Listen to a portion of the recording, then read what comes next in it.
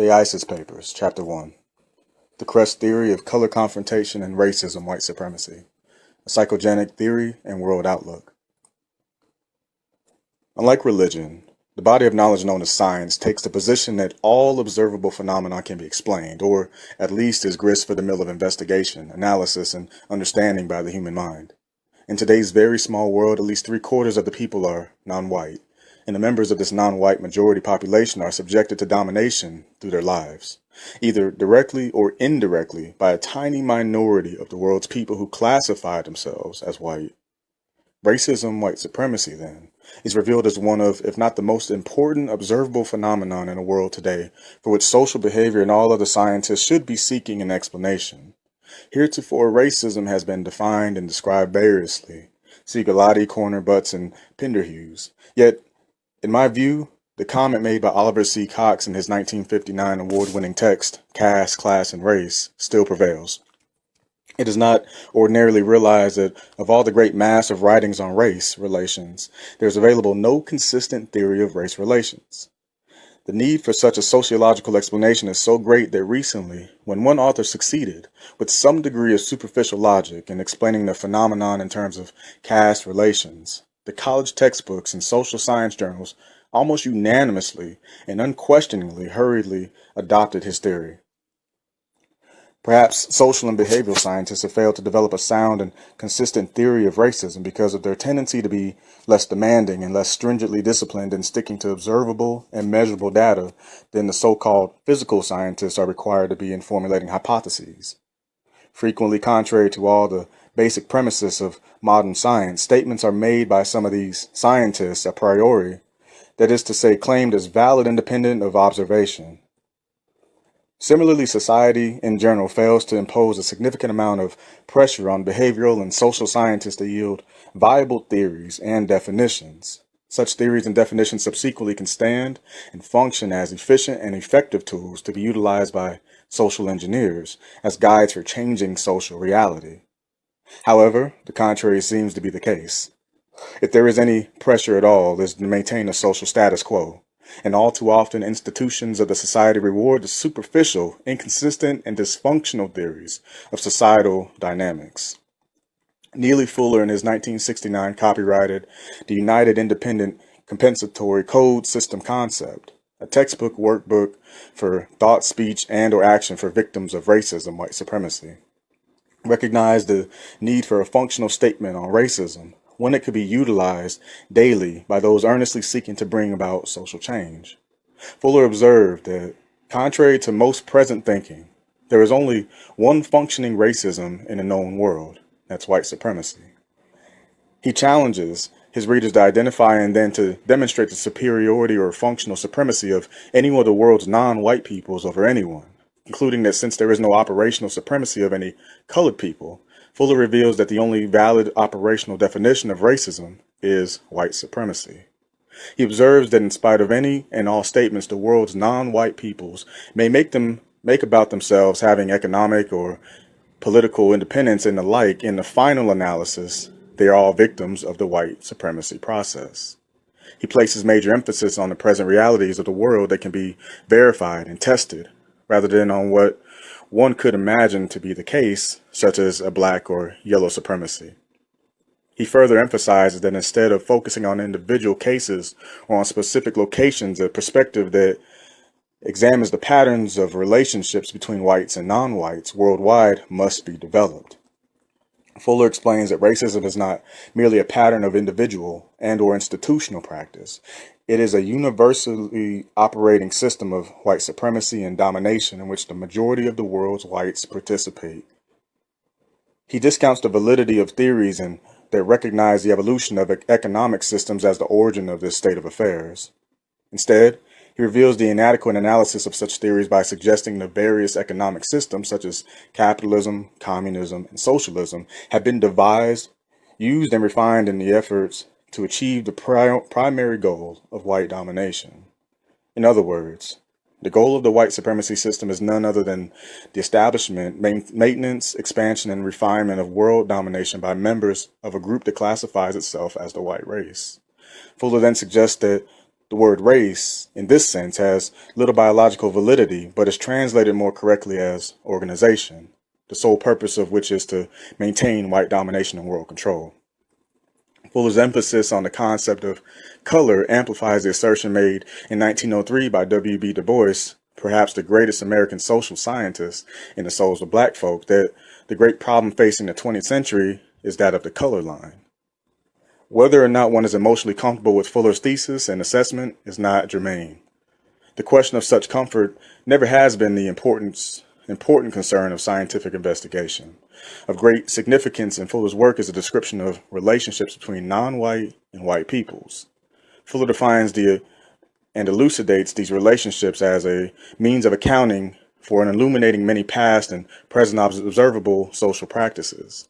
Also, this examination reveals that despite all kinds of programs and pronouncements to the contrary, for the past several hundred years, white supremacist social conditions have remained intact as the dominant social reality.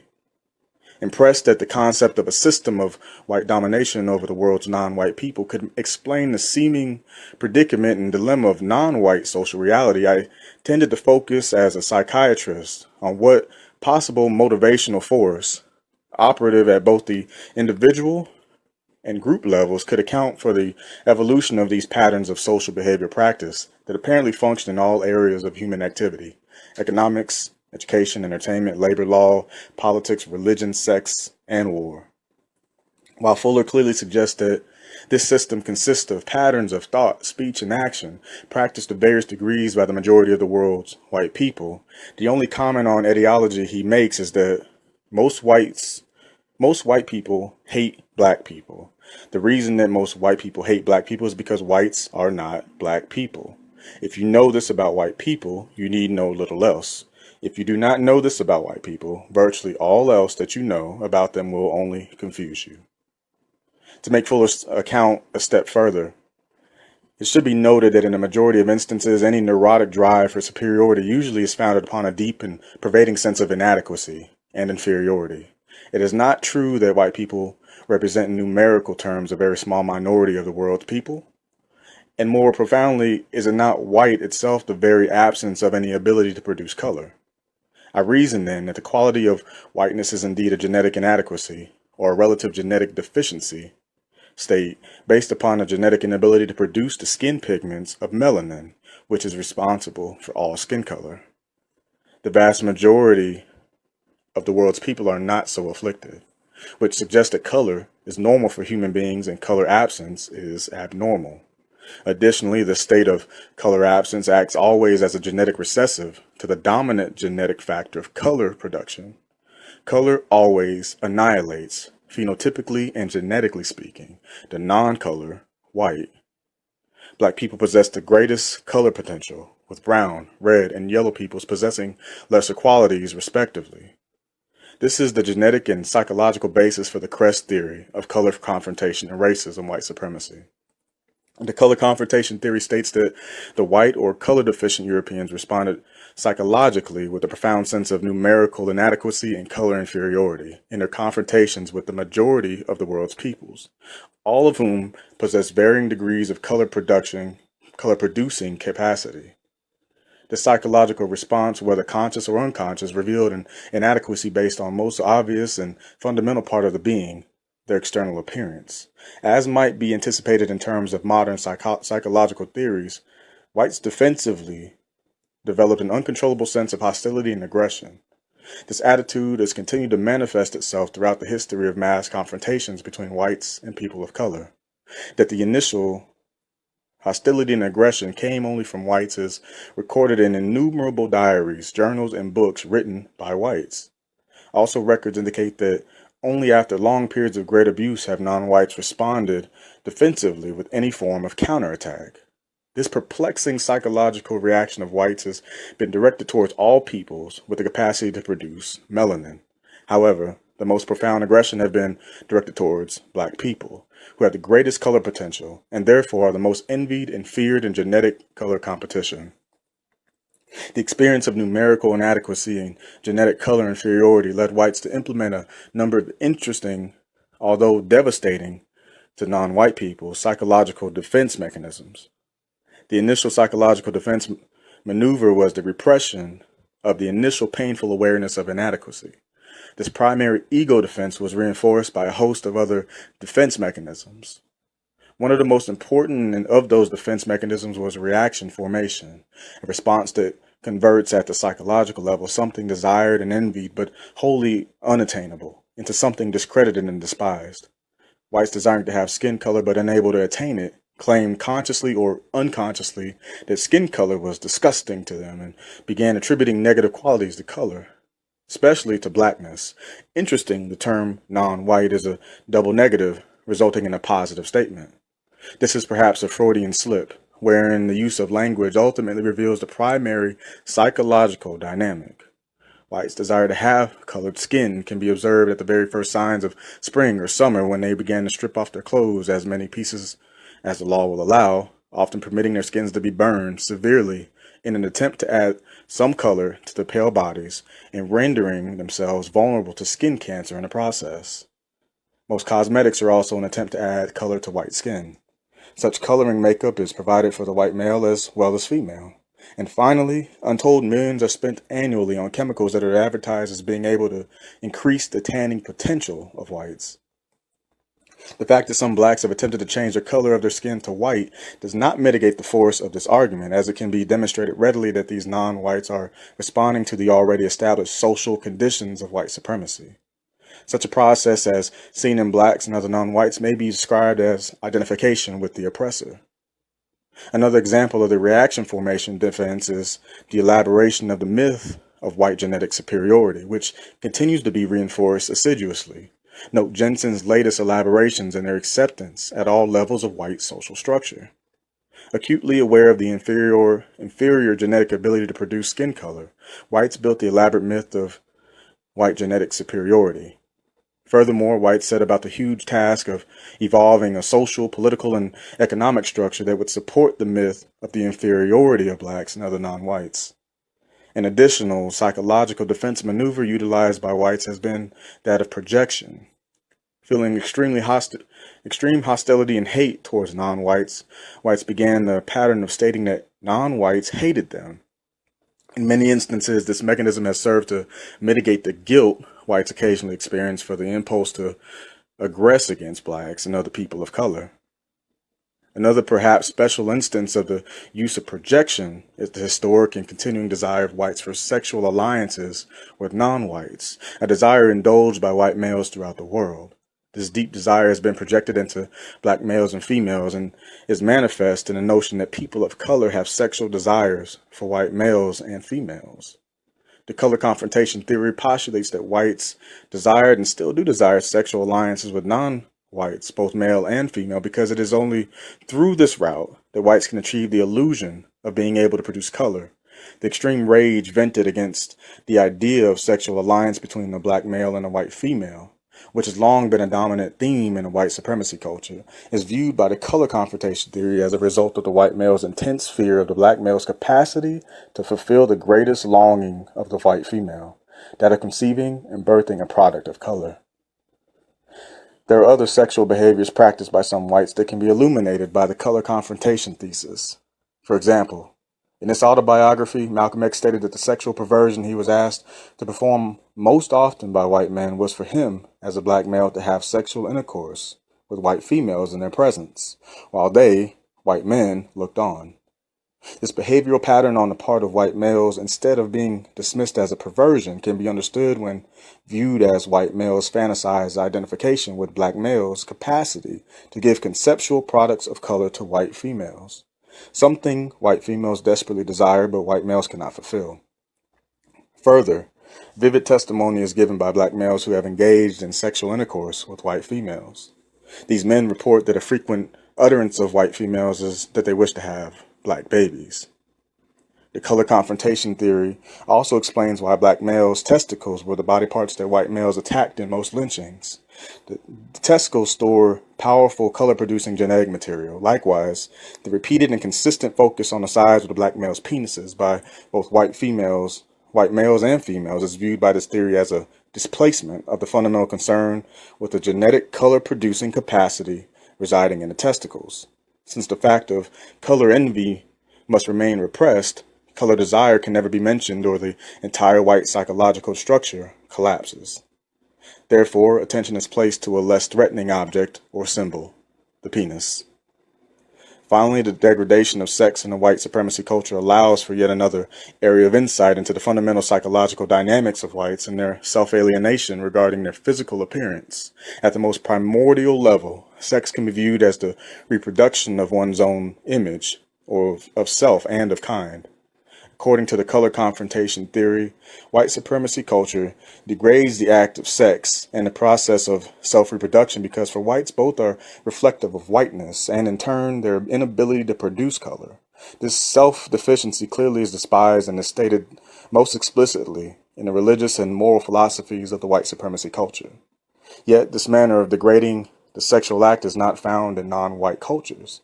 In fact, the very opposite is the case. The act of reproduction is held in the highest esteem, as reflected in non-white arts and religious practices. The artistic and religious practices of India and Africa give strong and continuous testimony to this fact. In whites, the initial core feeling of alienation from themselves from the act that produced the image found subsequent expressions in their thought process, religious philosophies, moral codes, social acts, and the entire social structure. Psychiatrists and other behavioral scientists frequently use the patterns of overt behavior toward others as indications of what is felt fundamentally about the self. If hate and lack of respect are manifested towards others, hate and lack of respect are felt most often at deeper levels towards themselves. Facets of the behavioral patterns within the white supremacy culture framework support this thesis. For example, many white writers in all areas of the world experience and write about their profound sense of self-alienation. Additionally, some of the current political, social, and behavioral activity enacted by whites against the ideology and values of the white social structure, although not spoken of in the terminology used here, can be appreciated at one level as an expression of the same kernel of alienation against whites. Thus, the hippies and yippies, by allowing dirt to accumulate on themselves in one sense, and adding color to their skin, they also, by allowing their head and facial hair to proliferate, cover themselves from the only part of their bodies that was substantive, color, their hair. The present frantic attempts made by whites to counter this sense of alienation took form of free, open sexual practices and sexual orgies. Such attempts will be unsuccessful because, again, the core problem is a sense of alienation primarily from their own colorlessness, and secondarily from the social practices, structures whites have built around that psychological core over the centuries. Racism, white supremacy, having begun as a form of self-alienation, has evolved into the most highly refined form of alienation from others as well. The color confrontation theory views all of the present battlegrounds in the world as vivid reflections of this reality. The destructive and aggressive behavior patterns being displayed by white peoples towards all non-white peoples is evidence of the inner hate, hostility, and rejection they feel toward themselves, and of the depth of self-alienation that has evolved from the genetic and psychological kernel of color inadequacy.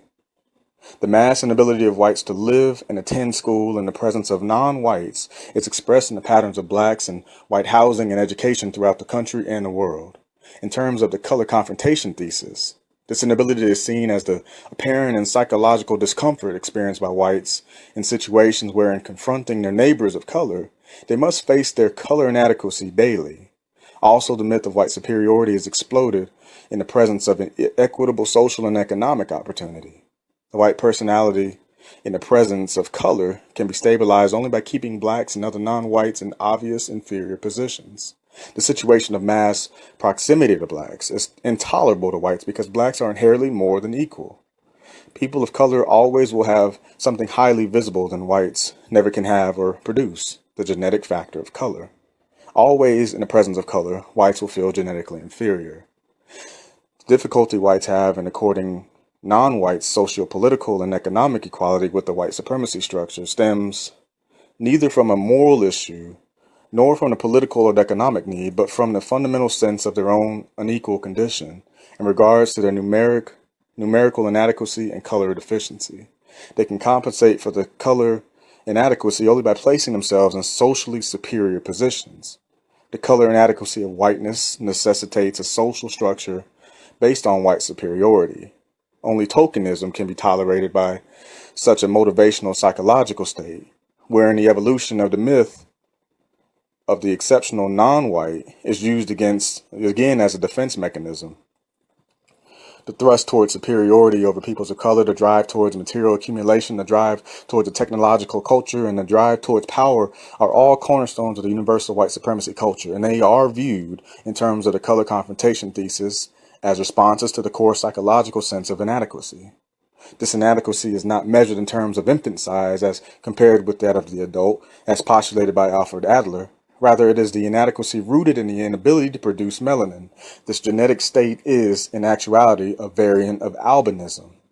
The color confrontation theory further postulates that whites are vulnerable to their sense of numerical inadequacy.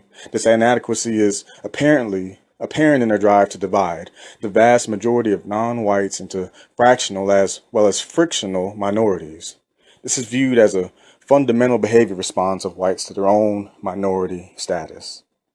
The white race has structured and manipulated their own thought process and conceptual patterns as well as those of the entire non-white world majority so that the real numerical minority, whites, illusionally feel and represent itself in the world's majority, while the true numerical majority, non-whites, illusionally feel and view itself as the minority. Interestingly, the white collective, whenever discussing the question of color, never discusses any of its own particular ethnic groups as minorities, but constantly focuses on the various ethnic, language, and religious groups of non-white peoples as minorities. Then great efforts are made to initiate conflict between these arbitrary groups. This is one of the key methods by which a minority can remain in power. The divide, frictionalize, and conquer pattern, observable through history, wherever non-whites are confronted by whites, results primarily from whites' sense of color deficiency and secondarily from their sense of numerical inadequacy. This pattern then is a compensatory adjustment to permit psychological comfort through dominance and control. Similarly, the present-day frantic focus on birth control for the entire non-white world is another example of white people's conscious or unconscious awareness of numerical deficiency status. There is neither great emphasis on controlling the birth of whites. In fact, there are some white governmental groups that give dividends to citizens for increased procreation. The above are but a few examples selected from millions of large and small behavior patterns practiced by whites in varying quantities. Yet, these examples effectively demonstrate the individual and collective neurotic need to focus on color, sex, genetics, numbers, superiority, inferiority, white supremacy, and power. The color confrontation theory contends that all of the above can be explained on the basis of the core psychological sense of color deficiency and numerical inadequacy. The individual patterns of behavior that over time evolved into collective, social, institutional, and now systemic patterns are seen as the origin of the system of white supremacy, which operates at a universal level and is the only effective and functional racism existence in the world today. Further, racism, white supremacy, in this historic epoch is viewed as a full-blown social contradiction and a major social dynamic superseding all others is in influencing universal social practices and decisions. The color confrontation theory recognizes racism as one of the dominating forces determining character development, personality, and formation type. Therefore, a functional definition of racism, white supremacy, is the behavioral syndrome of an individual and collective color inferiority and numerical inadequacy that includes patterns of thought, speech, and action as seen in members of the white organization. What are the practical implications of this theory? Of major importance is the fact that for the first time in centuries, non-white peoples throughout the world will have a rational basis for understanding the motivational nuances of individual and collective white behavior. The color confrontation thesis theorizes that the majority of the world's people, non-whites, were manipulated into subordinate positions because, never having experienced such a state in terms of their own thought and logic processes and premises, they were unprepared to understand patterns of behavior predicated upon a sense of color deficiency and numerical inadequacy. This is analogous to the man with the two eyes finding it difficult, if not impossible, to understand the behavior patterns of motivation of the congeniality of one-eyed man, who always looked upon a two-eyed state with jealous antagonism and perhaps aggression. Armed with such insight, knowledge, and understanding, non-whites will cease to be vulnerable to the behavioral maneuverings of individuals of collective whites, but non-whites will be less vulnerable to the messages of white superiority and that radiate through the known universe and permeate white world cultures, which are dominated by the white supremacy system. The understanding will have profound effects on the developing egos and self-images of all non-white children who suffer severe damage under the white supremacy culture. Moreover, wherever they are confronted by the ideology of white superiority, supremacy, non-whites will understand it is only a compensatory psychological adjustment for a genetic numerical deficiency state. Thus, the white supremacy message can be evaluated and negated more readily. This allows non-whites to gain psychological liberation from the white ideology domination that negatively affects the total functioning of non-whites. Further, non-whites will be less vulnerable for being maneuvered into conflict with one another, thus weakening the continued domination of the white supremacy system. Also, white peoples of the world presumably also could benefit from such an awareness of the motivation behind behaviors that often baffle them. If they are sincere in their attempts to stop the practices of white supremacy racism, whites may be able to find methods to do so once the cause is understood. Perhaps some psychiatrists will develop a method of mass psychotherapy to help whites become comfortable with their color and their numbers. However, one can foresee a major problem arising from the possible difficulty of motivating whites to release the secondary gains historically derived from the racist system. The possibility of white people accepting this analysis of the white problems in human relations is not for me to answer. I do not know that the majority of the world's people are looking for an answer to the dilemma that was once called the American dilemma. They are looking for a change. Perhaps the Cress theory of color confrontation will help them to make that change. In any event, I'm reminded of a statement made by Freud's biographer Ernst Jones in the analysis. The justification of every scientific generalization is that it enables us to comprehend something that is otherwise obscure. And as James B. Conant has stated, the test of the new idea is not only its success in correlating the then known factors, but much more in its success or failure in stimulating further experimentation or observation, which in turn is fruitful. This dynamic aspect of science, viewed not as practical undertaking, but as development and conceptual schemes, seems to me to be close to the heart of the best definition of science. This essay analyzes the unique universal behavior phenomenon of white supremacy, racism, and places it in the conceptual framework and contextual context of a theoretical formulation. The fundamentals of the dynamics inherent in a spectrum of relations cover all areas of life, activity between people who classify themselves as white and those people whom whites have classified as non-whites. The ISIS Papers, Chapter 2. The Origin of Alienation, Anxiety, and Narcissism. Dedication. This essay is dedicated to Genevieve Akate, a Nigerian journalist who, because of the profound pain of alienation, took her life on June 25, 1978, while residing in the United States of America. The world lost a brilliant mind and a generous person. Shortly before her death, she stated, "My superstructure is solid. I need a formidable foundation." This essay is my contribution to our understanding of the destructive dynamic of alienation. Psychiatry as a discipline is floundering on its previously established conceptual and theoretical foundation imported from 19th century Europe. My continuing question to myself as a late 20th century precautionary in general and child psychiatry practicing in the power capital of the world, Washington, D.C., is, can a greater understanding be achieved in the study of human behavior as it is organized and manifested in the world's dominant power system culture? My answer is affirmative. We can derive an ever-increasing level of order out of the existing chaos, a diagnostic and statistical manual that gets heavier and wordier with each effort.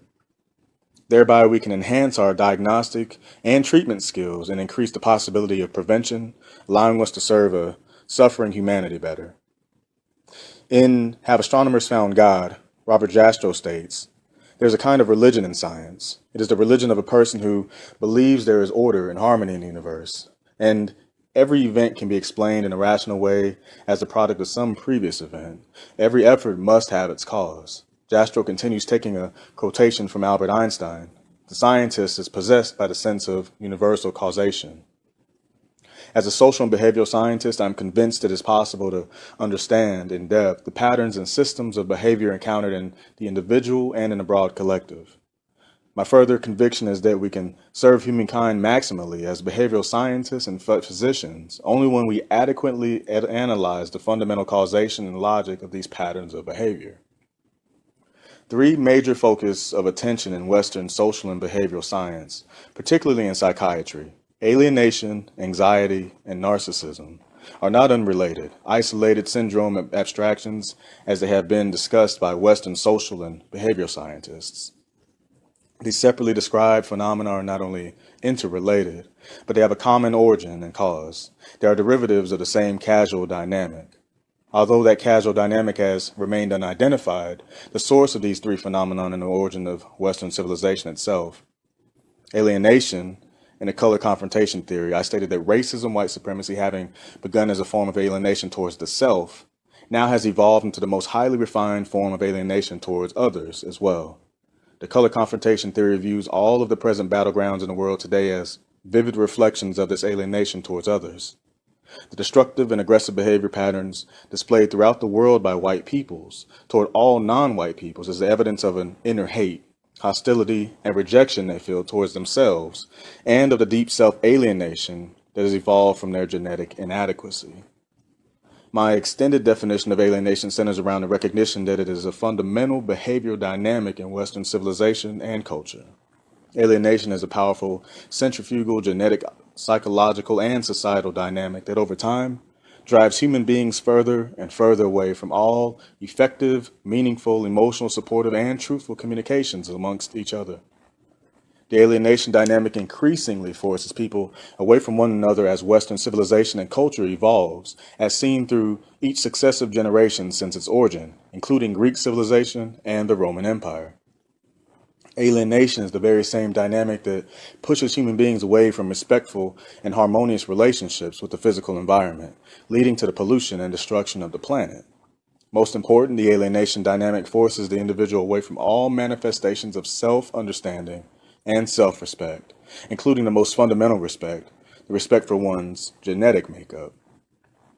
The Encyclopedia Britannica records that the roots of the idea of alienation are found in the works of Plotinus, a Roman philosopher born in Egypt, who lived between 205 and 270 AD, as well as in the theology of both St. Augustine and Martin Luther.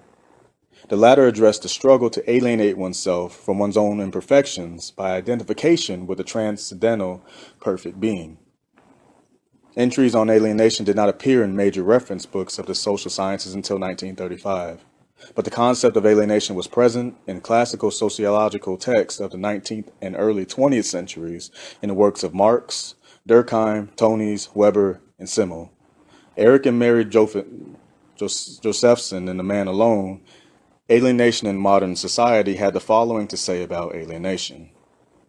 Indeed, ever since the great technological and political revolutions of the late 18th century, with their shattering impact on a rigid social order and a promise of individual freedom, one of the most disturbing phenomena in Western culture has been man's sense of estrangement from the world he himself has made or inherited. In a word, man's alienation from himself and from others. This theme of alienation of modern man runs through the literature and drama of two continents. It can be traced in the continent as well as the form of modern art. It preoccupies theologians and philosophers, and to many psychologists and sociologists is the central problem of our time. In various ways, they tell us that ties have snapped that formerly bound Western man to himself and to the world about him. In diverse language, they say that man in modern industrial societies is rapidly becoming detached from nature, from his old gods, from the technology that has transformed his environment and now threatens to destroy it, from his work and its products, and from his leisure, from the complex social institutions and presumably serve but are more likely to manipulate him, from the community in which he lives, and above all, from himself, from his body and his sex, from his feelings of love and tenderness, and from his art, his creative and productive potential. Contemporary contributors to the definition of alienation include such thinkers as psychoanalyst Erich Fromm, philosophers Louis Mumford and Herbert Marcuse, existentialists Jean-Paul Sartre, Albert Camus, Paul Tillich, and Martin Buber, and sociologists David Reisman, Robert K. Merton, and Talcott Parsons. In summary, there are at least 5 causal theories concerning alienation: the economic, the technological, the sociological, and the philosophic, existential, and the psychological. Karl Marx is identified with the economic theory. Marx viewed alienation as a result of the private ownership of the means of production and expropriation of a man's labor by the capitalists, resulting in worker exploitation and class struggle, money and commodities becoming the most meaningful things in man's existence, and thus man's alienation from man. Technological theories attribute alienation to man's adjusted lifestyle to machines and automation.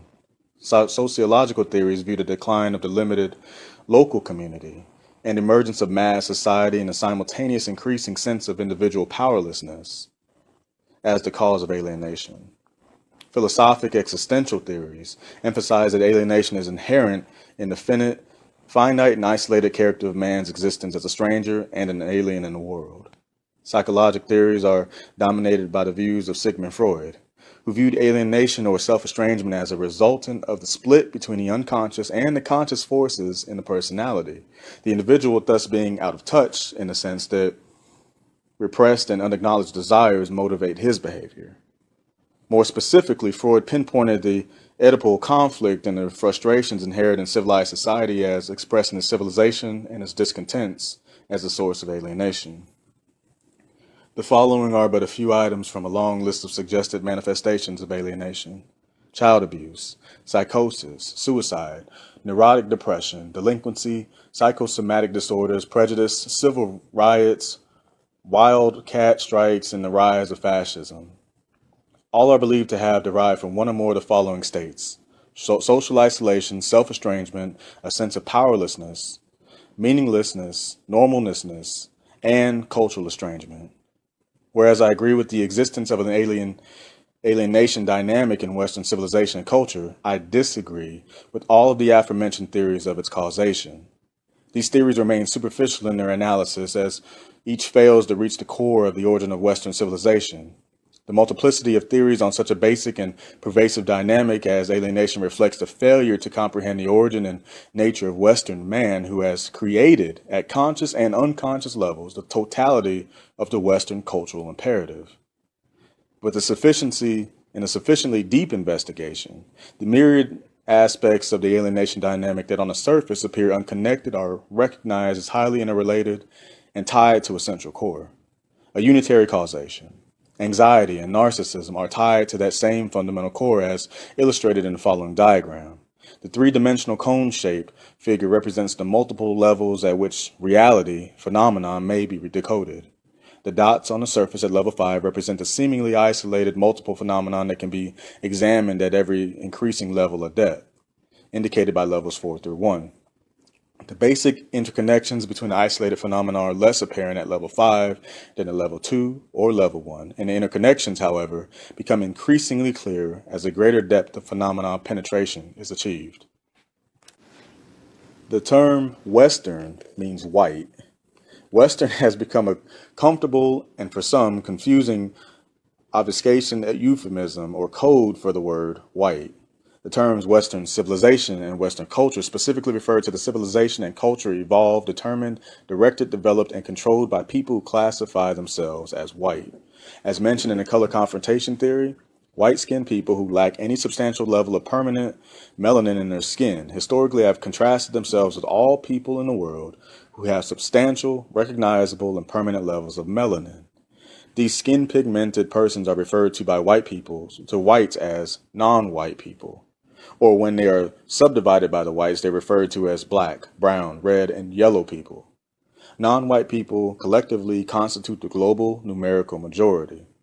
The skin-pigmented global majority is genetically dominant to the genetically recessive whites, and genetically they can annihilate the whites. These facts are essential to a thorough understanding of not only alienation, but anxiety and narcissism as well. One cannot comprehend alienation, anxiety, and narcissism as a major phenomenon in Western civilization and culture without an understanding of the origin of white-skinned people and their evolved thoughts and feelings, conscious and unconscious, about themselves. White skin is a form of albinism. There is no difference, microscopically speaking, between the white skin of a white person and the skin of a person designated as an albino. My central thesis here is that the white-skinned peoples came into existence thousands of years ago as the albino mutant offsprings of black-skinned mothers and fathers in Africa. A sizable number of these black parents had produced, rejected, and then cast out of the community their genetic defective albino offspring to live away from the normal black-skinned pigmented population with the awareness of their rejection and alienation, as in leper colonies. The white tribe's eventual migration northward to escape the intensity of the equatorial sun of the southern hemisphere left the albinos eventually situated in an area of the world known as Europe, now recognized as the home of the white tribes. This early rejection of the albino offspring might be viewed as a prehistoric, pre-Western civilization instance of parental rejection, child neglect, and abuse. Sexual intercourse between the isolated albino mutants produced a white race, understanding race as an isolated population sharing a significant number of common identifying genes. This pattern of isolating individuals with defective genetic patterns is no different than the present-day practice of placing genetically abnormal individuals in institutions away from the normal population group. Another current practice is the isolation of those who are genetically different into ghettos, which is an exact parallel to the albino isolation. Support for my position is found in an article entitled Albinism by Carl Whitcop Jr. in the 1975 issue of Natural History magazine. Historically, people with various pigmenting conditions, including albinism, have occupied a spectrum of social positions ranging from outcasts to semi-gods. Montezuma, emperor of the Aztecs at the time of Cortez's conquest, maintained a museum of living human biological curiosities. Prominent among these people were numerous albinos. Peoples with leprosy, which frequently causes spotty depigmentation of the skin and hair, are described in biblical literature as the lowest outcasts. Among the San Blas, albinos are semi-outcasts. They participate less in daytime tribal activity and are not permitted to marry. Biological investigations show that as a group, they are somewhat smaller and their muscles are not as well developed as those pigmented San Blas. Similarly, in his article entitled Cuna Moonchild Albinism, in the Journal of Heredity, Clyde Keeler notes, among other findings on albinism, the voice quality of albino males is soft and higher pitched than in merino or normal brown males. In addition, they appear to be deficient in male sex hormone, and while they may be fertile, they have a lower phallic posture due to flaccidity. Albinos usually have flabby muscles and reduced muscular strength as shown by manometer readings. Psychiatric examination of 6 albinos showed their work to be generally in an intellectual sphere where overcompensation is the rule. Religion serves as a major supporter for many albinos who take a fatalistic view of life and blame their failures on their albinism, which is God's will. As the usual thing, sexual experience is much more limited in the albinos, who until recently were not allowed to marry. While albino males have the reputation of being weakly sexed, albino females are said to be as active sexually as merinos, and they frequently have illegitimate children. It should be noted that many of the San Blas albinos were indistinguishable from the Scandinavians or other Northern Europeans. The 19th century German philosopher Arthur Schopenhauer made the following statement about white skin in the philosophy of Schopenhauer, Metaphysics of Love and Sexes, which illuminates both Whitcop's and Keller's findings. The white color of skin is not natural to man, but that by nature he has a black and brown skin, like our forefathers, the Hindus. That consequently a white man has never originally sprung from the womb of nature, and that thus there is no such thing as a white race, as much as this is talked of, but every white man is a faded or bleached one. Additional support is found in the work of Dr. Sheikh Anta Diop, the highly respected Senegalese anthropologist and Egyptologist, founder of the Radiocarbon Institute at the Fundamental Institute of Black Africa in Dakar, Senegal. Dr. Diop, in an interview in the winter 1976 issue of Black Books Bulletin, stated, "There is absolutely no doubt the white race, which appeared for the first time during the Upper Paleolithic, around 20,000 BC, was the product of a process depigmentation." Further, Dr. Diop informs us that much later the whites commenced their migratory movements towards the southern areas around 1500 BC. Therefore, it should not be surprising that deep within the historic and current mythological and symbolism of Western civilization and culture, white supremacy system culture is evidence to strongly support the above outlined mode of origin as that actually traversed by the global albino or white collective. Matter on the streets each day. Major evidence for this theory of albinism or whiteness is found in the symbolism of the Adam and Eve biblical mythology. Western civilization looks to this mythology in the book of Genesis as the account of its beginning. The essential elements of the Adam and Eve theory and story are that Adam and Eve were in the Garden of Eden, ate the forbidden fruit, the apple, had sexual intercourse, became ashamed of their nakedness, and were chased from the Garden of Eden. My decoding of that fundamental mythology and symbolism for Western civilization is as follows. Adam and Eve are the symbolic figures of the early albino mutants produced by black parents. The Garden of Eden is Africa, the place where all knowledgeable anthropologists and paleontologists are informing us that human life began, and that the first human beings were black-skinned. The apple eaten by Adam and Eve is the presumed orally ingested poison, looked upon as the cause of the mutation to albinism. This ingestion was followed by the act of sexual intercourse, which is also viewed as being responsible for the mutation to albinism and therefore the original sin. Adam and Eve's shame for their nakedness indicates their rejection and shame of their pale white bodies, colorless or naked, when compared to the black and brown-skinned normals. Their use of a fig leaf to cover their genitals as they are depicted implies a shame and rejection of their genital apparatus, including their genes. Their expulsion from the Garden of Eden represents the isolation of the albino mutants away from the skin-pigmented normals and their voluntary or involuntary migration out of Africa northward into Europe. Western culture goes further in the symbolism of its religious philosophy to pinpoint the eating of the apple by Adam and Eve, followed by their act of sexual intercourse as the act of original sin. Because of this act, Western culture conceives of all its people as being born in sin and in need of being born again. Similarly, there are several other biblical references to skin color change through God's punishment and leprosy, wherein the skin is described as becoming white as snow in 2 Kings 5:27. Of course, the further implication is that the skin originally must have been black, meaning melanin pigmented. Otherwise, how could it turn white? Numbers 12:10 states, "And the cloud departed from off the tabernacle, and behold, Miriam became leprous, white as snow.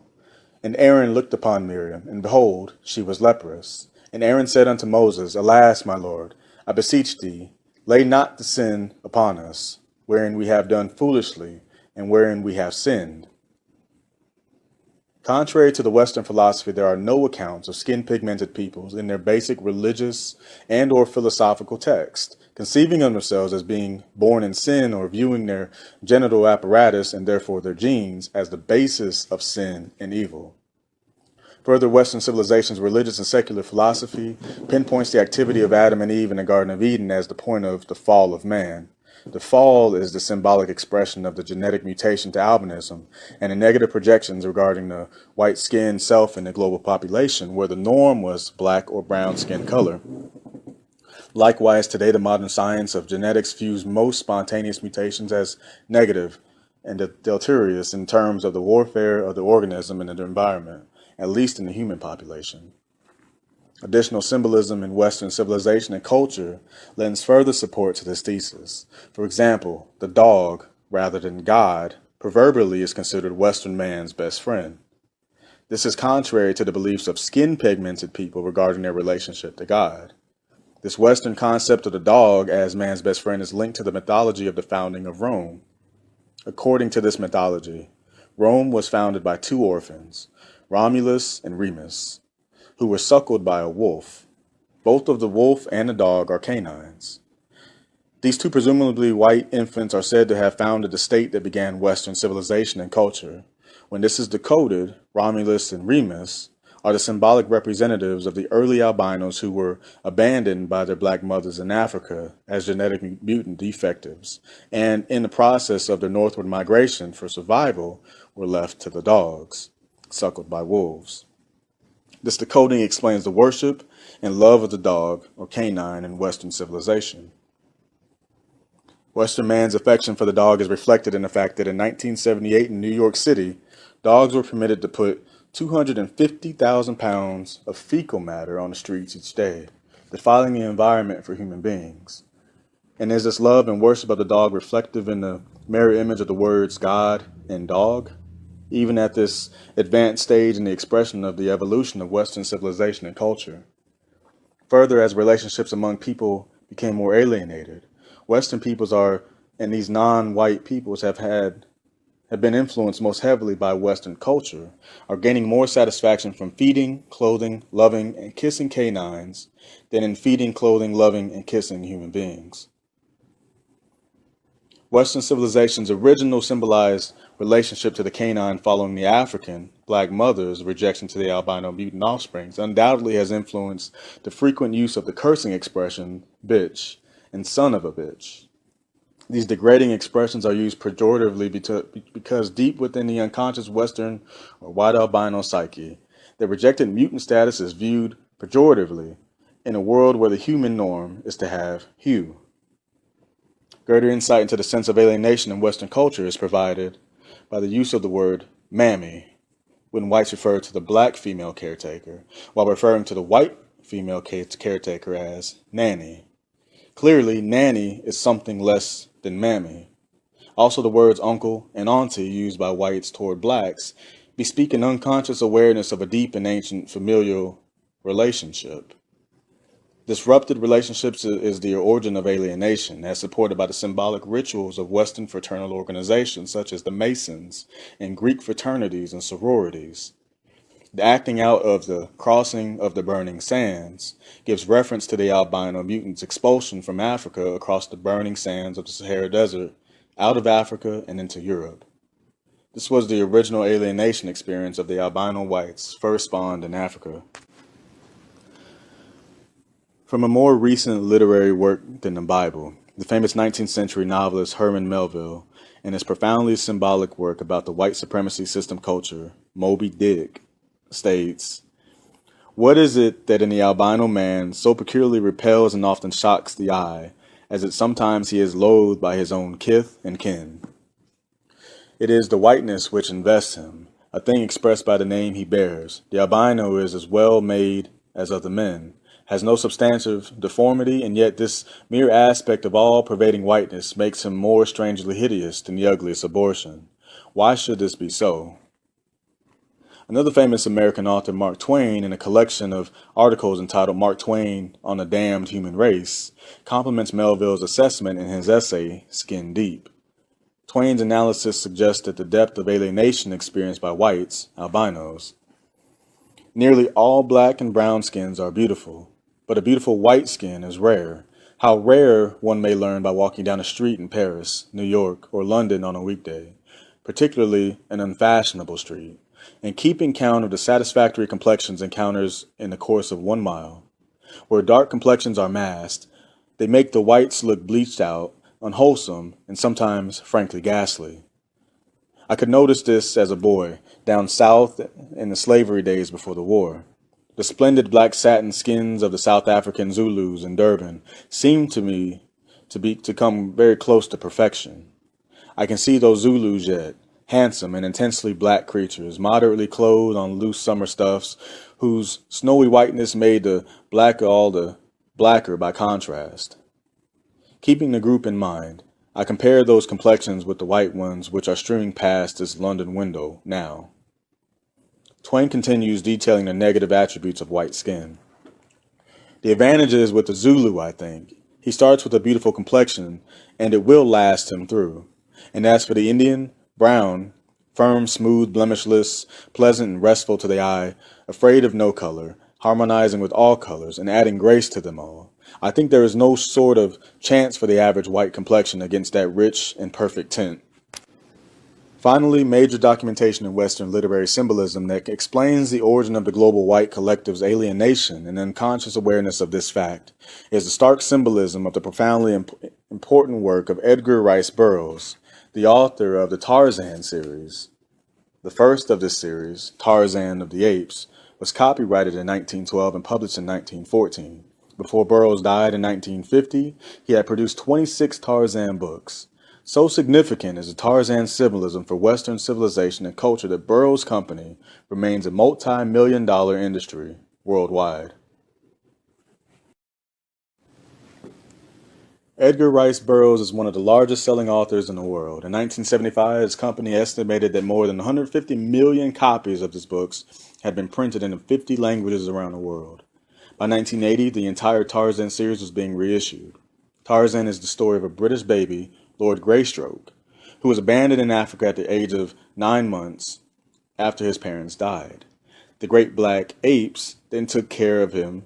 As the passage from Tarzan of the Apes relates, the hunger closed the gaps between them, and Lord Greystoke nursed at the breast of Kala, the great ape.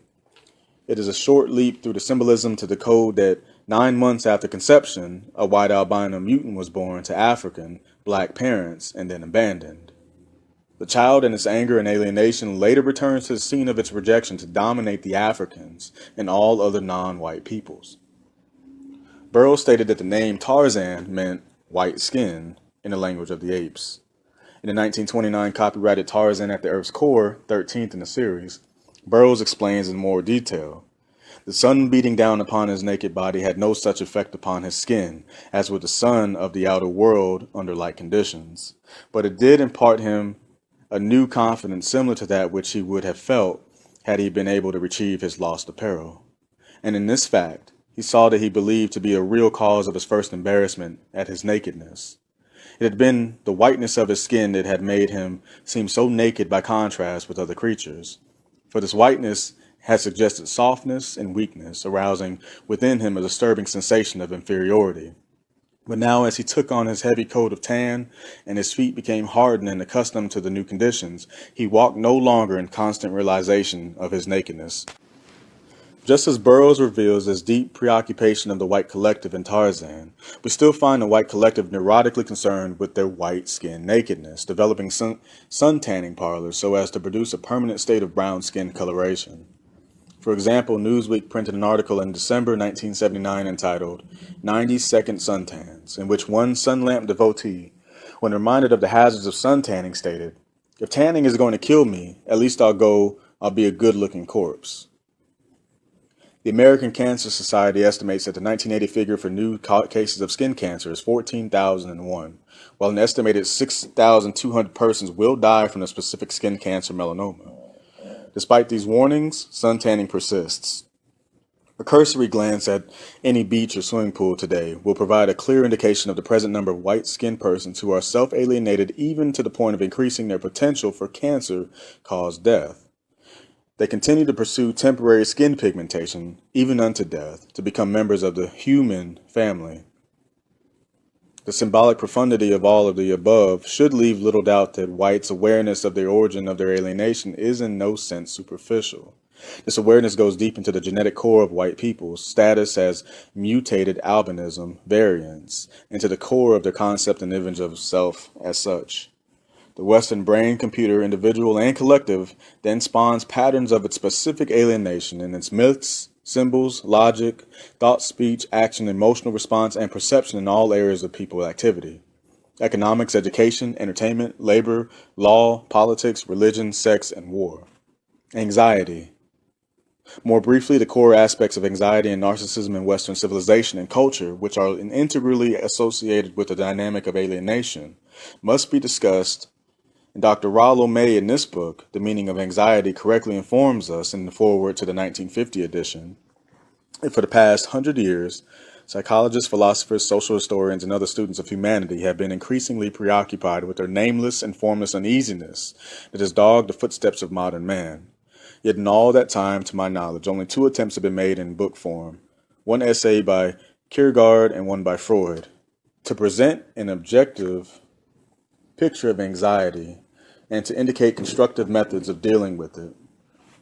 27 years later, in the foreword to the revised edition, Dr. May states, I believe a bold theory is necessary that will comprehend not only our normal and neurotic anxiety, but anxiety in literature, art, and philosophy as well.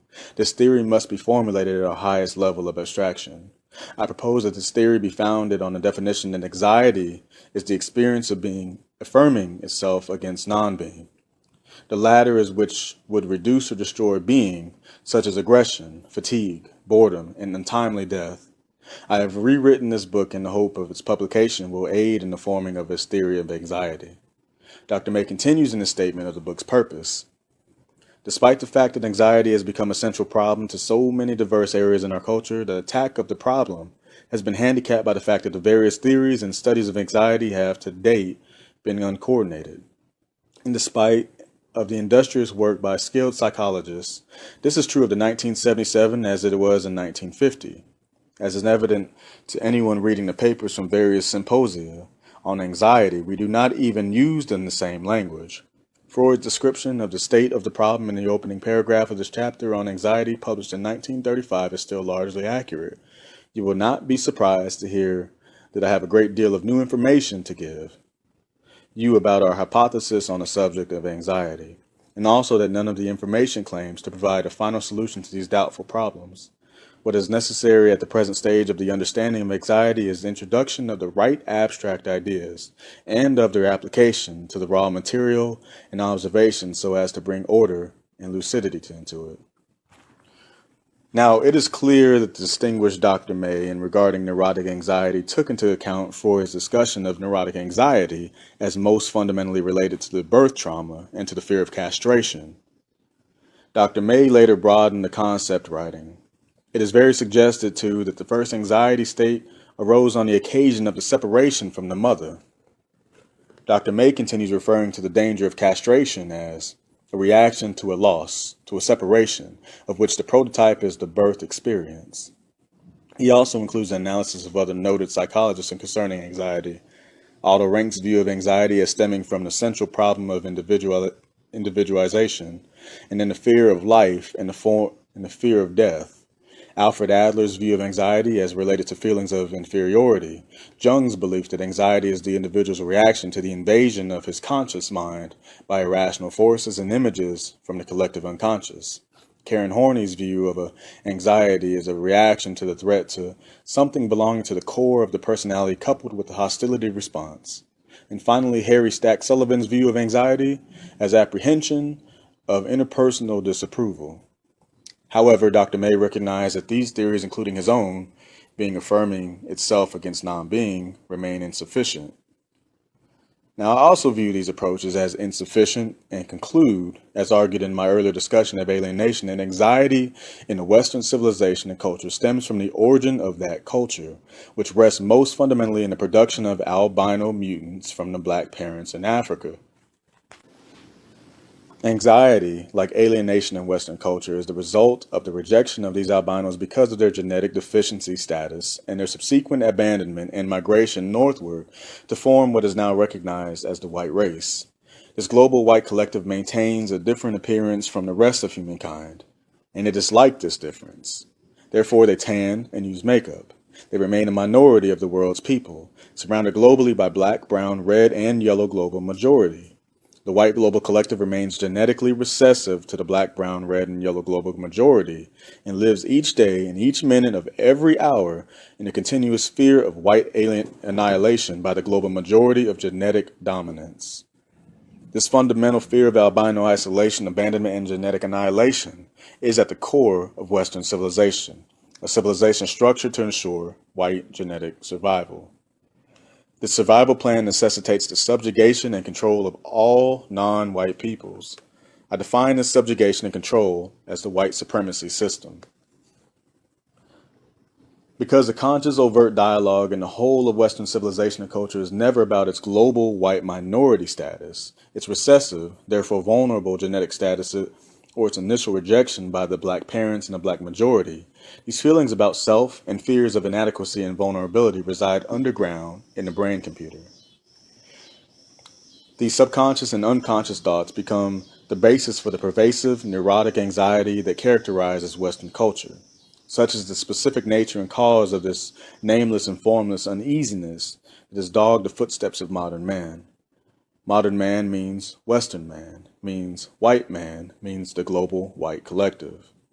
This is the reason that Valium, or diazepam, is the most prescribed drug in the U.S., the key unit of Western civilization and culture. It is the same anxiety that causes Western civilization's preoccupation with weapons, spending more money on armaments than on any other single budgetary item. These weapons surround all of the world's non-white peoples. The whites hope that the weapons will prevent white genetic annihilation and thereby ensure white genetic survival. But then whites hold a pervasive attendant fear that they will be destroyed in the conflagration also. This fundamental anxiety relative to global white genetic annihilation pervades all patterns and symbols, logic, thought, speech, action, emotional response, and perception in all areas of people activity within Western culture and civilization. Also, it pervades all aspects of family life for whites and all non-white victims of white supremacy. All the aforementioned theories of anxiety by Freud, Jung, Rank, Adler, Horney, Sullivan, and May are encompassed in the above stated Cress Welsing thesis on anxiety in Western civilization and culture. Narcissism. Narcissism, just as alienation and anxiety have become key foci of attention for Western behavioral and social scientists and other scholars, narcissism has become the most recent abstraction for intense intellectual involvement. A January 30th, 1978 Newsweek article entitled "The New Narcissism" outlines several qualities of narcissism.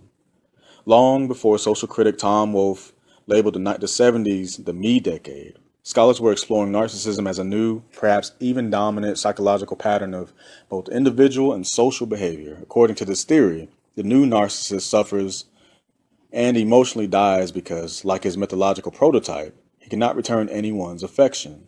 His fatal flaw, however, is not really self-love, but a grandiose expectation of himself that cannot be sustained and makes him vulnerable to chronic bouts of boredom and inner emptiness. In the eyes of the new narcissist, the outside world is essentially a mirror that reflects his own alternative feelings of personal omnipotence and disintegration. To Dr. Ernest Wolfe of the Chicago Institute of Psychoanalysis, the identification of the new narcissism signals a major revolution in psychoanalysis, in which self-esteem is seen as just as important as sexuality. For social historian Christopher Lasch, narcissism is the key to understanding why self-preservation and psychic survival pervade the moral climate of contemporary society. At a recent conference on narcissism in modern society at the University of Michigan, several psychiatrists argued that there are still no solid clinical data proving that narcissism has increased in relation to traditional neurosis. Others, such as psychologist Kenneth Keniston, wonder whether a clinical term like narcissism can properly explain patterns of social behavior. Now, nonetheless, through a series of books, essays, and symposiums, the new narcissism has emerged as a central intellectual concern. A post-Freudian school of psychoanalysis based in Chicago has proclaimed pathological narcissism the besetting psychological disorder of modern Western culture and has developed a psychology of the self to explain its causes. And some social scientists have adopted clinical descriptions of narcissism to help explain the declining interest in politics, social action, and child rearing, and the corresponding rise of an individual's survival ethic. Pathological narcissists simply cannot depend on others, which for me is a crucial characteristic, says New York psychoanalyst Otto F. Kernberg, author of the influential study Borderline Conditions of Pathological Narcissism. Much as they crave admiration, says Dr. Kernberg, narcissists systematically exploit and devalue others. Frequently charming and charismatic, they tend to enjoy only fleeting emotional contacts rather than genuine, long-term intimacy. Narcissists are often highly successful in business, bureaucracies, and other interpersonal organizations, typically which Such situations reward those who can manipulate others while discouraging personal attachments and providing enough emotional feedback to satisfy self-esteem. The third Diagnostic and Statistical Manual of Mental Disorders in 1980, published by the American Psychiatric Association, contains a description of the narcissistic personality disorder with the following stated criteria. A. Grandiose sense of self-importance or uniqueness. B. Preoccupation with fantasies or unlimited success, power, brilliance, beauty, or ideal love. C. Exhibitionistic. Requires constant attention and admiration. D. Responds to criticism, indifference of others, or defeat with either cool indifference or with marked feelings of rage, inferiority, shame, humiliation, or emptiness. E. Two of the following. 1. Lack of empathy, inability to recognize how others feel. 2. Entitlement, expectation of special favors with reactions or surprise and anger when others don't comply.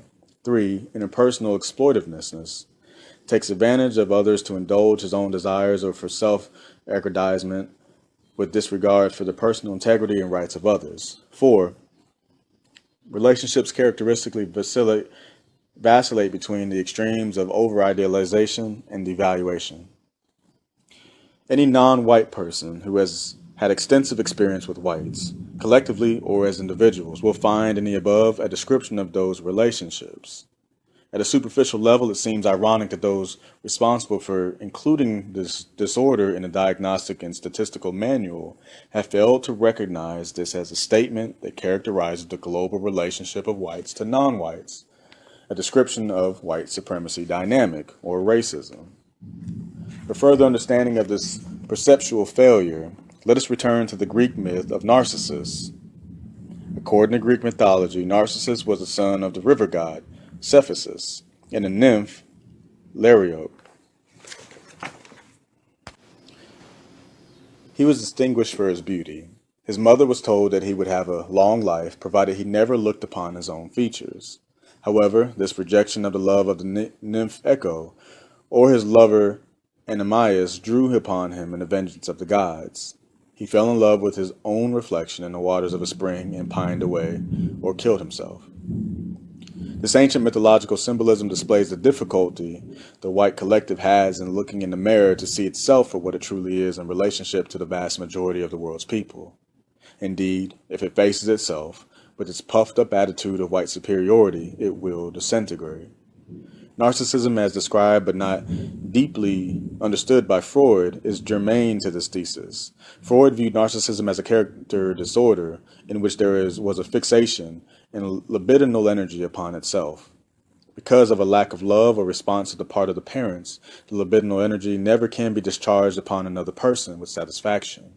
Distrust of other persons and relationships persist into adult life, so that the narcissistic character prefers autoeroticism, i.e. masturbation, to normal sexual intercourse. Freud and others have failed to understand that the failure of parental love is rooted in the original rejection by the black mothers and black fathers in Africa of their albino white mutant offspring, who were forced to try to love themselves if they were to survive. But they could not arrive at a point of true self-acceptance because there were never parental and group acceptance or validation at the time that the whites mutated from blacks. Because whites failed to be accepted by the original black parents, they evolved a subsequent compensatory pattern of white supremacy.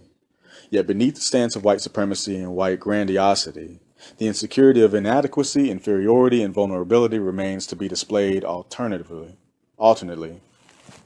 Long ago, the Greeks were cautioned by the oracle of Delphi, whom the Greeks portrayed in the eponymous hero Delphus as a Negro, to know thyself. Clearly to date, the Western collective has failed in this task. The ISIS Papers, Chapter 3, Unified Field Theory Psychiatry. Yet do I marvel at this curious thing, to make a poet black and bid him sing. County Cullen. Is it conceivable that a black who is also a woman can critique and dismantle the whole of Western psychiatry? I'll begin this essay somewhat differently than it was originally conceived several years ago. This alteration is occasioned by having read the article, Retreat Behind New Walls Seen Posing Danger for Psychiatry, which appeared in the June 1980 issue of Clinical Psychiatry News. It is a report from San Francisco on the address given by Dr. Alan M. Stone as outgoing president at the annual meeting of the American Psychiatric Association. Dr. Stone stated, "The new walls are being built as psychiatrists attempt to deal with the issues of racism, homosexuality, and the situation of women. These are all issues which have confronted us in our practice, challenged the moral assumption that lie concealed in our theories, and confounded us with disputes and acrimony in our association. It is no accident that each issue invites psychiatry to take a stand on human values. Human values, after all, are a crucial link in the chain that binds the self to society. To take a stand on them reveals something about our own selves, our own relations to society, and our own vision of what it means to love and to work.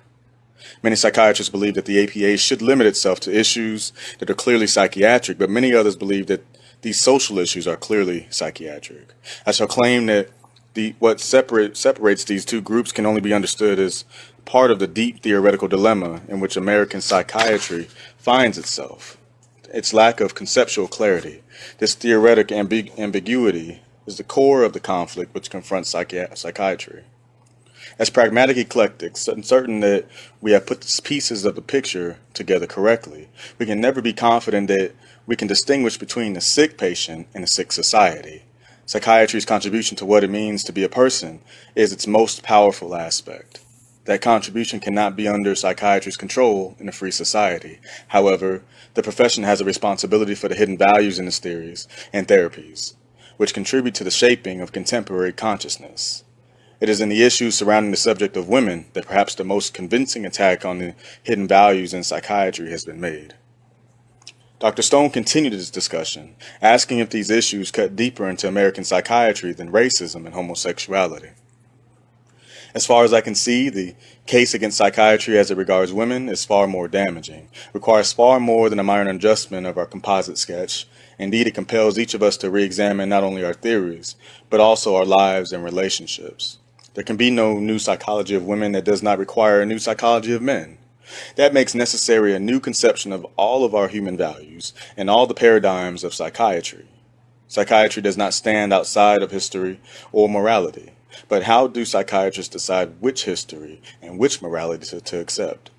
The rules about which history and which morality to accept are not clearly described in the biologic, psychodynamic, and behavioral paradigms. What is required of us is moral ambition. Until our composite sketch becomes a true portrait of humanity, we must live with our uncertainty. We will grope, we will struggle, and our compassion may be our only guide and comfort.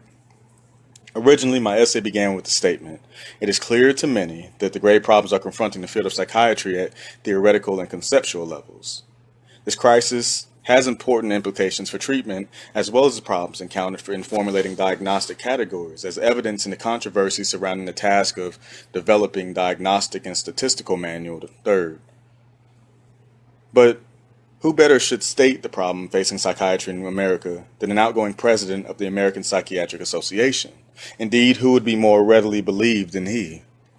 Well, not accepting all that was said by Dr. Stone, most specifically his view of sexism as a more problematic issue than racism, I do share his awareness of a floundering chaos in psychiatry's current theoretical and conceptual state.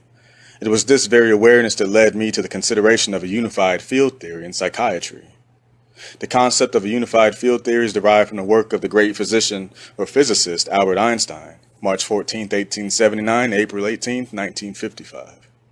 Einstein, a mathematical physicist, the most recognized and highly renowned scientist in the history of the Western civilization, spent the greater portion of his productive years in search of a unified field theory, a theory that in mathematical terms, by a single set of equations, would combine all of the different manifestations of energy phenomenon in the universe. Einstein studied the force of gravity and produced a general theory of relativity. He studied the forces of electromagnetism and produced a special theory of relativity, which became a more accurate yardstick for measuring the characteristics of the physical world. Then, Einstein questioned the possibility of generalizing the mathematical foundations of the theory to derive not only the properties of the gravitational field, but also those of the electromagnetic field. His work is reviewed in Ronald Clark's 1971 Einstein, The Life and Times. In Einstein's own words, "For years it has been my greatest ambition to resolve the duality of natural laws into unity. This duality lies in the fact that physicists have hitherto been compelled to postulate two sets of laws, those which control gravitation and those which control the phenomena of electricity and magnetism. Many physicists have suspected that two sets of laws must be based upon one general law, but neither experiment nor theory has until now succeeded in formulating this law. The relativity theory reduced to one formula all laws which govern space, time, and gravitation, and thus it corresponds to the demand for simplification of our physical concepts. The purpose of my work is to further this simplification, and particularly to reduce to one formula the explanation of the field of gravity and the field of electromagnetism. For this reason, I call it contribution to a unified field theory.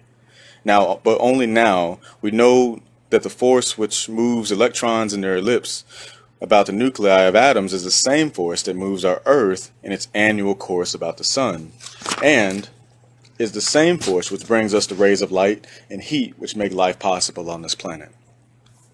Not only did Einstein die before achieving this goal, but prior to his death, his conceptualization of a unified field theory was being dismissed by younger physicists as the ideas of an old man whose scientific usefulness had passed long ago. Quantum physics and the physics of chance and statistical probabilities, the physics of Born and Heisenberg, were supplanting the Einsteinian physics of the whole. This was the new physics of indeterminacy. This new physics could be characterized by Sir George Thomson's following statements, which appear in Einstein, The Life and Times. Wherever a system is really complicated, as in a brain or in any organized community, interdeterminacy comes in, not necessarily because of H, Planck's constant, but because to make a prediction, so many things must be known that the stray consequences of studying them will disturb the status quo, which can never therefore be discovered. History is not and cannot be determinate. The supposed causes only may produce the consequences we expect. I am almost certain that most workers in the field of psychiatry are not consciously aware that they too have assured a position in the respective scientific camps of either Albert Einstein or that of Born and Heisenberg. The camp of indeterminacy holds, as articulated by Sir George Thomson, that in a system as complicated as the brain or in an organized community, one cannot uncover a unitary law or a unitary cause of the many complex forms of behavior, knowledge of which would enable prediction of expected consequences. On the contrary, the camp of determinacy concludes that in any finite energy system, no matter how seemingly complex at the surface level, a unitary law can be discerned simply because there is specific order in the universe, and thus there is order in any given energy system. A unitary law would reveal the nature of that specific order. I reside in the Albert Einstein camp, the camp of determinacy. Einstein's effort towards uncovering the unified field has great meaning to me as a psychiatrist, behavioral scientist, because it is my developing conviction that the present confusion is largely a result of our failure to see the interconnections that exist between many seemingly isolated, disconnected behavior energy phenomenon in Western culture. Actually, there are very few, if any, workers in behavioral science who perceive the necessity to search out, on one hand, these interconnections, and on the other hand, to unveil the total unified form that is structured by these interconnections and their fundamental cause, or etiology. This may be said in the reverse order, because there is a failure on the part of most investigators to perceive the total outline of the Western cultural dynamic. It is difficult, if not impossible, for them to make sense of the isolated behavioral patterns within the total behavior system framework. Behavioral scientists, thus frustrated, have tried to find the answers in statistics, neurochemical molecules, and genes. It was the same limitation and dependence on a statistical method of analyzing energy phenomenon that depressed Einstein in the work of his colleagues in physics. He lamented that they could not see the larger picture. They lacked his intuitive faculty to see at a deeper and more encompassing level. This may be best understood if we look at the scattered pieces of a 1,000-piece jigsaw puzzle for which the outlining border has not yet been set in place. Generally speaking, one cannot make heads or tails of the scattered tiny pieces. Once the outline or context has been established, the order in which the small pieces are to be placed immediately becomes clear. I used a particular introduction for this brief essay because a total behavioral energy system also can be seen and understood as a unified field of energy phenomena. Once that unified field of behavioral energy is perceived and described, setting forth its etiology and dynamic, The once seemingly isolated, little understood, and often unexamined individual phenomenon of behavioral energy within the field are seen in brilliant, coercive coherence, whereas before they were neither visualized nor understood adequately. A parallel process can be seen in the recent discoveries in physics of strange celestial objects such as quasars, pulsars, and black holes, the discovery of which can be seen as dependent upon Einstein's concept of a unified field, the framework of his relativity concept. The global white supremacy system, or racism, is a highly specific system of behavior energy. The force and energy of the system, through its ultimate goal, objective, and its patterns of logic, thought, speech, action, emotional response, perception, and symbols in all areas of people activity, economics, education, entertainment, labor, law, politics, religion, sex, and war, determines the dominant patterns of behavior in the world today. The global system of white supremacy is euphemistically referred to as Western civilization. In Chapter 1, I explained that the global behavior patterns of racism are a survival necessity for the white collective. This racist activity is a compensatory attempt to prevent white genetic annihilation on a planet where the vast majority of peoples are genetically dominant to the melanin-deficient whites. The awareness of self in a white global collective as a white genetic mutant population that was rejected by their black parents in Africa, see Chapter 2, and a subsequent conscious and or unconscious determination to survive as a global minority became the underlying law that determined the evolution of the now global white supremacy system culture. All major and minor behavior energy crystallizations or behavior units in the global white collective, no matter how simple or complex, old or new, short or long-lived, must conform in a final analysis to the basic behavior energy equation of white over non-white, or white power over non-white powerlessness. This is the necessary power or energy equation for white genetic survival. This behavior energy equation is expressed in energy manifestations of pattern of logic, thought, speech, action, emotional response, and perception in all areas of people activity. From this basic law, it becomes possible to predict the ultimate output of individual and collective white brain computers at the local and global levels. In energy terms, this means that it is possible to predict the fundamental patterns, the bottom line, of all energy that flows from the white collective and its dynamic interactions with the non-white collective. That sum total of behavior energy expression is always the energy crystallization of white supremacy, white genetic survival, irrespective of the gross of subtle myriad behavior forms it assumes.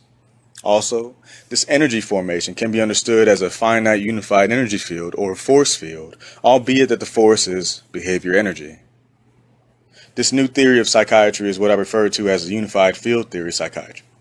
It is a psychiatry that perceives a definable whole global system of behavior energy, wherein the behavior events lend themselves to prediction because the ultimate objective of the system remains constant. The basic considerations that Einstein proposed for physical energy and his concept of the unified field theory can be applied readily to behavior energy in the concept of unified field theory psychiatry. Thus, the role of all major and minor patterns of behavior within the field can be understood and even predicted. Now, the underlying interrelationships between seemingly unconnected patterns of behavior are visible. It is as though the end of a knotted ball or skein yarn has been discovered that, with patience, permits complete unraveling without breaks in the yarn.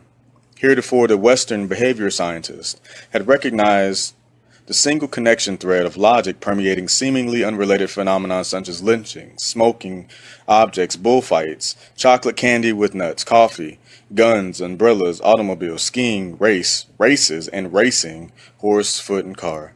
The Adam and Eve mythology, Moby Dick, Dracula, Frankenstein, the play Equus by Peter Schaeffer, paper money, gold, Christian religious symbolism, the Nazi swastika, anti-Semitism, sexual perversions, apartheid, child abuse, capitalism, nudism, the Holocaust, alienation, sexism, homosexuality, pornography, narcissism, gambling, rape, flags, men's ties, etc.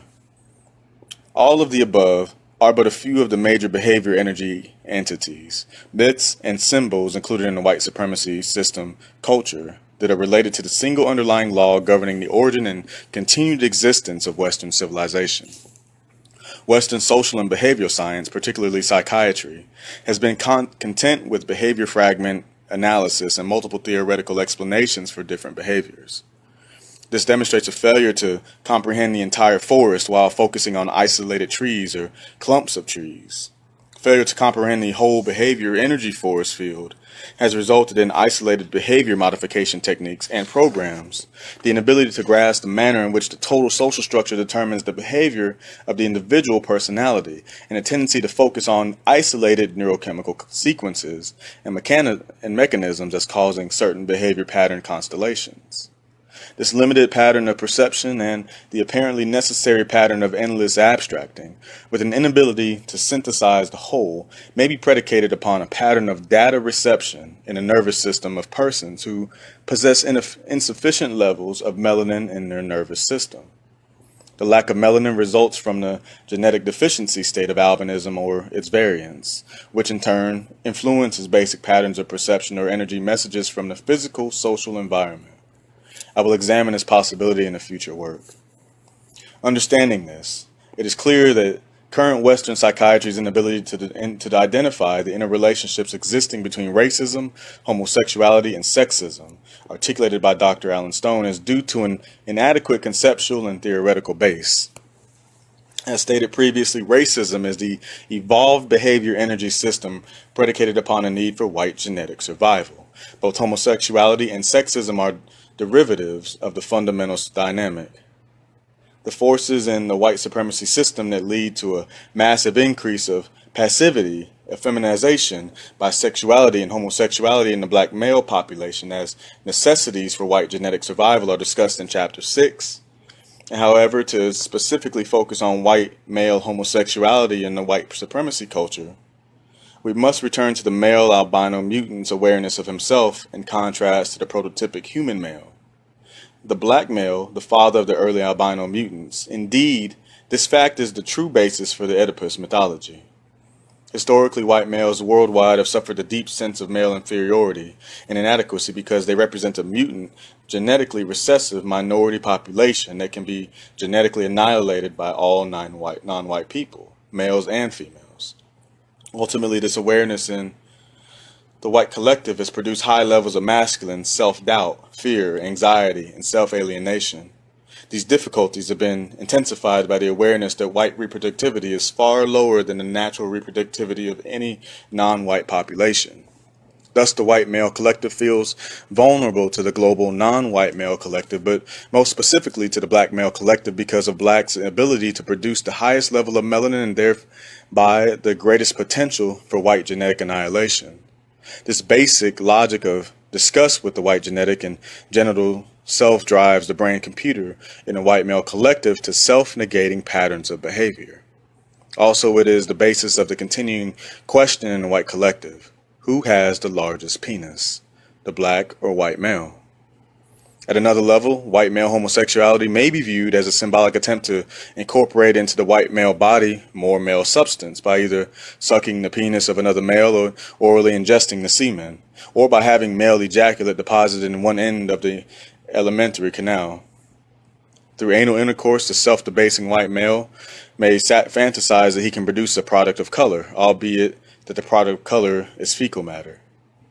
This fantasy is significant for white males because the male who are able to produce skin color are viewed as the real men. The same sense of maleness deficiency in a white supremacy culture causes the behavior patterns of smoking either small white phallic symbols called cigarettes, large dark brown or black phallic symbols known as cigars, pipes, and long brown cigarettes called Moors. Or does it mean Moors? These are sucked, swallowed, puffed, and otherwise bodily ingested, ultimately leading to self-negation through potential cancer-caused deaths. Also, it should be noted that for the white male collective, the greatest sense of male power comes from smoking the large, dark brown, phallic smoking objects, cigars and pipes. Thus, cigars are given at birth of a son. Similarly, the sense of maleness deficiency elevates the gun to such important status in the white supremacy culture. See Chapter 8.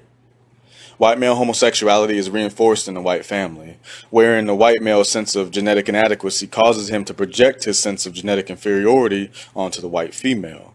She's forced to accept the concept of her own genetic inferiority compared to white males.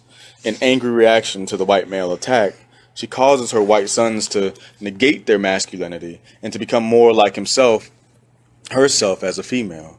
Also, the white male must oppress the white female because the latter proclaims that her ideal sex partner is tall, dark, and handsome. Should the white female be permitted to have her freedom and to sexually aggress against the dark man, non-white male, white genetic annihilation will occur. The two above factors, white male projecting their sense of genetic inferiority on the white females, and two, white males fear the white females and their preference for black and non-white males, will become participants in white genetic annihilation, have resulted in what Western culture now refers to as sexism, the repression of white females by white males in a white supremacy system culture. Presently, white females are responding collectively to white males' imposed sense of genetic inferiority through their struggle for equality with white males. Large numbers of white females are proclaiming themselves lesbians, believing that this is a constructive response to their sense of inadequacy. They, of course, fail to realize that these behaviors arise from the fact that they have been taught to degrade their genetic makeups as white females in the subtle dynamics of white family life. Thus, they move into behaviors of non-self-reproduction and self-negation. Also, in white females' drive to be equal to the white males, they have increased greatly the practice of sucking on the white phallic symbols, cigarettes, causing a sharp increase in their incidence of self-negation through lung cancer. White females fail to understand that while they strive to become the same as white males, they become more alienated from their genetic selves. Thus, they fall victim to the dynamic of genetic alienation, the central core of racism, as they participate in the finite unified energy field of white genetic survival. Whether one examines the microcosm of the individual white personality or the macrocosm of the global white collective, the law of white genetic survival stands. That law can be stated in the following equation: white power over non-white powerlessness, or W over NW. Nonetheless, the implication of the law for whites is a failure of individual and collective white self-respect, based on a negative image and concept of the self. In a white collective, there is self-esteem, which is a compensatory inflated sense of the self, but there is not fundamental respect for the genetic white self. The implications for psychiatry are as follows. On the basis of negative image and concept of the self, the brain computer evolves patterns of neurochemistry, logic, thought, speech, action, emotional response, and perception that are self and group negating and productive of disharmony in the universe. These are patterns of neurochemistry and behavior consistent with various degrees of mental illness. On the basis of a positive self-image and self-concept, the brain computer evolves patterns of neurochemistry, logic, thought, speech, action, emotional response, and perception that are self and group supporting and productive of harmony in the universe. These are patterns of neurochemistry and behavior consistent with mental health. The following diagrams show the environmental factors that act upon a genetic and constitutional base to form the self-image and self-concept. Factors that support the self lead to positive self-images and self-concepts, whereas factors that deny the self lead to negative self-images and self-concepts. The task of psychiatry is to help the individual and a collective achieve genuine genetic self-respect and thereby respect for others in all aspects of the universe. Psychiatry's further task is to demonstrate that the white supremacy system is unable to produce an environment in which mental health can evolve and flourish. Therefore, that power system needs to be abandoned for a more productive one. This unified field theory psychiatry concept of mental health and mental illness challenges the dictum of Sigmund Freud that mental health is the ability to work and to love. The global white supremacy system culture constitutes a finite unified behavior energy field. The single unitary law of genetic survival governs its origin and its continuance. Homosexuality and sexism are necessary derivatives of this energy field, and just like all other significant behaviors in the global and local white collective, can be understood as derivatives of this finite unified behavior energy field. It is knowledge of the unitary causative law that governs this field and enables the prediction of future behavior energy patterns within it. The above discussion then serves as background to the essays which follow. All dominant behaviors in the white supremacy system culture are derivatives of this central concern and its secondary and tertiary elaborations and compensations, which also are concerned with white genetic survival. Together, these behavior patterns produce the white supremacy unified behavior field. Albert Einstein realized that we needed a law to guide us in and around the phenomenon in the organized energy systems of the physical universe, so that our movements and interactions in that universe could be facilitated. Similarly, we need a law to guide us in the evolved energy system of white supremacy behavior organization in order to facilitate our movement in that system, with the ultimate goal being truth, justice, harmony, and peace. Contrary to the fears of Dr. Alan Stone, new walls are being built in psychiatry. The old walls of artificial abstractions are being torn down, and in their place stands a new edifice, a unified field, which can be used to diagnose, treat, and cure. The ISIS Papers, Chapter 4, Learning to Look at Symbols. A culture can be likened to a quilt of intricate geometrical design in which all of the many colored pieces, their shapes and stitching flow into one another, constitute the whole. This analogy is apt for yet a second reason. Often the design on the upper side of the quilt is different from the undersurface pattern. Still, the undersurface design is essential for the outward surface appearance. I have given myself the task of decoding the culture in which I find myself in time and space. That culture is the dominating global power for system culture of white supremacy or racism. This decoding amounts to turning over, examining, and laying bare the intricate pattern pieces underlying the culture and power system, showing in sharp relief its lines of force and determination and thus its overall design. Only by doing so is it possible to see where we are going in the existing dense white fog. Counter-racist psychiatry defines mental health as patterns of logic, thought, speech, action, emotional response, and perception consciously practiced by the victims of white supremacy or racism, with the objective of eradicating racism at the global level. Functionally speaking, for the victims of white supremacy, this means to act in a self-group respecting and supporting manner in all areas of people activity, despite the specific conditions of racist domination and oppression. Submission to and cooperation with victimization and oppression are signs of individual or group mental illness or self-negation. Once the victims of oppression accurately and completely decode the system and its objective of oppression, and once they fully realize and analyze the symbols and patterns of logic, thought, speech, action, emotional response, and perception, consciously or unconsciously determined, they constitute the system, the oppressed will be able to reorganize their own behavior effectively.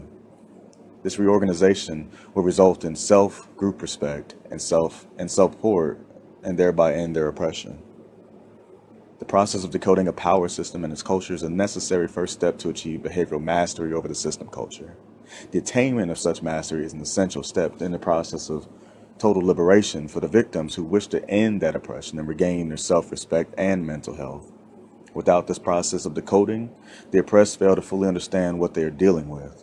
They have minimal levels of consciousness and self-group respect, and they are, functionally speaking, mentally ill.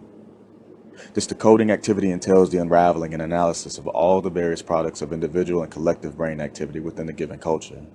These brain products appear and are reflected in all areas of people activity: economics, education, entertainment, including games and sports, labor, law, politics, religion, sex, and war. This means analysis of products of conscious as well as unconscious brain activity, patterns of logic, thought, speech, action, emotional response, perception, dreams, symbols, and intuition will be required. Of special importance are the brain products that issue forth from those who are white and whose presently control the power balance in the global power system of white supremacy, and who thus produce the dominant themes and trends within the system and culture framework. Symbols are highly abstracted, condensed and decoded messages that are developed by the activity of the brain computer in the human organism. These messages are developed and evolved from energy, sensory data, received in the brain from the external environment, various lines of energy data from the total environment coverage on a brain computer via the nervous system, which can then, under the proper circumstances, lead to the development of a symbol. Thus, symbols reflect certain aspects of the external environment and a total body's internal environmental response to the external environment. Musical notes on paper, as well as written and spoken words, are symbols. There are other kinds of symbols that are not as immediately translated or fully understood because of their highly abstract forms and complexity. The impact of these complex symbols reach subconscious and unconscious levels of brain activity. These complex symbols are in effect full sentences, paragraphs, or entire books of data stated in a highly abstracted single image or line configuration. Once the symbol is formed, it is capable of acting upon the brain computer, which receives it as an energy or data message. This message affects the end product of behavior as carried forth in any area of human activity. The symbol, in turn, acts upon the external environment. These single picture sentences or single picture paragraphs commence in the brain computer and act as powerful undetected persuaders, and thus as powerful determinants of behavior patterns. These complex symbols are usually related to the deepest cultural themes of a people and have significant messages to convey about the people and culture's reason for being. Furthermore, these reasons are passed on uncensored in the unconscious via the total environmental experience, from the beginning of people time, generation to generation. In this manner, the symbols act as a stirring rod that agitates the unconscious, sending out energy responses in the form of thought, speech, action, and emotions. In the opinion of the Hindu philosopher Ananda K. Kumsarami, symbolism is the art of thinking in images, an art now lost to civilized man. However, this loss, as anthropology and psychoanalysis has shown, is limited to consciousness and not to the unconscious, which is to compensate is perhaps now overloaded with symbolic material. He goes on to state that to know the rational in the deeply irrational is the mark of truthful living, that is, of fully alive perception of the conditions of one's life. The major forms of symbolism in a power system culture constitute powerful and subtle messages about how and why the culture came into being, and what the people must do to survive and maintain itself. Symbolism is thus the glue that holds the individual and collective psyche of the people and its culture together. The keys to the system culture are found in the decoded symbolism of that system culture. Symbols and brain process. Carl Gustav Jung was the major European behavior scientist to emphasize the importance of symbols, their production and their meaning in the brain's total process and behavioral output. Nevertheless, his massive volume of work has taken a lesser place to that accorded Sigmund Freud in the late 19th to 20th centuries of Western white thought. However, it should be remembered that the understanding and use of symbols, included in the interpretation of dreams, reached their highest development in African and Asian culture and was of major significance in these cultures dating back to the earliest time, prehistory, long before there was any European cultural development. According to Jung, the symbol is the primitive expression to the unconscious, but at the same time it is also an idea corresponding to the highest institution produced by consciousness. Additionally, in his work, Psyche and Symbols, he had the following to say about symbols. Since the symbol is the most complete expression of that which in any given epoch is as yet unknown, and cannot be replaced by any other statement at the time, it must proceed from the complex and subtle strata of the contemporary psychological atmosphere. Conversely, the effective living symbol must also contain something which is shared by considerable numbers of men. It embraces that which is common to a larger group. Consequently, it must include those primitive elements, emotional and otherwise, whose omnipresence stands beyond all doubt. Only when the symbol comprehends all those and conveys them with ultimate force can it evoke a universal response. Therein resides the powerful and redeeming effect of the living social symbol. Also, it has been said that symbols are always paradoxical since they contain elements that do not exist in logic. Jung thought that the elements combined with the symbols are contradictory only to the logic of consciousness, but that nonetheless they conform to a basic reality that eludes conscious thought processes. A genuine symbol is an image which possesses two essential features. It originates with the archetypal ground of the psyche, and secondly, there exists a consciousness to apprehend it. In an article entitled Contribution of Jungian Psychotherapy Towards Understanding the Creative Process, George Boas states, "The beauty of myth and symbol lies in their synthetic power. They can combine in one presentation disparate elements which would be self-contradictory if put in a declarative sentence.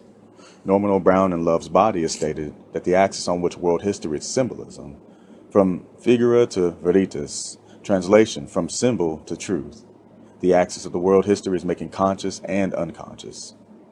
Brown further states that symbolism is between conscious and unconscious. Jung explains in his book that man and his symbols approaching the unconscious. A symbol is a term, a name, or even a picture that may be familiar in daily life, yet that possesses specific connotations in addition to its conventional and obvious meaning. It implies something vague, unknown, or hidden from us.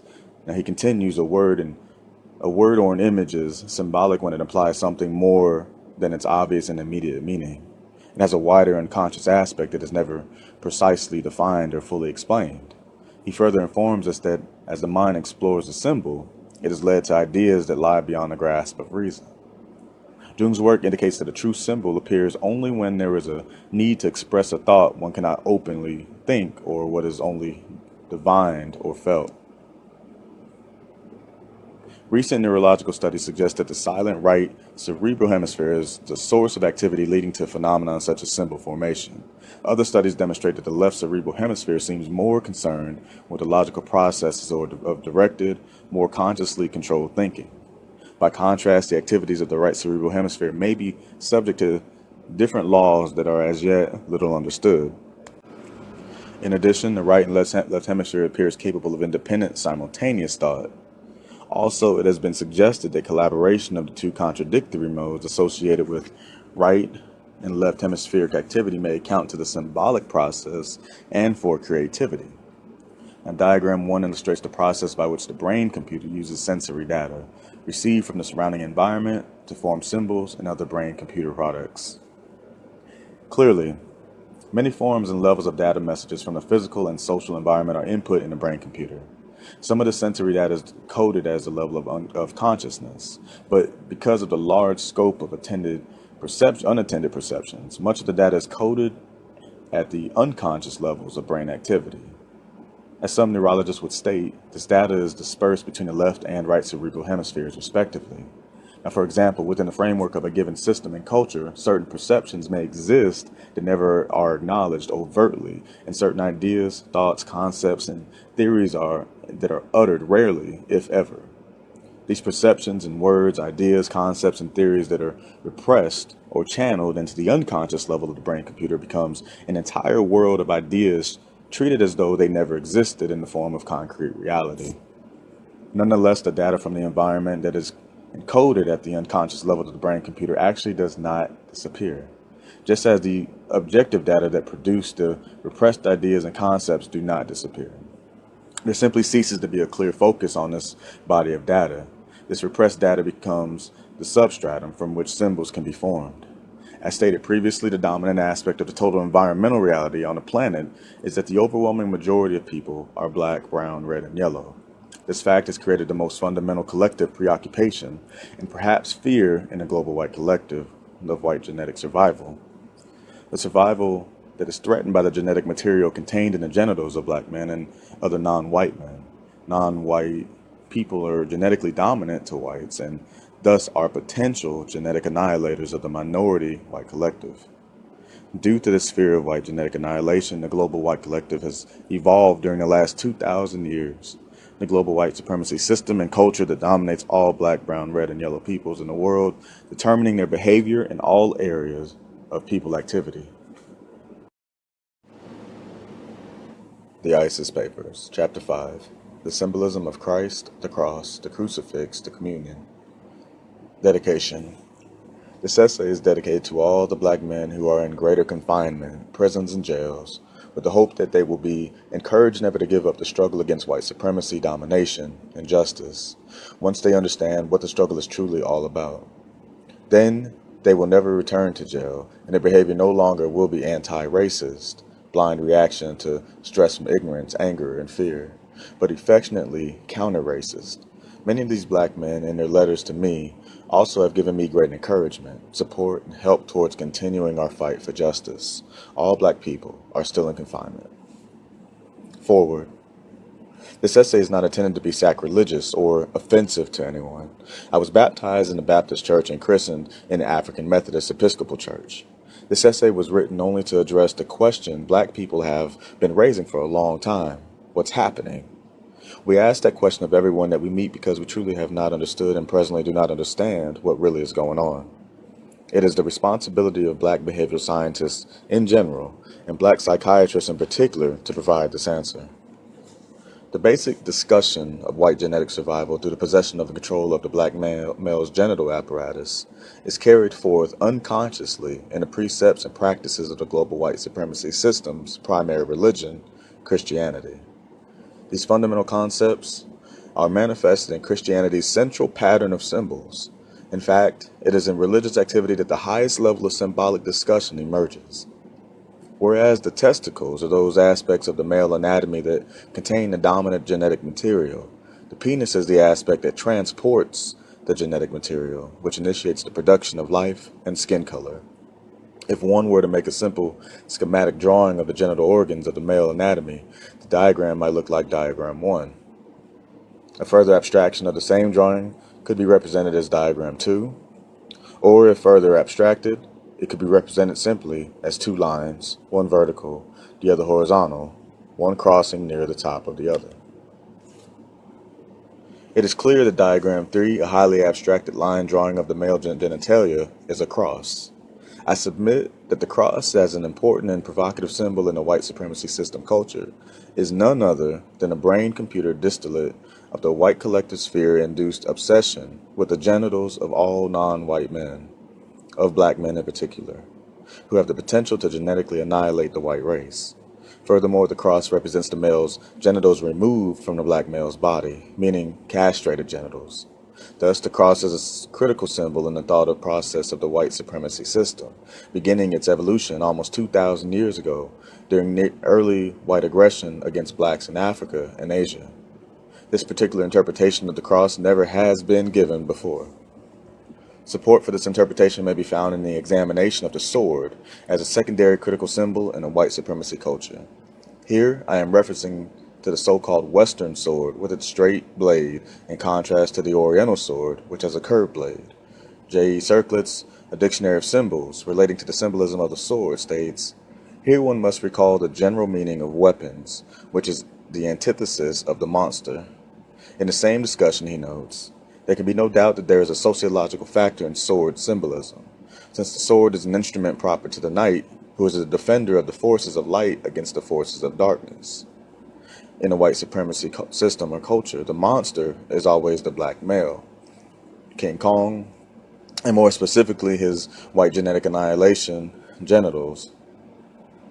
As the white male or the knight moves to control the monster, black male genitalia, indeed he does become the defender of the forces of light against the forces of darkness. The Western sword is shaped exactly as the cross, the brain-computer distillate of the male genitalia."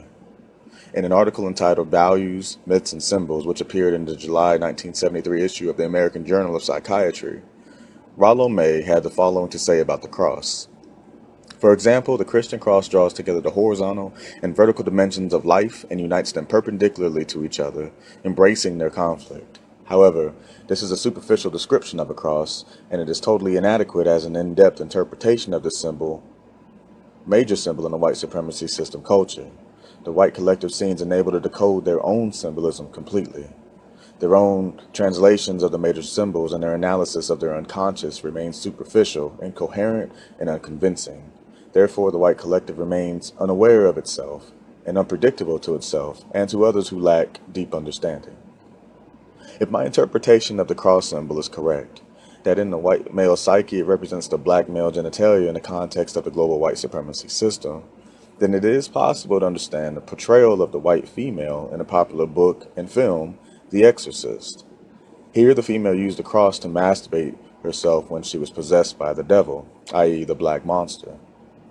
The symbolic portrayal emerged during a time period in which increasing number of white females were selecting black males as mates, or more correctly stated, white females began sexually aggressing against socially powerless black males to gain possession of the black phallus. The use of the cross as a symbolic object in white female masturbation also occurred when large numbers of white females actively were fantasizing about being raped by black males and were establishing organizations and societies to prevent it. This was a reaction formation to their own unconscious desires. The white female's preoccupation with writing books on being raped also occurred during this time period. In the white supremacy culture, the historic symbol of the rapist of white females is the black male. The white female, until recently, has been held back in her sexual desires of the black male by white male constraint. Since white female liberation has been granted to white women, in small measure, the white female finds herself unable to hold her own desires and aggressions in check. Still, she is unable to admit these desires and aggressions consciously. It is common knowledge that the ideal male for the white female is tall, dark, and handsome. Interestingly, following The Exorcist, the movie King Kong became a major focus of attention in 1976. The entire movie suggests an impending sexual attack on the white family or white female by the giant black ape, the symbol of black male. Finally, the black ape is shot dead by white males. The gun is also a phallic symbol in the white supremacy culture. See Chapter 8. At yet another level of the white supremacy cultural dynamic, white females like Jane Goodall, Diane Fossey, Baruch Galdikas, Brenda Moore, in the role of scientists are tracking or chasing down large black apes in the African and Asian jungles. Some of these white females actually have attempted to get very, very close to these great black apes so that they can touch the apes, and perhaps unconsciously so that the great black apes can touch them.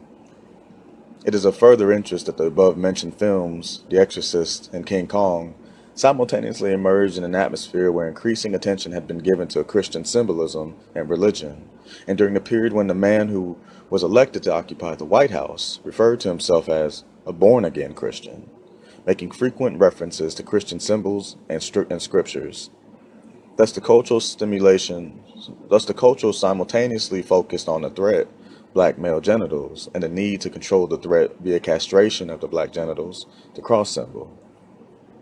This discussion of the cross as a symbol of the black male genitalia in the context of the white supremacy system culture would not be complete without noting that some of the most outspoken and aggressive white male and female members of the white supremacy system referred to themselves as the Ku Klux Klan. Since the termination of formal enslavement of blacks, the Klan openly has espoused white genetic purity and survival via the castration, lynching, and killing of black men. The historic symbol for this group in the white supremacy culture is the cross, and more specifically, the burning cross. After black men were lynched and castrated, they often were burned, thereby reinforcing the interpretation that the cross symbolically is tied to the black male's genitalia, and that the burning cross is burning black male and his genitals. When the black male genitalia with the dominant black genes are burned, cut off, or otherwise destroyed, white genetic survival is assured. Constantine, the Roman emperor who ruled from 306 to 337 AD, built Constantinople and made Christian worship lawful in the beginnings of the white supremacy culture, had the following words placed on the cross: in hoc signo, vinces, meaning, in his sign, in this sign you will conquer. Indeed, by controlling the black or non-white male genitals, which the cross symbolizes, whites have conquered blacks and the entire non-white world majority. Currently, the majority membership of Christian churches is non-white, and all are held in control under the sign of the cross. The authority is maintained by whites under white supremacy, white purity, and white survival.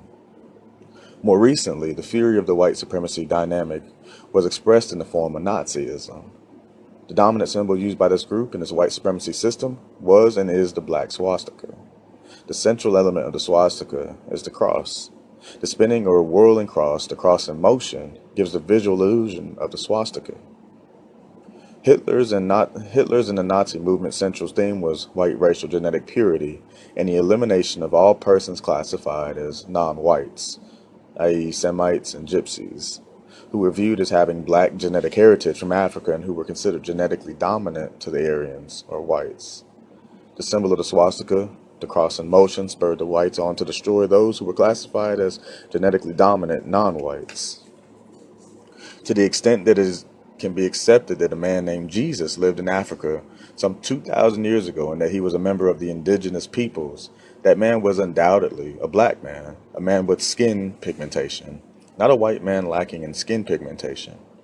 Albinism, like leprosy, causes the skin to turn white and was considered a serious disease in ancient Africa.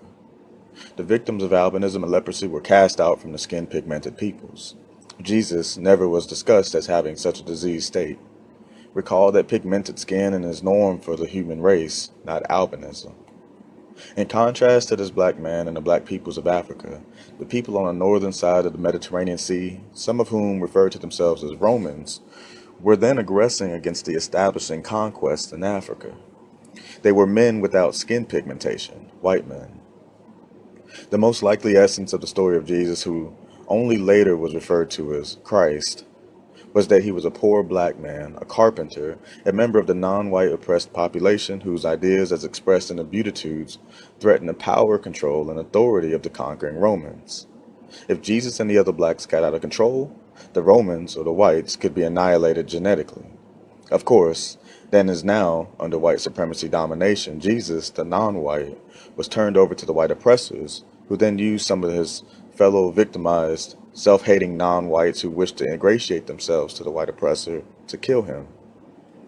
Jesus, the black man, was then hung on a cross, but a peculiar invention of the Roman white psyche. In other words, the white brain computer that feared annihilation by the black male genitals unconsciously invented an instrument or weapon of black male destruction exactly in the abstract form, analogous to the part of the black male's anatomy that whites knew could destroy them. Jesus was not only hung on the cross and stabbed, but undoubtedly was also castrated. In Christian religious tradition, it is stated that Jesus died on the cross and suffered so that we, whites, can be saved, survive. White Christian theology goes even further to speak of Jesus shedding his blood so that we, whites, can live and have everlasting life. Only in recent years has genetic material ceased being referred to as blood. Always there has been, and in some circles it continues, discussions about individuals having black blood or white blood, when what was really meant was black or white genetic material or genes, respectively. Thus, Christian white supremacy theology can be translated as Jesus, a black man, shed his black genetic material in a crucifixion, which in reality was a castration and a killing, so that the white genetic recessive population, in fear of its genetic annihilation, could be saved, genetically survive. Thus, Jesus is called Savior by the whites. It is little wonder that the holy day celebrated for the death of Jesus is referred to as Good Friday. And a television series that represented a socially and politically castrated black male similarly was referred to as Good Times. The historically good nigger had been a dead nigger. And in keeping with this symbolic order, there is a song in the Christian religion called Nothing But the Blood of Jesus. The chorus is as follows. Oh, precious is the flow that makes me white as snow. No other font I know, nothing but the blood of Jesus. This can be translated as long as the genetic material for the black male is spilling on the ground from castration, whites can remain white as snow. The pattern of worshiping and suffering, dying Jesus on the cross, is fully comprehended only when it is understood that Jesus was a black man and that black wooden cross represents the black male genitalia separated from the man. Only by the removal and destruction of the black male genitals can whites have everlasting life, in most fundamental genetic sense. Jesus, of course, had to be rationalized as willing to make this castration or sacrifice, giving up his genes so that whites might live.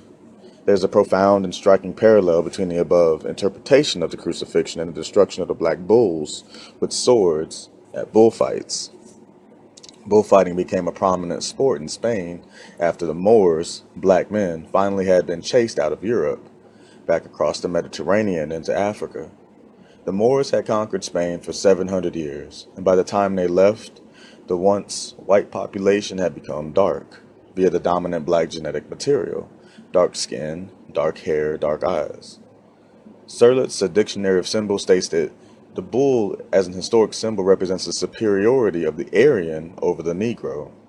This could not possibly be the logically correct meaning of the symbol. If this analysis were correct, there would be no need for whites to kill a black bull with a sword. Obviously, a more logical and accurate interpretation of the bull symbol is the opposite of Sirlett's interpretation.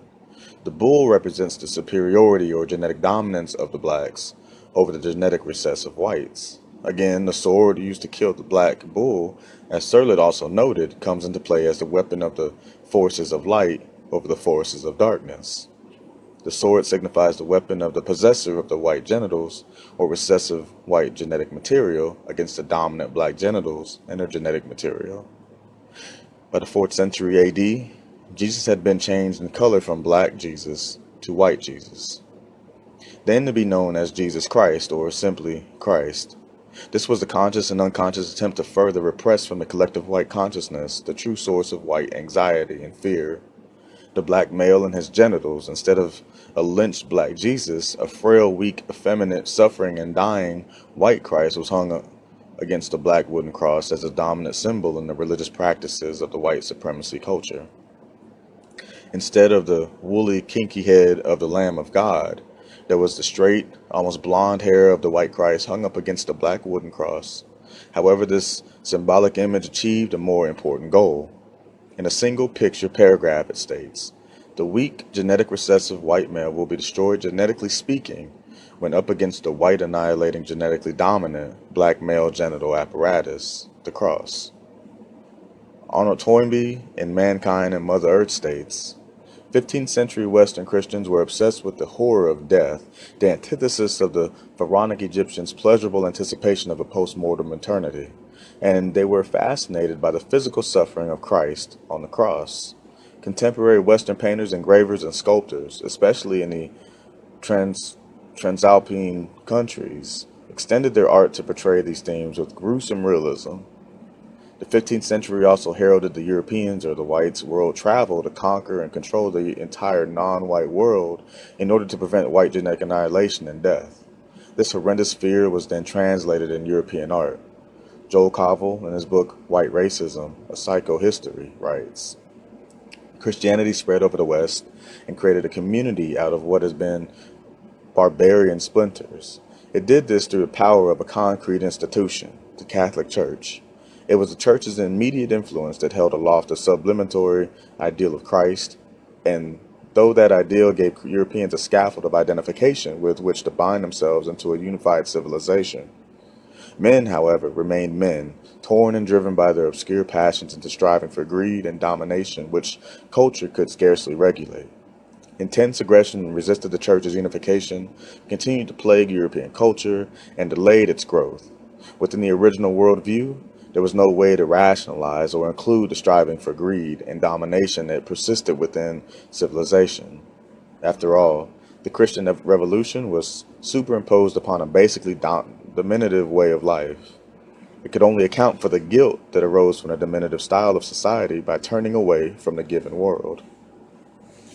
What Kovel fails to understand is that the fundamental reason Catholic Christianity, from its early days of European organization and interpretation of the Jesus theology, was able to unite the global white collective, then the warring white tribes of Europe, was because of the cross symbolism and the deep meaning it projected. When Christianity projected the cross, especially the cross with the limp, pale body of Christ hung on it, everyone in the global white collective unconsciously understood that they must unite against the threat of black, non-white male genital material, which the black wooden cross represented.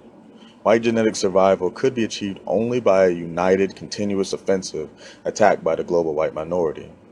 This organized attack is now at least 2,000 years old. The greed and the strivings for domination, which Kovel fails to fully understand, were compensation for a profound sense of genetic inadequacy. Only in this context of symbol translation can a Christian hymn, Onward Christian Soldier, be appreciated.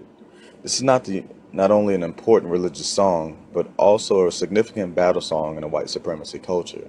One stanza of the song is as follows: "Onward Christian soldier, marching as to war, with the cross of Jesus going on before. Christ our loyal master leads against the foe. Forward into battle, see his banners glow. Chorus, onward Christian soldier, marching as to war, with the cross of Jesus going on before." My translation in prose of the above words and symbol images in this song is: onward white male and white female soldiers marching to war to establish and maintain white genetic survival. You have the symbol of the black male genitals before you, keeping your true purpose in mind so that you can unite to subdue this common threat. Christ, the white male image, is your loyal master who is leading you in the attack against the black male genital monster enemy. The white male leads you into battle behind our glowing flags, phallic symbols. With the picture of a dying, weak white man held firmly in mind, white people fully understood that they must prevent from occurring and why they must fight and, if necessary, die so that whites can survive. Onward, Christian Soldier is a marching religious song for the white supremacy culture. But were you there when they crucified my Lord? In stark contrast is a song of deep pain and sorrow about the castration and destruction of the black male by the marching white supremacy army or its individual stormtroopers. In modern times, the gun has become a contemporary symbolic weapon used against a non-white male and his white annihilating genetic potential.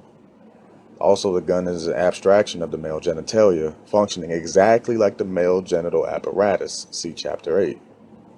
Thus, it is no accident that Dr. Martin Luther King Jr., the modern-day Jesus, was killed by a gun after being brought into focus on the cross of the crosshairs on a telescopic gun sight.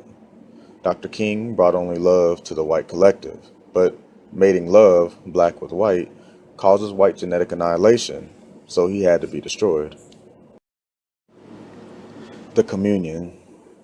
Since the 16th century, Protestants have believed that the act of communion is a symbolic reenactment of the crucifixion, with the bread and wine becoming the body and the blood of Jesus.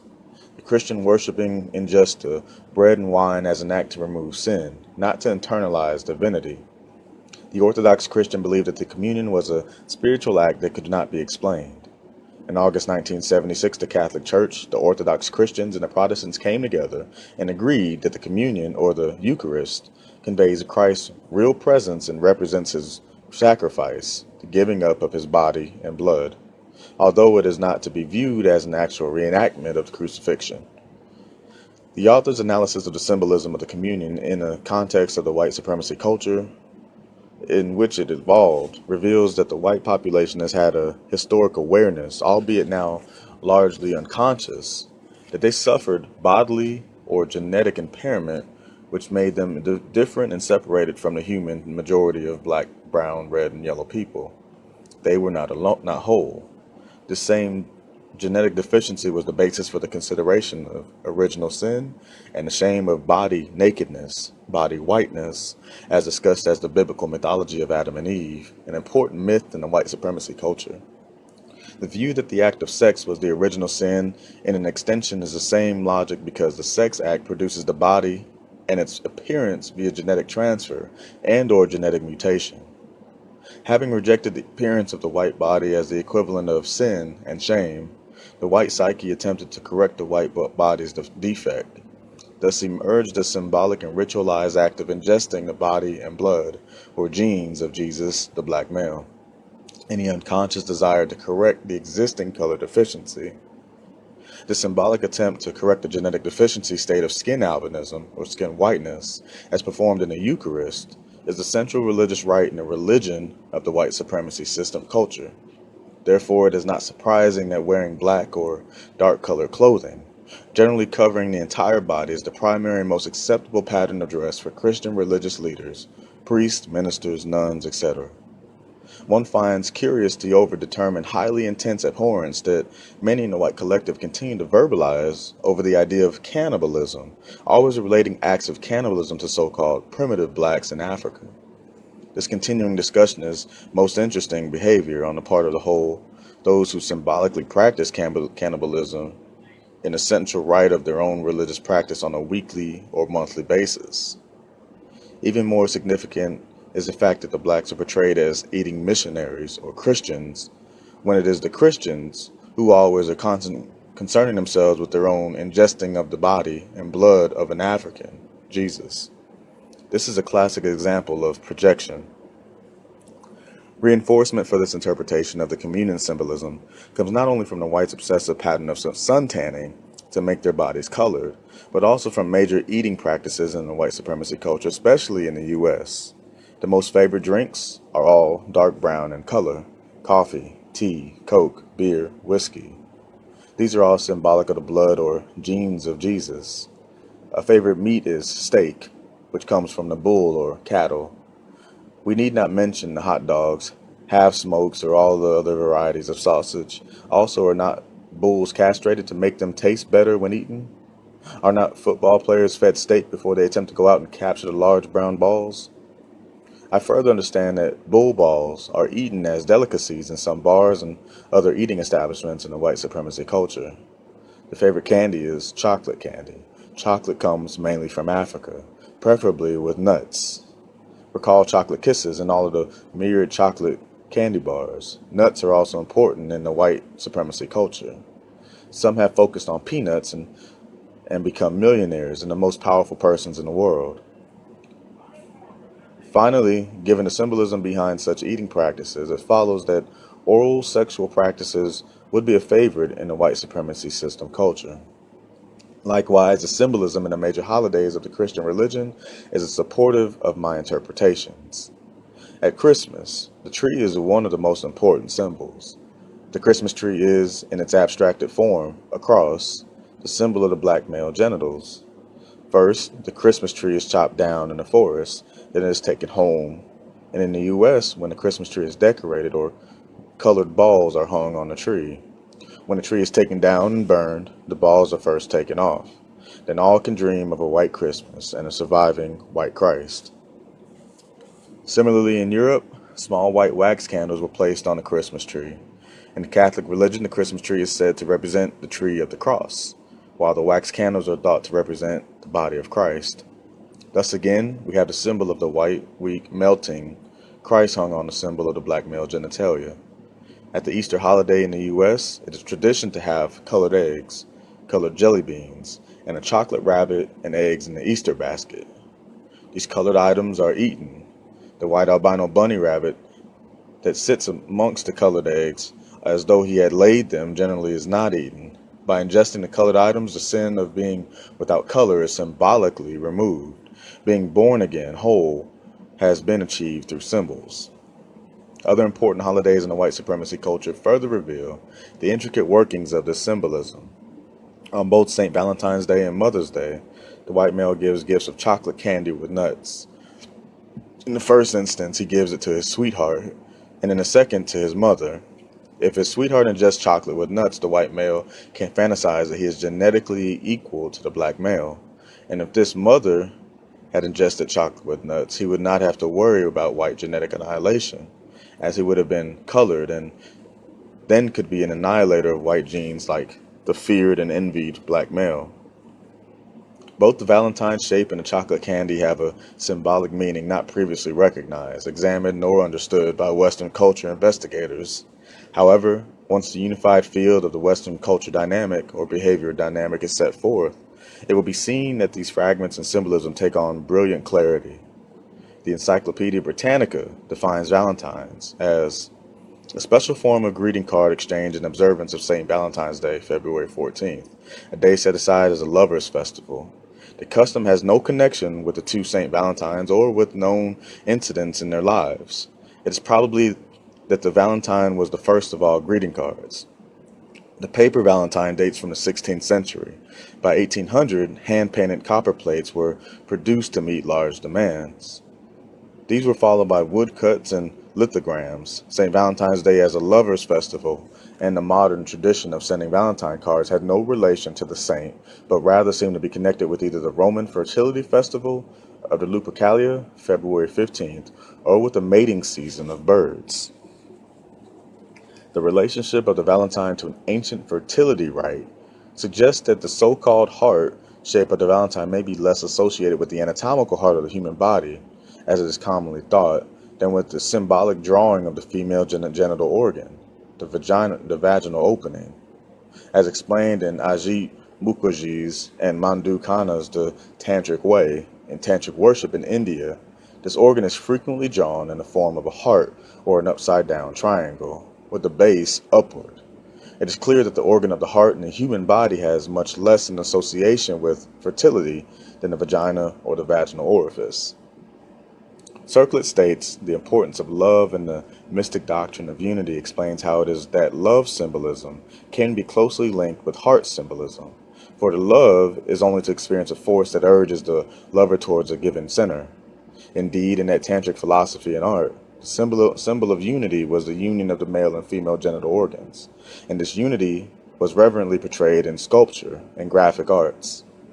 An explanation of the symbolism of chocolate in Western culture will expose further the significance of heart-shaped valentines as well as the importance of chocolate.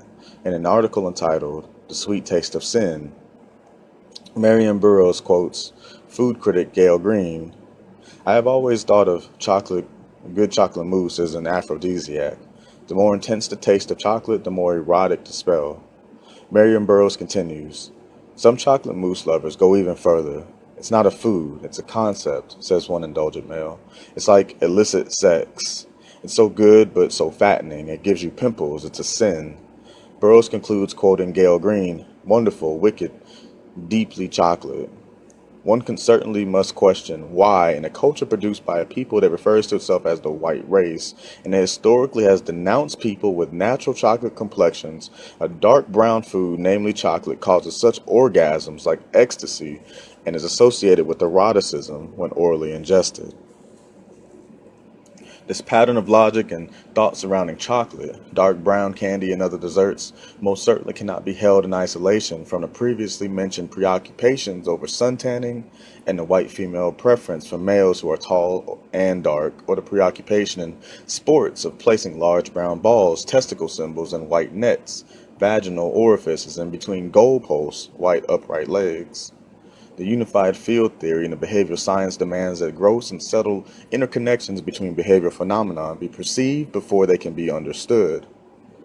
That there should be a myriad behaviors in the white supremacy behavior system that reflect the deep desire to counteract and compensate for the perceived genetic deficiency of white skin should not be at all surprising. Thus, the customary and traditional little packets of chocolate candy, often with nuts placed inside of the heart or vaginal orifice-shaped box, are like little sperm packages of black genetic material being placed in the vaginal orifice. When presented by the white male to the white female in the context of skin color deficient culture, the act is the exact parallel to the white male coaches who coach their black basketball and football players to place dark brown balls in the white net orifices or in white upright legs. One must conclude that the white male realizes consciously or unconsciously that the most desired mate for the white female is the black male, just as he realizes that his most desired sexual mate is the black female. This illuminates the white male's fascination with black stockings, black underwear, black negligees as sexual symbols. Conclusions. The conscious and or unconscious acceptance and internalization of a symbol's system based upon a castrated black male genitalia is essential to the global system of white genetic survival. The symbol system necessitates the oppression of blacks and all of the non-whites in the global context of white supremacy. Generally, the victims of a system of oppression have no alternative other than to accept blindly the patterns of symbols, logic, thought, speech, emotional responses, and perceptions that are imposed forcefully upon them by their oppressors. After hundreds of years of oppression, the oppressed, having lost a sense of their own identity, begin to believe that the brain products of the oppressors are one and the same with their own, failing completely to realize that they do not control their own brain computers nor their brain computers' output. The slave's fate is not to see nor reason why, but only to die, to do or die. However, the process of liberation is one wherein the oppressed begins to clearly distinguish their perceptions, logic, and thought process from the oppressors. The oppressed then begin to respect and validate their perceptions and their logic and thought processes, realizing fully that they can never free themselves with the thought process and perceptions that were a part of the process of their enslavement.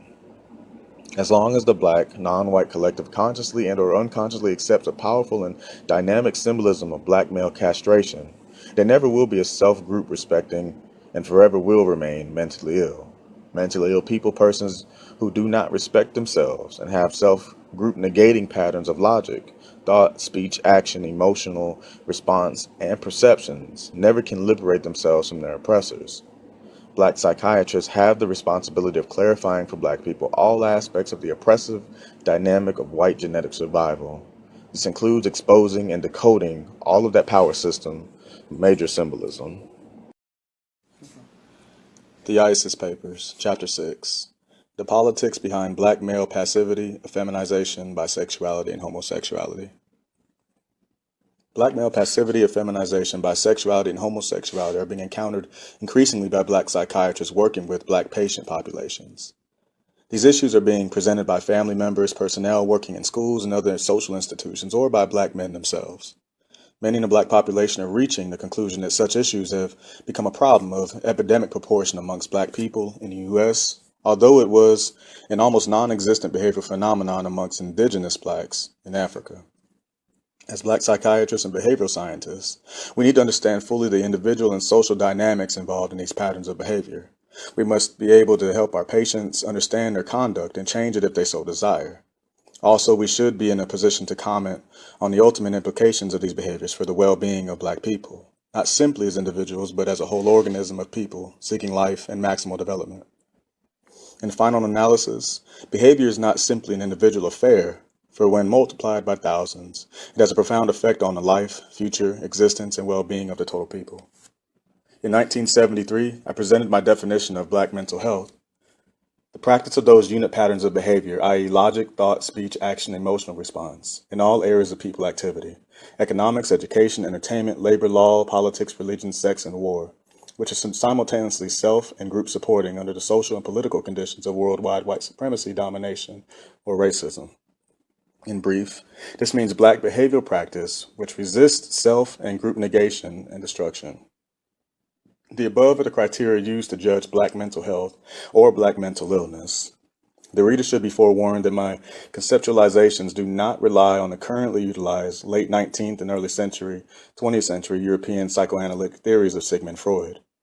If Freud's insights into behavior were truly adequate, they would have aided his 6 million fellow Semites in preventing their destruction by the anti-Semitic white supremacy power organization of Nazi Germany. Failing to understand this major behavioral dynamic, Freud had to flee to save his life. Furthermore, my conceptualizations do not rely on the recent position taken by the American Psychiatric Association that homosexuality is no longer categorized as a form of behavioral illness. This pronouncement has nothing to do with the mental health of Black people. The human brain, the organ responsible for all patterns of logic, thought, speech, action, and emotional response, is an organ of the nervous system that evolved over many thousands of years. Its purpose has been to decode and solve problems in the external environment, both its physical and social aspects. Thus, specific patterns of behavior may be looked upon as functional or dysfunctional solutions to the problems posed by the external environment. When the brain's purpose is understood, patterns of male passivity, effeminization, bisexuality, and homosexuality may be looked upon as functional or dysfunctional solutions to specific problems posed in the environment, even though consciously they are not understood as such. But for what environmental problems are these behaviors considered answers, functional or dysfunctional, and for whom? These questions cannot be answered without first understanding the nature of the environment, the specific dynamic and structure of the social system in which these behaviors occur. As explained in Chapter 1, racism, white supremacy, is the dominant social system in today's world. Its fundamental dynamic is predicated upon the genetic recessive deficiency state of albinism, which is responsible for the skin whiteness and thus so-called white race. This genetic recessive trait is dominated by the genetic capacity to produce any of the various degrees of skin melanation, whether black, brown, red, or yellow. In other words, it can be annihilated as a phenotypic condition. Control of this potential for genetic domination and annihilation throughout the world is absolutely essential if the condition of skin whiteness is to survive. White survival is predicated upon aggressiveness and muscle mass in the form of technology directed against the non-white melanated men on the planet Earth who constitute the numerical majority. Therefore, white survival and white power are dependent upon the various methodologies, tactics, and strategies developed to control all non-white men, as well as to bring them into cooperative submission. This is especially important in the case of Black men because they have the greatest capacity to produce melanin, and in turn, the greatest genetic potential for the annihilation of skin albinism, or skin whiteness. During the past 400 years, Black men in the U.S. have been forced into passive and cooperative submission to white men. The major strategy has been the installation of an overwhelming fear. Specific tactics range from the actual physical castration and lynching to other overt and more subtle forms of abuse, violence, and cruelty. We should not be ashamed to recognize these tactics used to oppress Black men. It is the truth. It is reality. ultimately is the meaning of black oppression. All black people are oppressed. I emphasize here that black men are oppressed because ultimately it is male muscle mass that oppresses a people, and only male muscle mass has the potential for achieving liberation. If the men of a people are oppressed, the women are brought under oppression, as they are dependent on the men for protection and defense. Women do not have the muscle mass to liberate a people and protect the young. Women develop the young, but their men must provide the protection and the security apparatus. The global white male collective understands the priority of white domination. They fully understand, consciously or unconsciously, the threat that black men represent to them. Also, white males realize that in the final analysis, the vast majority of females must submit to males because of their lesser muscle mass. Additionally, white males fully understand the males who are forced to identify as females will be programmed simultaneously into submission to the males they call the man, as opposed to aggressing against those same men. White men in this world area have at least a vague, perhaps unconscious understanding that after 20 generations, 400 years, male passivity has evolved into male effeminization, bisexuality, and homosexuality. These patterns of behavior are simply expressions of male self-submission to other males in the area of people activity called sex. Males also can submit to males in any of the other 8 areas of people activity: economics, education, entertainment, labor, law, politics, religion, and war. Oppression is forced submission and cooperation in any of the areas of people activity. However, the white male arrives at this deeply repressed sense of femininity because not only can he be dominated genetically by all black and other men of color, but more profound from the white male perspective is the fact that he is dominated genetically by all black and other non-white females. For the offspring of a white male and non-white female will be non-white, like their mother, rather than white like their father. Thus, the offspring are genetically dominant in respect to the white male. This sense of genetic weakness, when compared to the majority of the world's women, propels the white male to project weakness, passivity, effeminization, bisexuality, and homosexuality onto the black male, which is his arch potential challenger.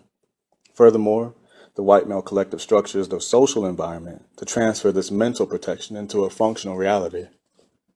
The more the black male strives to stand, the weaker the white male feels by comparison, and the greater the white male is thrust to effeminize the black male, the weaker the black male's psychological potential for aggressive and assertive challenge, forcing him to remain submissive to the man.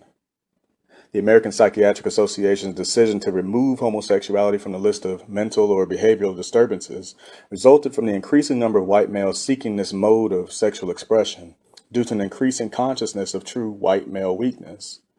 Male bisexuality and homosexuality can be viewed as the sexual expression of male weakness, passivity, and feminization.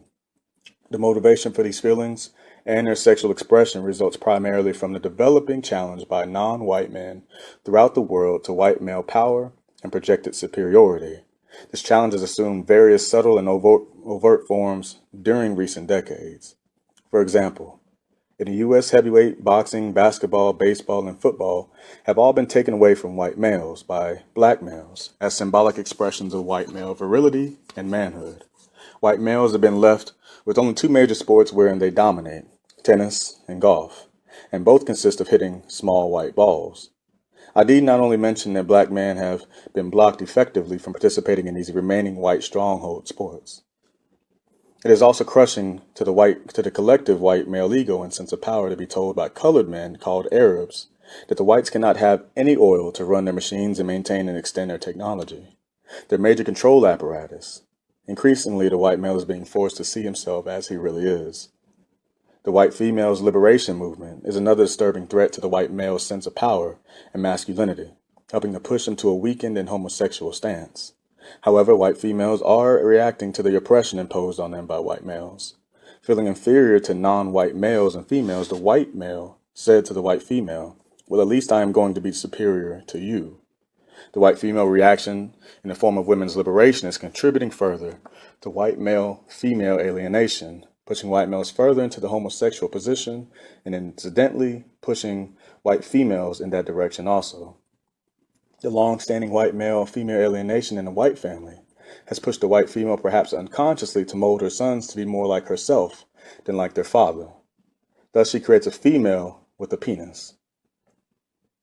Additionally, she proceeds to fight back at the male and finally achieves symbolically a penis for herself, resolving the white female's penis envy complex, a compensation for her sense of inferiority imposed by men. In a similar way, she fights back at the white male when she captures a black male's penis and taunts the white male, who believes her black penis is stronger than his own. From another perspective, white male and female homosexuality can be viewed as the final expression of their dislike of their genetic albinism in a world numerically dominated by colored people. This dislike of their appearance through deeply repressed causes a negation of the act of self-reproduction, sex, in various forms. This is the eventual origin of homosexuality. It is a parallel activity to all familiar discussions of population zero and birth control, now current articulations in the white supremacy culture. All of the aforementioned dynamics are components of the total dynamic of racism. Some of the methodologies used to achieve black male submission or feminization warrant further examination. Unlike the white male, the black male does not arrive at the effeminate, bisexual, or homosexual stance from any deeply repressed sense of genetic weakness, inadequacy, or disgust, which I refer to as primary effeminacy, effeminacy that is self-derived and not imposed forcibly by others.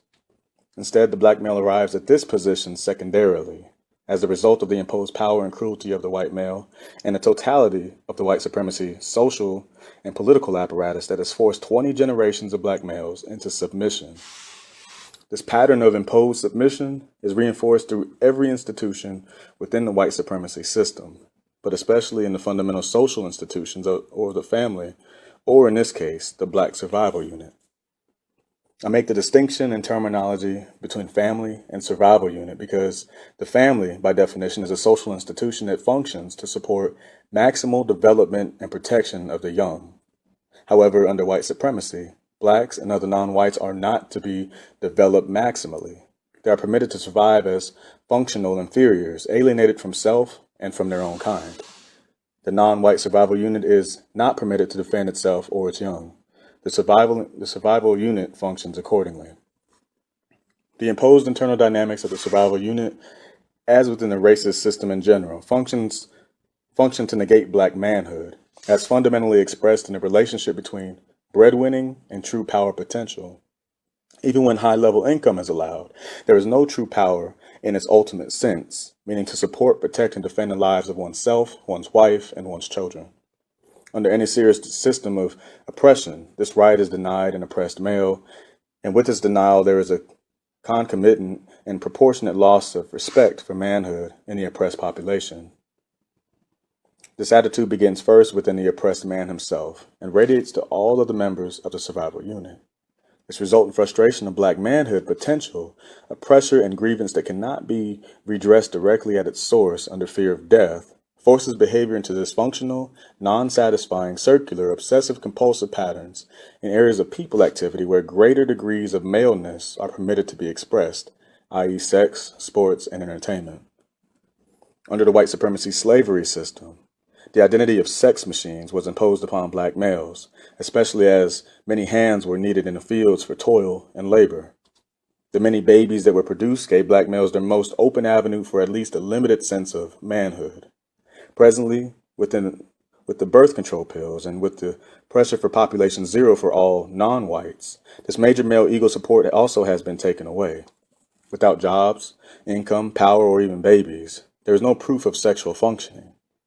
When this reality is coupled with the awareness that many women can receive more from a welfare check than they can from their male partners, the reason for women respecting men and staying with them steadily decline, and black male-female alienation increases. Recent statistics reveal that today, in 1974, 34% of black families are headed by females as compared to 10% of white families, and this figure is increasing each year. In the metropolitan area of Washington, D.C., there are 61,000 black male children growing up in homes without their fathers or other father surrogates, while 90% of their teachers in the public schools are also females. This produces a massive deficiency in adult males for role modeling and imprinting. Such male role modeling and imprinting are essential for black male children to understand adult male role functioning. As black males and females become more and more alienated, as our current rates of separation and divorce indicate, and as black females are being left to rear black male children alone, the alienation, hate, and disgust towards adult males are visited upon their sons subtly.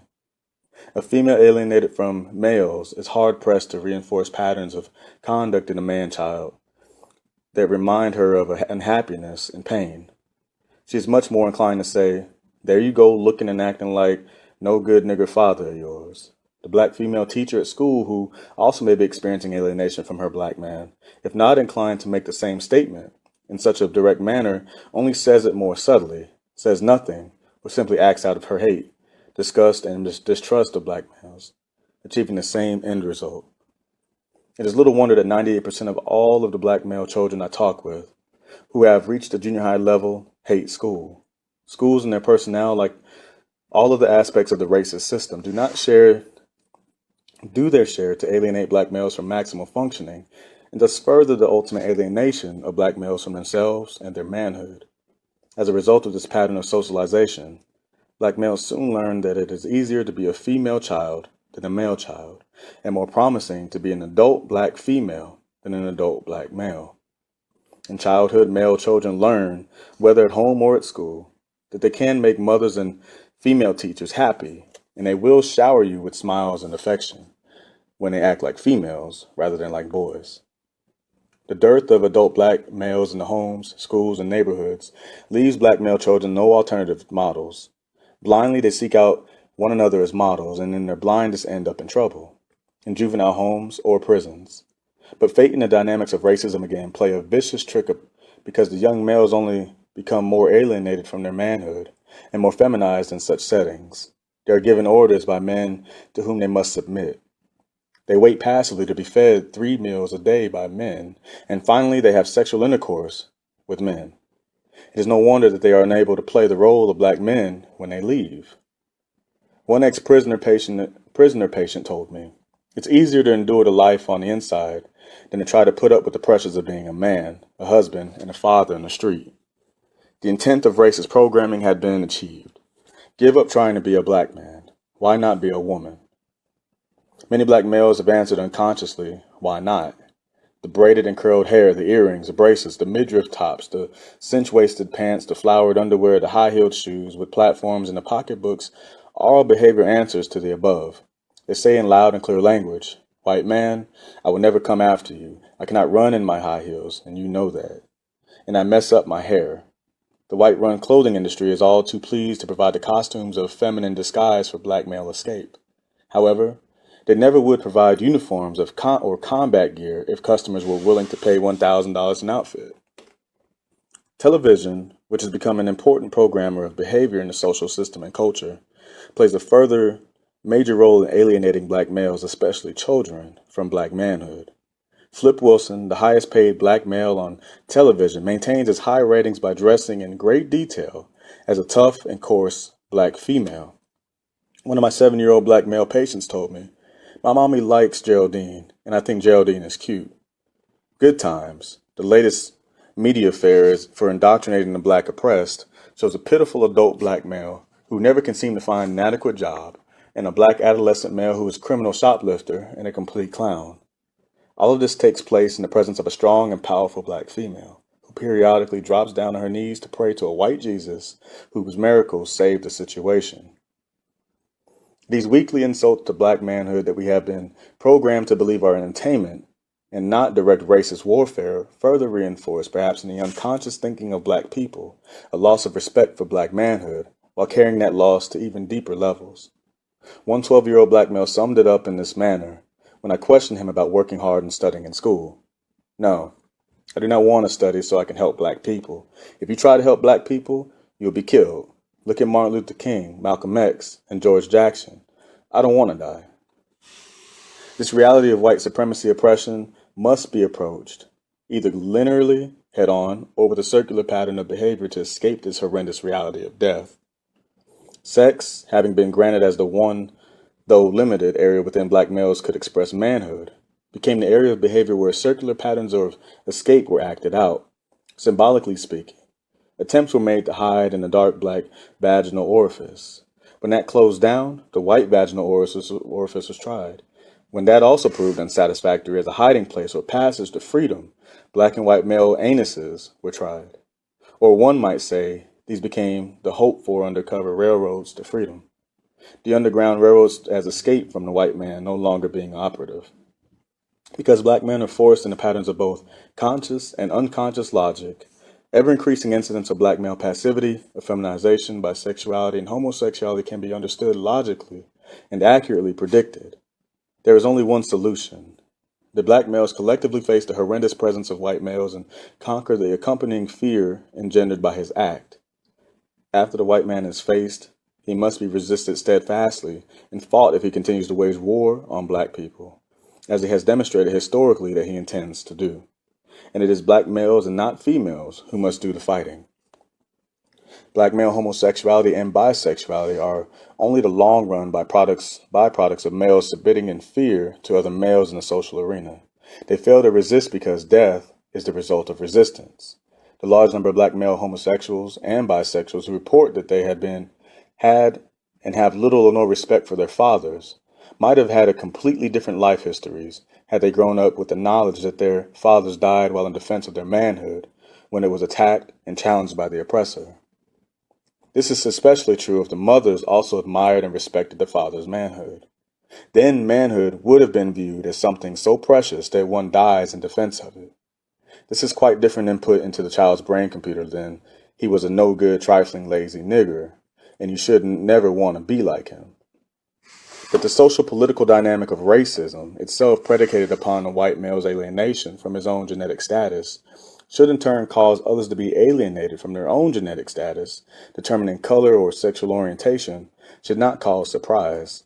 It should put the victims of such a dynamic on the alert so that they efficiently and effectively can counter this destructive assault against the appreciation of their own total genetic status. All black children should be protected by black people from being alienated against any of their genes, by those genes of color, sexual, gender, or sickle cell anemia. Racists will attempt to bring about such a genetic annihilation or alienation, but black people should be prepared to counter it. Black psychiatrists must understand that whites may condone homosexuality for themselves, but we as blacks must see it as a strategy for destroying black people that must be countered. Homosexuals or bisexuals should neither be condemned nor degraded, as it did not decide that they would be so programmed in childhood. The racist system should be held responsible. Our task is to treat and prevent its continuing and increasing occurrence. One method I have been using with all black male patients, whether their particular disorder be passivity, effeminization, bisexuality, homosexuality, or other, is to have them relax and envision themselves approaching and opposing in actual combat the collective of white males and females, without apology or giving up in a crunch. The fear of such a confrontation is at the basis of most of today's black male pathologies and patterns of logic, thought, speech, action, and emotional response as they participate in all areas of human activity. I've been working with black mothers and black male children, attempting to help them rid themselves of the fear of their sons and their men dying, which pushes them unconsciously to make babies of their sons and their husbands in an effort to try to protect and defend them. This response is the exact reverse of what is needed under the conditions of racism. Black women must learn to rear sons who will learn from the cradle that their major function as men is not to get a job and a fine car, but to defend, protect, and support their people, in that order, even should death be the consequence. That the black male is not a sex machine, but a protector and a developer of black people must be learned during the rearing process. There will be good jobs and self-respect, if not fine cars, once the people are liberated. There will be no true self-respect until the task is complete. As a people, we will need increasingly strong men because we can expect that white males, driven into homosexuality from their sense of weakness compared to the world's majority of colored men, also will move towards others, non-whites, which is always an attempt to compensate for the awareness of true weakness. Black male bisexuality and homosexuality has been used by the white collective in its efforts to survive genetically in a world dominated by colored people. And black acceptance of this imposition does not solve the major problem of our oppression, but only further retards its ultimate solution. The ISIS Papers, Chapter 7. What Freud was really talking about, the concept of penis envy. Every social system, including its reflected culture, has a priority objective, whether that objective is articulated clearly or disguised hypocritically. In the final analysis, a social system is a behavior system consisting of specifically designed patterns of behavior, patterns of logic, thought, speech, action, and emotional response, structured both consciously and unconsciously, which are used as social tools to achieve the priority objective of a people. These behavior patterns are carried forth in all areas of people activity: economics, education, entertainment, labor, law, politics, religion, sex, and war. White supremacy is the single priority objective of the world's dominant social system. This system has been functioning for the past several hundred years. In discussing the psychogenetic motivations for the white supremacy system's origin in Chapter 1, I fully realize how presumptuous it may seem to some in the context of white supremacy system culture that I, a black female psychiatrist, should presume to critique the thinking of Sigmund Freud, one of the acknowledged major thinkers of the white supremacy system. However, having been taught and having read Freudian theory, I decided long ago that the most of Freud's analysis made little, if any, real sense. After studying history and carefully analyzing what I see happening about me daily, I've concluded that I have every right, indeed every obligation and responsibility as a being on this planet, to set forth my thinking on the furor that has been made on the subject of Freud's work and thought. If I should need further justification for my activity, I offer the following for whatever it's worth. Many white psychiatrists already are concluding and stating aloud that their psychiatry is dead. A psychiatry that for the past 50 years has been based on Freudian theses, apparently that are recognizing from experience that the theory has little practical use. And two, if Sigmund Freud was really an astute behavioral analyst and scientist, why was he unable to decode or predict the behavior of those in the environment in which he, as a Jew, found himself, an environment in which a full one-third of the world's total Jewish population would be destroyed? Certainly, if Freud was a Jew, was going to spend most of his energy thinking about and decoding behavior, he should have thought in greatest detail about why his people, the Semites, historically had been under attack throughout the whole of their European existence. That Freud should tell others what to do with their behavior while he failed to provide answers for himself and for his entire group suggests that one can only take his ideas with a proverbial grain of salt. But as I demonstrate, Freud, perhaps feebly and unconsciously, was struggling to discuss the major issue of his existence as an oppressed, non-white victim in a white supremacy culture. Therefore, his discussion, coming forth in the language of abstraction and displacement, has remained completely obscure and, in a final analysis, useless. It is my view for the word Semite is derived from the Latin prefix semi, which means half. Semites of the Jewish religion are persons from Africa who were half black and half white. Black plus white always equals colored, meaning persons carrying in a genetic makeup some capacity to produce melanin pigmentation, and in some instances, a genetic capacity to produce kinky hair. Jews who left Africa and went to Europe were colored people when they arrived there hundreds of years ago. Europeans or whites never have forgotten the Semite capacity for genetic dominance of the Aryan white population.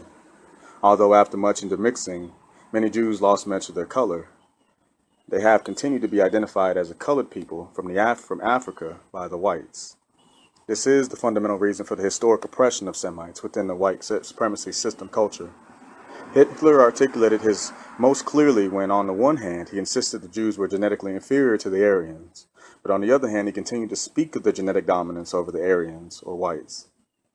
Freud could not focus fully on this because he desired acceptance in the white supremacy culture and did not want his science of psychoanalysis looked upon as a Jewish degraded science.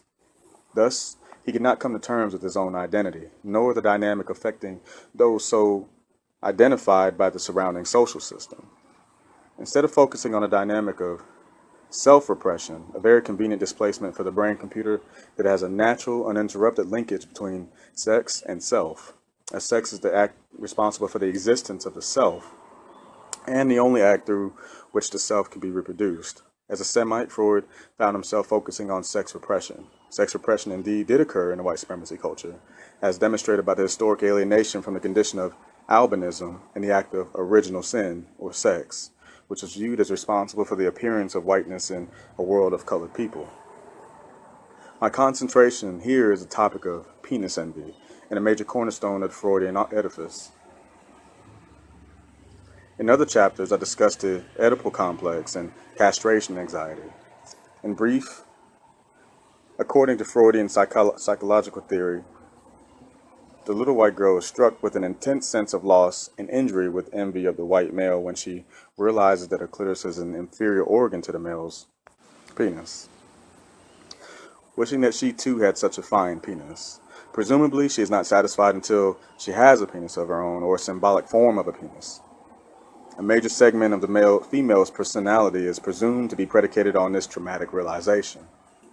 As previously mentioned, Freud was a Semitic victim in a white supremacy culture, and a culture that had its true genesis, not in Greece, but in Africa. The first albino mutations, whites, were produced from blacks in Africa. These albinos, I suggest, were chased north by the blacks or wandered north from the intense sun so that they could survive. See Chapter 2. They ended their trek in Europe, directly north of Africa, from the very first experiences of the mutant albino population, with the recognition that the condition of skin albinism or whiteness could be annihilated genetically by those with black and brown skins, a phenomenon that is now known as genetic dominance or a genetic recessive state, such as albinism. There had been a white fear of black genetic power, of white male fear and envy of the black penis or phallus and entire genital apparatus. This fear in turn produced a sense of inadequacy and inferiority in the white male as he compared himself to males of color. The total group's conscious or unconscious awareness of the genetic weakness and potential annihilation became even more pronounced as a culture theme as Europeans or whites began circumnavigating the globe in the 15th century and on. At this time, whites discovered that there were a tiny minority on the planet wherein all others had colored skins. It did not take long for the group to realize that both colored males and females could annihilate the whites genetically. Thus, the white male felt genetically weaker, not only in comparison to the black male, but also to the black female. The black male had to be feared more because it is males who initiate the act of reproduction. The above genetic dynamics are, of course, never discussed directly and overtly within the white supremacy system culture. Most overt discussions on genetics center around analysis of the inferiority of black and other non-white people, which of course is a projective compensation. The full discussion, however, that continues covertly and unconsciously permeates the logic sequences within the culture. Now, perhaps it would be fair to state that the true awareness of the fundamental genetic issue is repressed. White envy of the black phallus is addressed unconsciously when whites constantly concern themselves with the comparative size of the black phallus versus the size of the white phallus. This concern is raised in the form of the following question: is the black male's penis really greater in size than that of white male? Any school child could suggest that a simple tape measure can settle the question once and for all, unless the questioners and researchers are afraid to measure. In my practice, the black mother informed me that her 6-year-old son, attending a predominantly white elementary school, reported to her that one of his white male classmates had told him that he, the black child, had a large penis. The mother stated that she asked her son what his response was. Her son told the white boy that all black boys had large penises. It is obvious that in the above situation, in a school with a majority of white children at shower or bathroom time, the white male child would have had ample opportunity to see the size of the white penises. He would have had the same opportunity at home. His need to comment on the size of the black child's penis indicates that the black penis must have stood out by all other comparisons, even at this tender age. It is also certainly clear that the black male child had no concerns or fears about the adequacy of the black male's penis. Furthermore, it is my interpretation that the major concern is with the power of the genetic material in the black testicles, and that concern is displaced to a less threatening object, the phallus and its size. To appreciate my analysis, remember that the major percentage of black males who have been lynched by white males have had their genitals attacked, removed, and taken away by white males, i.e., carried with them on their person. This behavior is peculiar to white males in the relationship to men of color. I interpret this behavior as fear of the black male genitalia, thus it must be attacked and destroyed, but also there is envy and a desire for possession of same. This should help to explain why white males who wish others to view them or wish to view themselves as strong, powerful, and important puff and suck on huge black cigars. Indeed, the more important they wish others to believe they are, the longer the cigar. Perhaps the foul odor is the draw of attention of others to themselves with their long black cigars, their symbolic phallus. Also, the more powerful and important a white male perceives himself, the longer is his black limousine. Both the car and cigar can be viewed as phallic symbols. Perhaps black and dark brown pipes also should be included as similar symbols. It is again little wonder that white men built missiles shaped in the form of phalluses, painted them white, and used them to annihilate peoples of color around the globe. I've said all the above to state this. Yes, there is penis envy in the white supremacy culture, but it began with the white male's envy of the genetic power residing in black males' testicles and phalluses. Perhaps there is also envy of a comparative longer length of the black phallus, the sense of his relative genetic weakness or inferiority compared to black males, because black is always genetically dominant to white, caused the white male to attempt to project inferiority on white females as well. See Chapter 6. The white male's insistence that he is superior to the white female and is forcing his psychological dynamic in white family life has caused the white female in turn to wish that she could share his power and his status and symbolically to have a penis of her own. The extent to which white females as mothers play a role in helping to turn their sons into effeminate homosexuals, female acting men with penises, is again an attempt to resolve an aspect of the conflict. Now, some white females react to this imposed sense of their genitalia inferiority to seeking to liberate themselves and secure black penises of their own, penises white males consider more powerful than their own. This is the dialogue that increasing numbers of white females covertly and perhaps unconsciously conduct with white males as white females parade in front of white males with the black male, a black penis, they have captured for their own. The silent dialogue between the white male and white female in these social confrontations goes something like this. Now I have one, a penis, that is bigger and stronger than yours, one that I know that you envy. As the mothers, wives, and sisters of white females consciously or unconsciously always have understood white males' envy of black males, even though the envy was expressed in terms of white male hysteria over white women being raped by black males. White males knew or suspected that the white female desired the black penis more than the white one because the white men themselves desired the black penis more than their own. Why else cut off the black genitals and take them home? Thus, it is not surprising that there is an increased white female black male activity, initiated in most certain instances by white females who have signaled to black males that they are available. At the same time, other white females are saying that they are going to be policemen, firemen, and football players just like men, and are discussing their lesbian inclinations openly. White females, with Freud's help, have projected their own intense sense of loss, injury, inadequacy, and envy as genetically recessive albino mutants who are being annihilated genetically by both black, non-white males and females. It is they, white males, who have the primary penis envy, which is manifested in their envy of black males' penises. They then project their sense of inferiority onto white females, causing them to, in turn, to develop secondary penis envy. The accuser now stands himself accused. These dynamics are at the root of the fear of all true competition white males feel toward black males, thus preventing true competition in all areas of people, activity, economics, education, entertainment, labor, law, politics, religion, sex, and war. The obscurity of Freud's ideas can be clarified only if the system and cultural dynamics of white supremacy are analyzed and understood fully, for this in the context in which Freud wrote, suffered, and died. Freud attempted to escape his own reality as a Semite, in the full meaning of that term, was unable to face fully what he was seeing and experiencing about him, which was anti-Semitism and dynamic of white supremacy. He felt it, but he could not accurately describe it, perhaps because he feared for his life.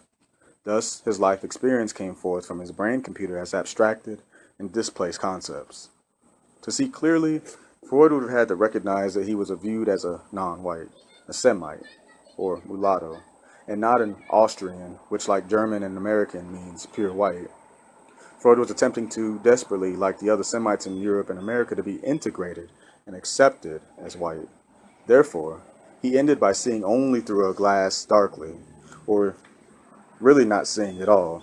Then again, perhaps Freud sensed that offending the Aryans or whites by making a fully accurate analysis would have brought disaster before it finally did come in the Nazi Holocaust. Personally, I see no need to repeat his fear nor his folly, even though the same danger exists. The ISIS Papers, Chapter 8, Guns as Symbols.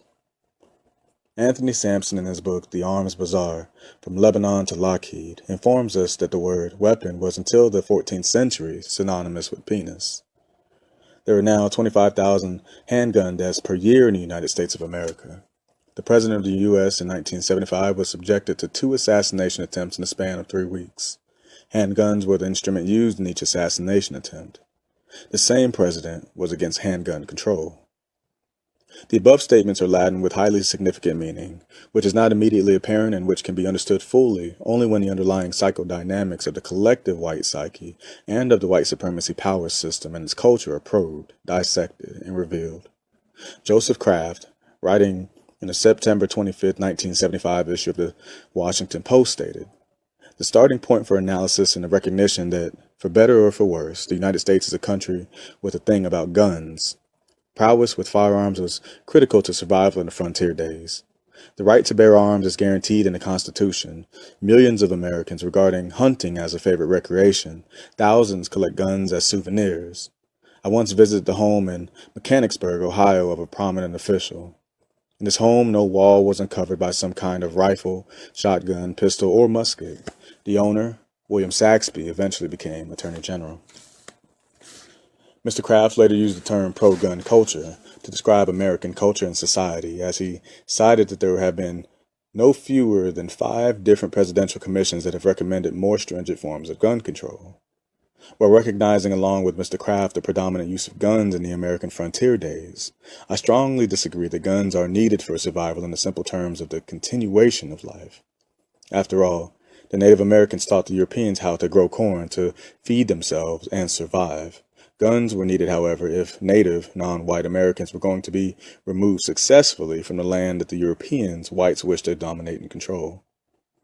This essay is being written neither in review nor in protest of the horrendous carnage of Native American life in particular, nor in protest of the general path of carnage that has been tread in this area of the world. It is being written in hopes of shedding light on the seeming dilemma that, in spite of the past and present potential carnage for handguns, there is tremendous resistance amongst the dominant population to have guns, as well as all other instruments of life destruction, including atomic, hydrogen, and neutron bombs, brought under control. In my view, the gun is a critical symbol of the subconscious mind of white peoples everywhere. The symbol is primarily operative, as are all true symbols at the unconscious level of brain activity. Increasing numbers of black behavioral scientists are beginning to understand that the dominant thrust in what has become known as Western civilization is racism. Once we become aware of the deep humiliation that is apparently felt by whites because of their skin whiteness, due to genetic mutation to albinism, and because of their genetic vulnerability when compared to non-whites, black, brown, red, and yellow peoples, it is possible to understand the historically degraded status of sex in the white supremacy system culture. Sex is the act of self-reproduction, and the act responsible for the production of the self and the appearance of the self. In a white brain computer, if the white, pale, genetically vulnerable self is degraded, then the act that produced that self will be degraded in the same brain computer. An example by a famous Western author of what whites have thought consciously about white skin is presented by Mark Twain, who, in his essay, Skin Deep, From On to the Damned Human Race, stated, "Then there would have been the added disadvantage of the white complexion. It is not an unbearably unpleasant complexion when it keeps to itself, and when it comes into competition with masses of brown and black, the fact is betrayed that it is endurably only because we are used to it. Nearly all black and brown skins are beautiful, but a beautiful white skin is rare. How rare the one may learn by walking down a street in Paris, New York, or London on a weekday, particularly an unfashionable street, and keep count of the satisfactory complexions encountered in the course of a mile. Where dark complexions are masked, they make the white look bleached out, unwholesome, and sometimes frankly ghastly. The acts of self-production and self-reproduction are not only targets of degradation in the white psyche or brain computer. Within the thought and logic processes of the white psyche, the genitals themselves are degraded, both male and female genitals. Those parts of the anatomy and physiology are responsible for self-reproduction and production. Especially the white male sexual apparatus is seen as inferior and inadequate when compared to the sexual apparatus of the black male. See Chapter 7. In the May 1977 issue of Medical Aspects of Human Sexuality, in an article entitled Men's Fear of Having Too Small a Penis by Pavel W. Tunsig, MD, writes, a surprisingly large number of men fear that their penises are not of adequate size. Although Tusneg makes no reference to the race or color of the man he interviewed, it is known in clinical practice that this is not a major fear of black men. However, he does state, it is hard to determine the exact origin of the myth of the big penis. In many cultures, such as ancient Egypt, the penis did become a fertility symbol and was consequently pictured with enormous dimensions. In classic Greece, however, small genitals were considered more beautiful than larger ones. Romans reversed this concept, and Western culture appears by and large to have followed them. It is interesting that Tusing makes no mention of any attempt to measure the penis size of white and black men in a culture heavily laden with a specific white male preoccupation. A culture in which large numbers of white males are daily in close proximity to black males and aware of the presence in society, especially in the arena of sports, games symbolic of special male prowess and virility, where black males dominate. Interestingly, Clyde Keeler, writing on albinism in an article entitled Kuna Moonchild Albinism, 1950 to 1970, states the voice quality of albino males is soft and higher pitched than in merino males. In addition, they appear to be deficient in sex hormone, and while they may be fertile, they have a lower phallic posture due to flaccidity. Albinos usually have flabby muscles and reduced muscular strength, as shown by manumeter readings.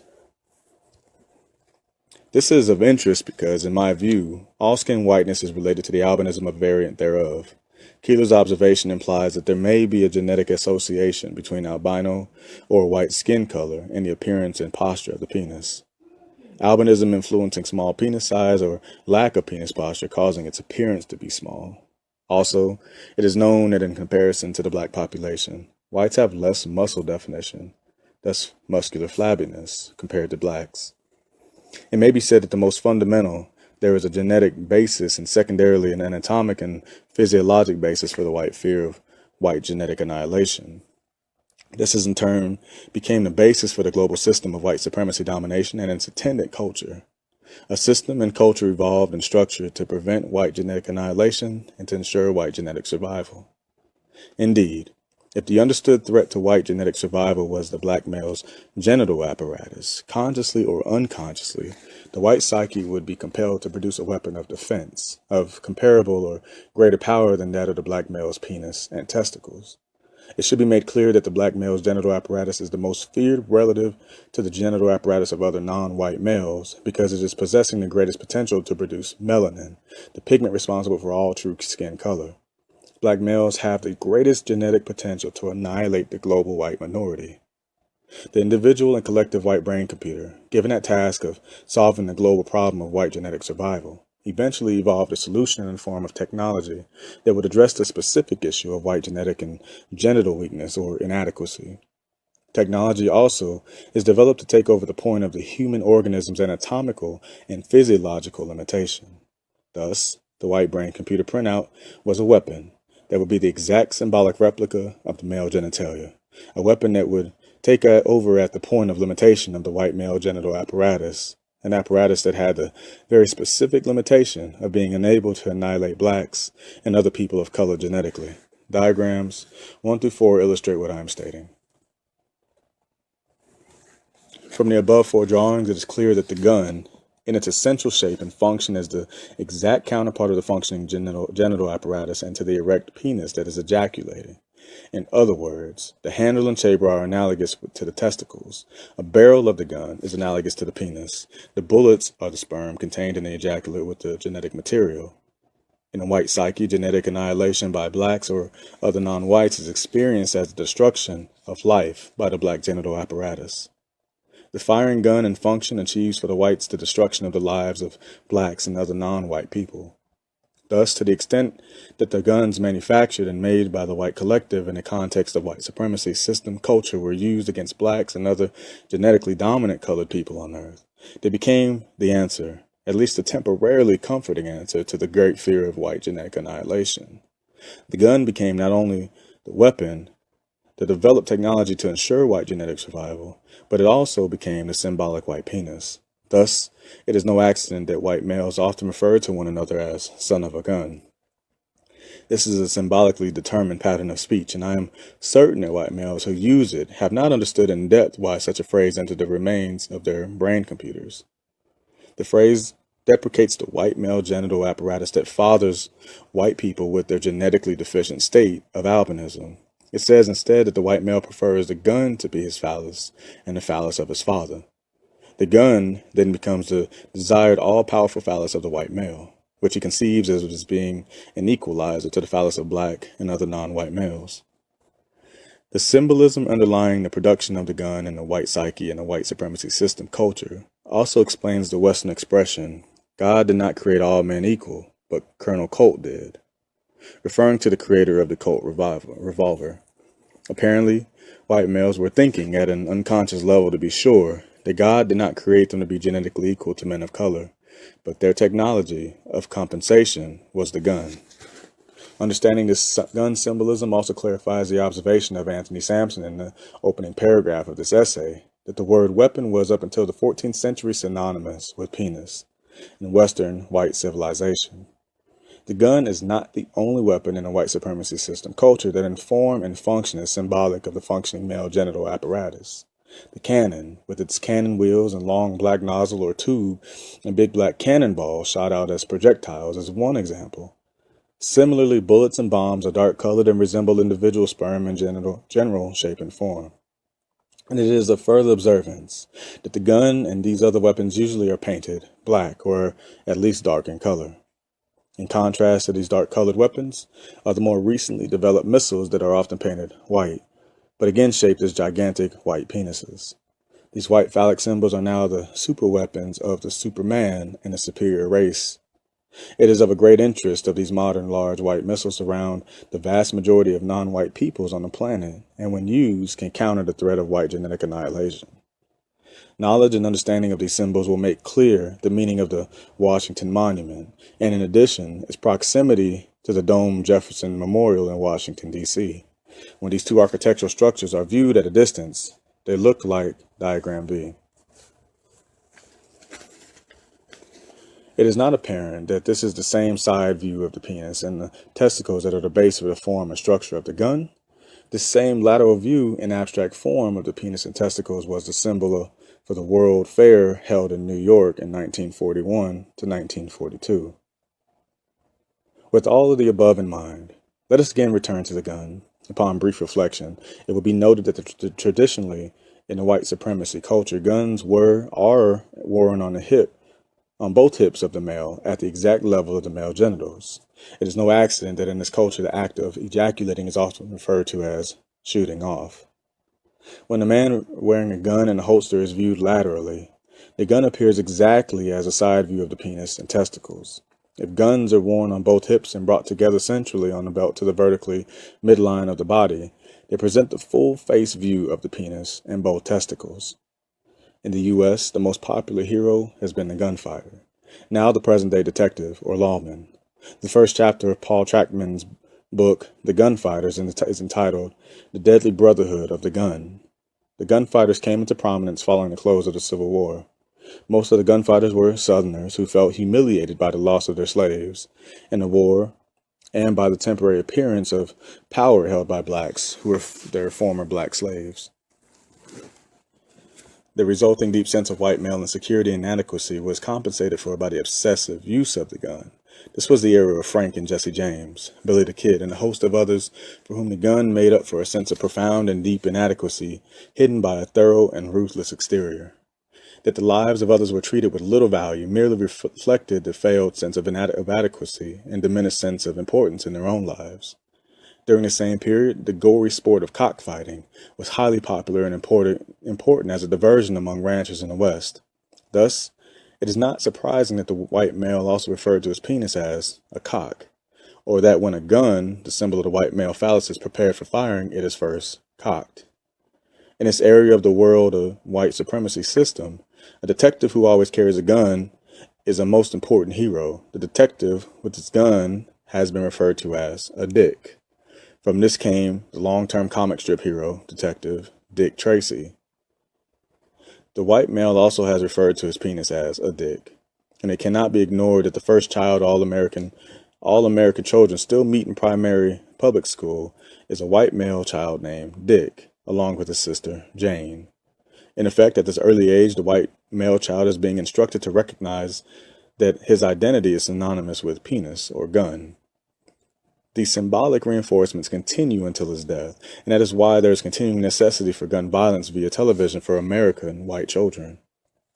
All of the above has been stated not only to point out a basic preoccupation of the white supremacy system culture with the threat of white genetic annihilation, but more importantly to shed light on why there cannot and will not be gun control or weapon control in the global white supremacy system culture. With the gun being the symbolic genitalia of the white male, his answer to the threat to white genetic survival, gun control would represent white male genital castration. Such gun control would spell the immediate end of white genetic survival on Earth. John Ellis, in his book The Social History of the Machine Gun, states, "The odds were so in favor of the natives that the white men were obliged to adopt all weapons that would help to maximize their firepower. In all parts of the continent against Zulus, dervishes, heroes, Matabele, and many other peoples, Gatlings, Gardners, and Maxims sight down anyone who dared to stand in the way of the imperialist advance. Without the handful of machine guns, the British South African Company might have lost Rhodesia. Luggard might have been driven out of Uganda, and the Germans of the Tanganyika. Without Hiram Maxim, such a subsequent world history might have been very different."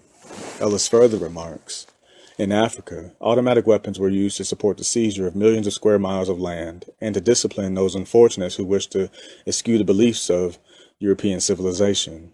With machine guns in their armory, mere handfuls of white men plundered and visionaries, civilians and soldiers were able to scoff at the objections of the Africans themselves and impose their rule on the whole continent." Thus, in this area of white supremacy system, there in 1975, there were 25,000 deaths caused by guns. That there cannot be gun control. Guns and missiles are viewed as essential aspects of white male anatomy and physiology. It is an accident that in the U.S., white male children learn to use guns before they learn to use their penises, while black male children learn to use their penises before they use their guns. I will close with further observations, following a lecture that I presented in Los Angeles, California in May 1977, in which I concluded a discussion on the symbolism of the gun in the white male psyche. A white male in the audience pointed out the parallel symbolism in a large black umbrella often carried by white males in the white supremacy culture. I agreed that this observation seemed to be a valid one. The long black umbrella carried everywhere became a part of the standard dress of the well-to-do Englishman at a time when it was said that the sun never sets on the British Empire. Of course, this great empire consisted of control over vast numbers of non-white men and their genitals that had the power to annihilate whites. The white man's traditional long black umbrella said, in effect, "I also have a large black phallus, or at least a phallic symbol, that denotes my importance and power, and the power over the black male genital apparatus." The same symbolism explains a recent murder in Washington, D.C. A white male shot a white female companion in the mouth, as she was in bed with two other white females engaged in sexual activity that all four had been involved in earlier. As the white female victim was engaged in being sexually pleasured by two white females, the white male who was left out, feeling genitally rejected and inadequate, compared to two females, pulled out and used, consciously or unconsciously, his preferred symbolic penis, the gun. The ISIS Papers, Chapter 9. The Motherfucker and the Original Motherfucker. I've defined racism as the behavioral power system of logic, thought, speech, action, emotional response, and perception, whether consciously or unconsciously determined, in persons who classify themselves as white.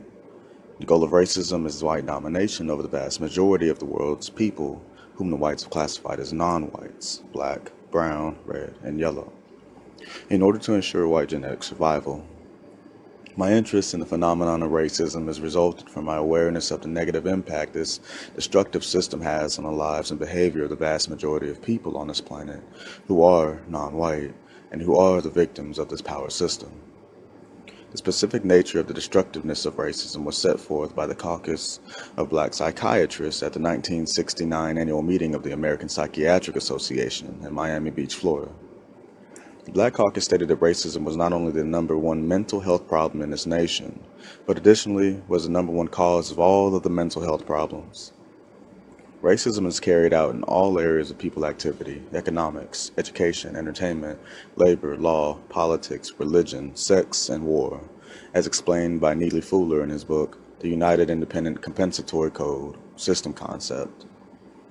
From the above, it follows that if the basic underlying psychodynamic motivations in the individual and collective white psyche are understood, that is, survive as mutant genetic deficient minority, which includes the evolution of a power system to ensure that survival, then all patterns of white behavior eventually can be decoded and fully understood, whether they are patterns of logic, thought, speech, action, emotional response, and or perception in any of the 9 areas of people activity. Similarly, because of all non-white peoples on the planet, Earth, are now subject to and affected by the global white supremacy system, if the white psyche is decoded and understood fully, it is possible to decode and understand the present behavioral manifestations of all those people who are victims of white supremacy, domination, and oppression, the total non-white majority as a collective and as individuals. The term motherfucker is a pattern of speech used with extremely high frequency amongst black people, specifically black males in the U.S. In my attempt to decode and understand this particular pattern of high-frequency behavior or language use, it was necessary to begin the knowledge that all black peoples, like all other non-white people, are relatively powerless victims of the white supremacy system, irrespective of their income levels. I then examined certain other specific patterns of language used by black males within the white supremacy culture. To begin with, black males in particular, also black females, refer to the white male as the man. Once this term, the man, is thought or uttered, the brain computes that inasmuch as there are only 5 major categories of people: man, woman, boy, girl, and baby. If the white man is the man, meaning logically the only man, then any other male must be one of the 4 remaining people categories: boy, girl, woman, or baby. Historically, black males have fought being referred to as boy by white males and females. Only recently has the use of this degrading appellation ceased to some extent, although there is a current television series called Chico and the Man. The title implies the boy and the man. The man, of course, is white, and Chico is a non-white male. Because the use of the word boy in reference to black males ceased, it only meant that black males could then refer to themselves as any one of the remaining 3 categories of people: baby, woman, or girl. It certainly did not imply that black males would be referred to as equals of white males. This never could occur under the system of white supremacy domination. When the use of the word boy was no longer the term of common reference for black males by whites, black males began referring to themselves as baby. For until most recently, until the changes in dress and clothing styles, most black males deeply resented any reference to themselves as girl or woman. But the recent style changes towards high-heeled shoes, curled hair, hair curlers, braids, earrings, bracelets, necklaces, pocketbooks, midriff tops, cinch-waisted pants, etc., that many black males have adopted now suggest that there's a developing tendency widespread amongst black males to not mind, consciously or unconsciously, being mistaken for a girl or a woman. However, at present, the term baby is a fully accepted appellation for black males in reference to one another. It is thus not uncommon to hear one black male say to another, "Hey baby, what's happening?" In addition to black males frequently referring to one another as baby, many black females often refer to their black male peers and companions as baby. While black adult females refer to black adult males as baby, black adult males often refer to black adult female peers and companions as mama, often expecting those mamas to provide food, clothing, and shelter for them. It is not uncommon to hear, "Hey mama, can I ride with you?" Further, black adult males also refer to the place where they sleep as a crib. The brain thus computes an adult male who refers to another adult male as the man, meaning the only man, to himself as baby, to the woman that he sleeps with as mama, and to the place where he sleeps as a crib, will call himself, or any other black male reflection of himself, a motherfucker. Thus, it is clear that the origin of the specific pattern of speech begins with a perhaps unconscious recognition that within the framework of white supremacy power system and its reflecting culture, power rests only in the hands of whites, more specifically in the hands of the white male, and relative to the white male. The black male is a powerless baby. All babies everywhere are powerless compared to adult males or men. Motherfucker is therefore a profound political statement, as it addresses itself to an existing and specific set of power relationships, namely the white male's continuing dominance over the black male. It is the confrontation with the stated fact of this social and functional powerlessness in this total context of the white supremacy culture that causes one black male to explosively challenge and fight another black male when called motherfucker, with the proper negative vocal intonations. This is true because black males are totally uncomfortable with the reality that their relative powerlessness compared to white males, even though this awareness of powerlessness is more than unconsciously repressed and consciously dealt with in the black male psyche. It is my estimate that 70% of the black male on male homicides follow the use of the term motherfucker, said in a specific tone that implies that at the unconscious gut level, you are a powerless baby. The reality and awareness of black male powerlessness in the context of the white supremacy culture causes such gut and psychic pain for the black male that the brain computer switched over to the very deep levels of the unconscious mind in the realm of the region of symbolic word formation and thinking. Here, the brain pieces together encoded symbolic language, the phraseology that hides from the conscious mind the continuing existence and activity of a totally unacceptable reality. Indeed, there is no single term that is more emotionally charged, nor a phrase that is used more often by black males in the U.S. than motherfucker. It suggests that the most obvious of all realities for black males is their powerlessness relative to the power of the white male in a system and culture of racism.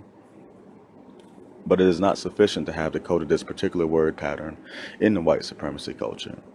The question indeed arises, why is this particular word formation and combination used to denote black powerlessness? This more fundamental question can be answered. Again, however, it is necessary to begin with the psyche of those who organize the white supremacy power system, as well as the fundamental reasons and motivations behind its origin. The total world white collective has been involved in the establishment and maintenance of the white supremacy power system. It is, however, the white male who has been involved most specifically in the system's establishment and maintenance. The system's major characteristics thus reflect more of the projections of his psyche than those of his female counterpart. I stated in the beginning of this book that whites are undoubtedly a genetic mutant albino population. They are albino mutants from the original black human beings, causing the formation of a mankind and humankind. This statement is given strong support by the work of the anthropologist Louis Leakey, who stated in his book, by the evidence, that human life began in Africa and that the first human beings were black. From the modern science of genetics, we know that it is possible for all pigmented population groups to produce white albino mutants. We also know that it is impossible for albino mutants to produce black offspring. As reported in National Geographic and National History magazines, recently found in Africa was the first known albino gorilla infant, who was the offspring of its coal-black gorilla mother and father. This evidence strongly supports the extrapolation that if a higher primate, in this instance a coal-black gorilla, can produce a platinum blonde, blue-eyed, pink-skinned albino, and certainly this could also be the pattern by which blonde, blue-eyed, pink-skinned white men and women also were produced, as genetic mutants or albino mutants from the black norm, that the norm for the entire human family is to possess melanin-pigmented skin supports that extrapolation. The albino mutants that easily could have evolved in Africa either could have been chased northward by their pigmented parents and kinsmen, or they could have migrated northward on their own, away from the intensely sunny environment of Africa where their non-pigmented defective skins were not damaged by the less intense sun rays. Moving directly northward from Africa, one lands in Europe, the now recognized home of the whites. The main point of this perhaps seemingly discursive discussion is that white-skinned albino persons were most probably the genetic mutant offspring from black parents.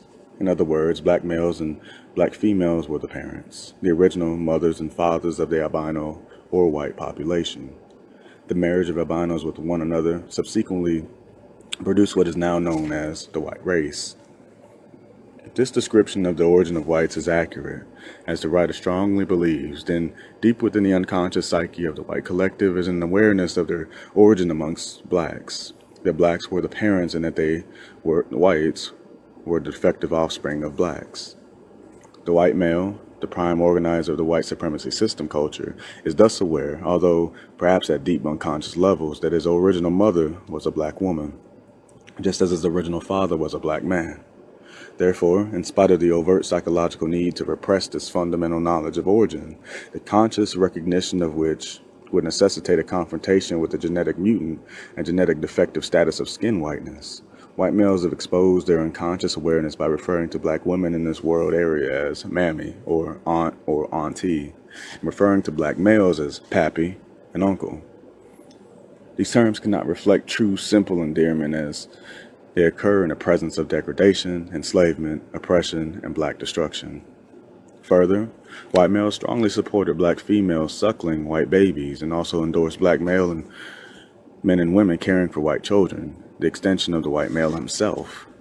This close contact of the white child, particularly with the black female, was supported by the white male in spite of the degraded slave and oppressed status with the white collective imposed upon the black collective. Thus, as the white baby suckled the breast of the black woman, the white adult male, as he watched the black slave mammy suckle his white baby, could unconsciously fantasize himself as being at the breast of the original black mother. Even more significant is the fact that the white male could not abstain from making sexual aggressions toward the black female. Indeed, some of the most important founding fathers of the so-called United States of America were involved actively and continuously in relationships with black women, i.e. George Washington and Thomas Jefferson. This pattern of sexual aggression of the white male towards the black female continues unabated to this day. Ultimately, it's little wonder that black stockings, black underwear, black sleepwear are items of sexual stimulation for the white male collective. It should be noted that the term sexual aggression is used to imply a sexual relationship between political unequals. The white male is power, and the black female, like black male, is powerless. Sexual favors are thus directly or indirectly forced from the powerless partner. Each time the white male imposed or imposes himself sexually upon a black female at the deep levels of symbolic thought, he can be viewed as having intercourse with the reflection of his original black mother. Thus, the deep and fundamental psychodynamics of the white supremacy system culture, the white male becomes the original motherfucker. Thus, through the subtle and intricate dynamics and the unconscious underweavings of the white supremacy system culture, the white male has projected his image of himself as motherfucker onto the total black collective throughout the world. Indeed, each time one black male even utters the term motherfucker to another black male, there is probably some white male on the planet who is having a sexual intercourse with a black woman, black or non-white female, the symbolic representation of the white male's original black mother. Even the white male's pornographic magazines are filled with pictures of white males having intercourse with black females. This need to turn to and have intercourse with the black mother is undoubtedly the true basis for the Greek myth Oedipus Rex. It is explained why the symbolic story or myth continues to have major significance in the white supremacy system culture. The myth of Oedipus tells of Oedipus sleeping with his mother, the black female, and slaying his father, the black male. The myth of Oedipus parallels in importance the biblical myth of Adam and Eve, which in coded language depicts the origin of the first whites or albinos from black parents.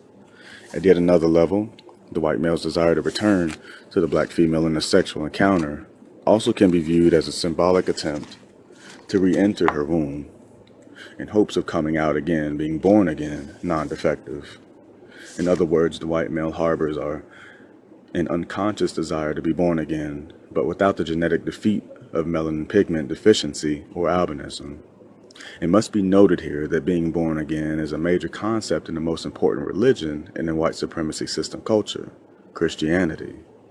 An extension of the concept of being born again without genetic defect is to be born without sin, and to rid oneself of the original sin. The original sin in white supremacy's Christianity, on close examination, is the act of sex that produced the appearance of nakedness or the genetic mutation of albinism on white skin. That the concept of sin, shame, and guilt are related to the naked white body, as perhaps an unconscious association was made manifest when a significant number of white males began to run about naked, body whiteness fully exposed at the height of the Watergate scandal, when the evil doings of the highest-ranked men in the global white supremacy system became exposed to the world. This behavior phenomenon of white men running naked in public and hiding in shame were called streaking. It has been laughed at and discussed but never fully explained before now. It should be noted also in the context that the good book in white supremacy system culture is, the Bible, is most often itself covered in black, almost never in white. Well, let's return from these asides to the main point of discussion, the white male as the original motherfucker and his sexual return to the black female as an expression of his unconscious desire to be reborn with black skin. Within the context of the American segment of the white supremacy system or culture, one of the most popular white male entertainers was Al Jolson. Jolson became famous singing as a white male in blackface, pretending that he was black or having a fantasy that he was a black, while the white audiences that enjoyed him, one can suspect, similarly were engrossed in the same fantasy. One of the most popular songs sung by Jolson was Mammy. He was pretending to be a black offspring of a black woman, while singing about how much he loved his dear old Mammy. Today, that song continues to stir the hearts, the unconscious of many white males, and I suppose also some white females.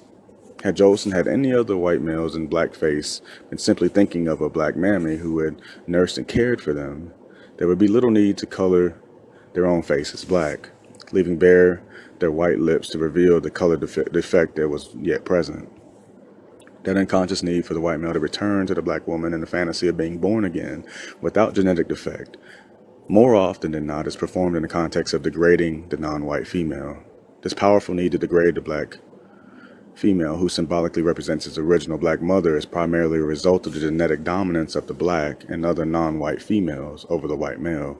She is able to cause his genetic annihilation because all of her offspring by the white male are non-white like herself. Thus, the white male, each year in every encounter with the non-white female, is confronted forcefully with the deficiency of his genetic status and is reminded of his true status as a recessive genetic mutant. He feels degraded in the encounter with the black female because of her genetic dominance, and so must in turn seek to degrade her. Ultimately, the white male views the black female as a threat to his survival on the planet. A secondary factor causing the white male to feel the need to degrade the black female in sexual encounters is the white male's and female's anger toward the original black mother. Whites blame the original black mother for giving birth to them with genetic deficiency, albinism. Their anger is still being acted out by the white male against the black female. This anger is reflected in the reports of many black females who have had sexual encounters with white males and report that white males often want not only to ejaculate in their faces and over their bodies, but also want to urinate and defecate on them as part of the sexual encounter.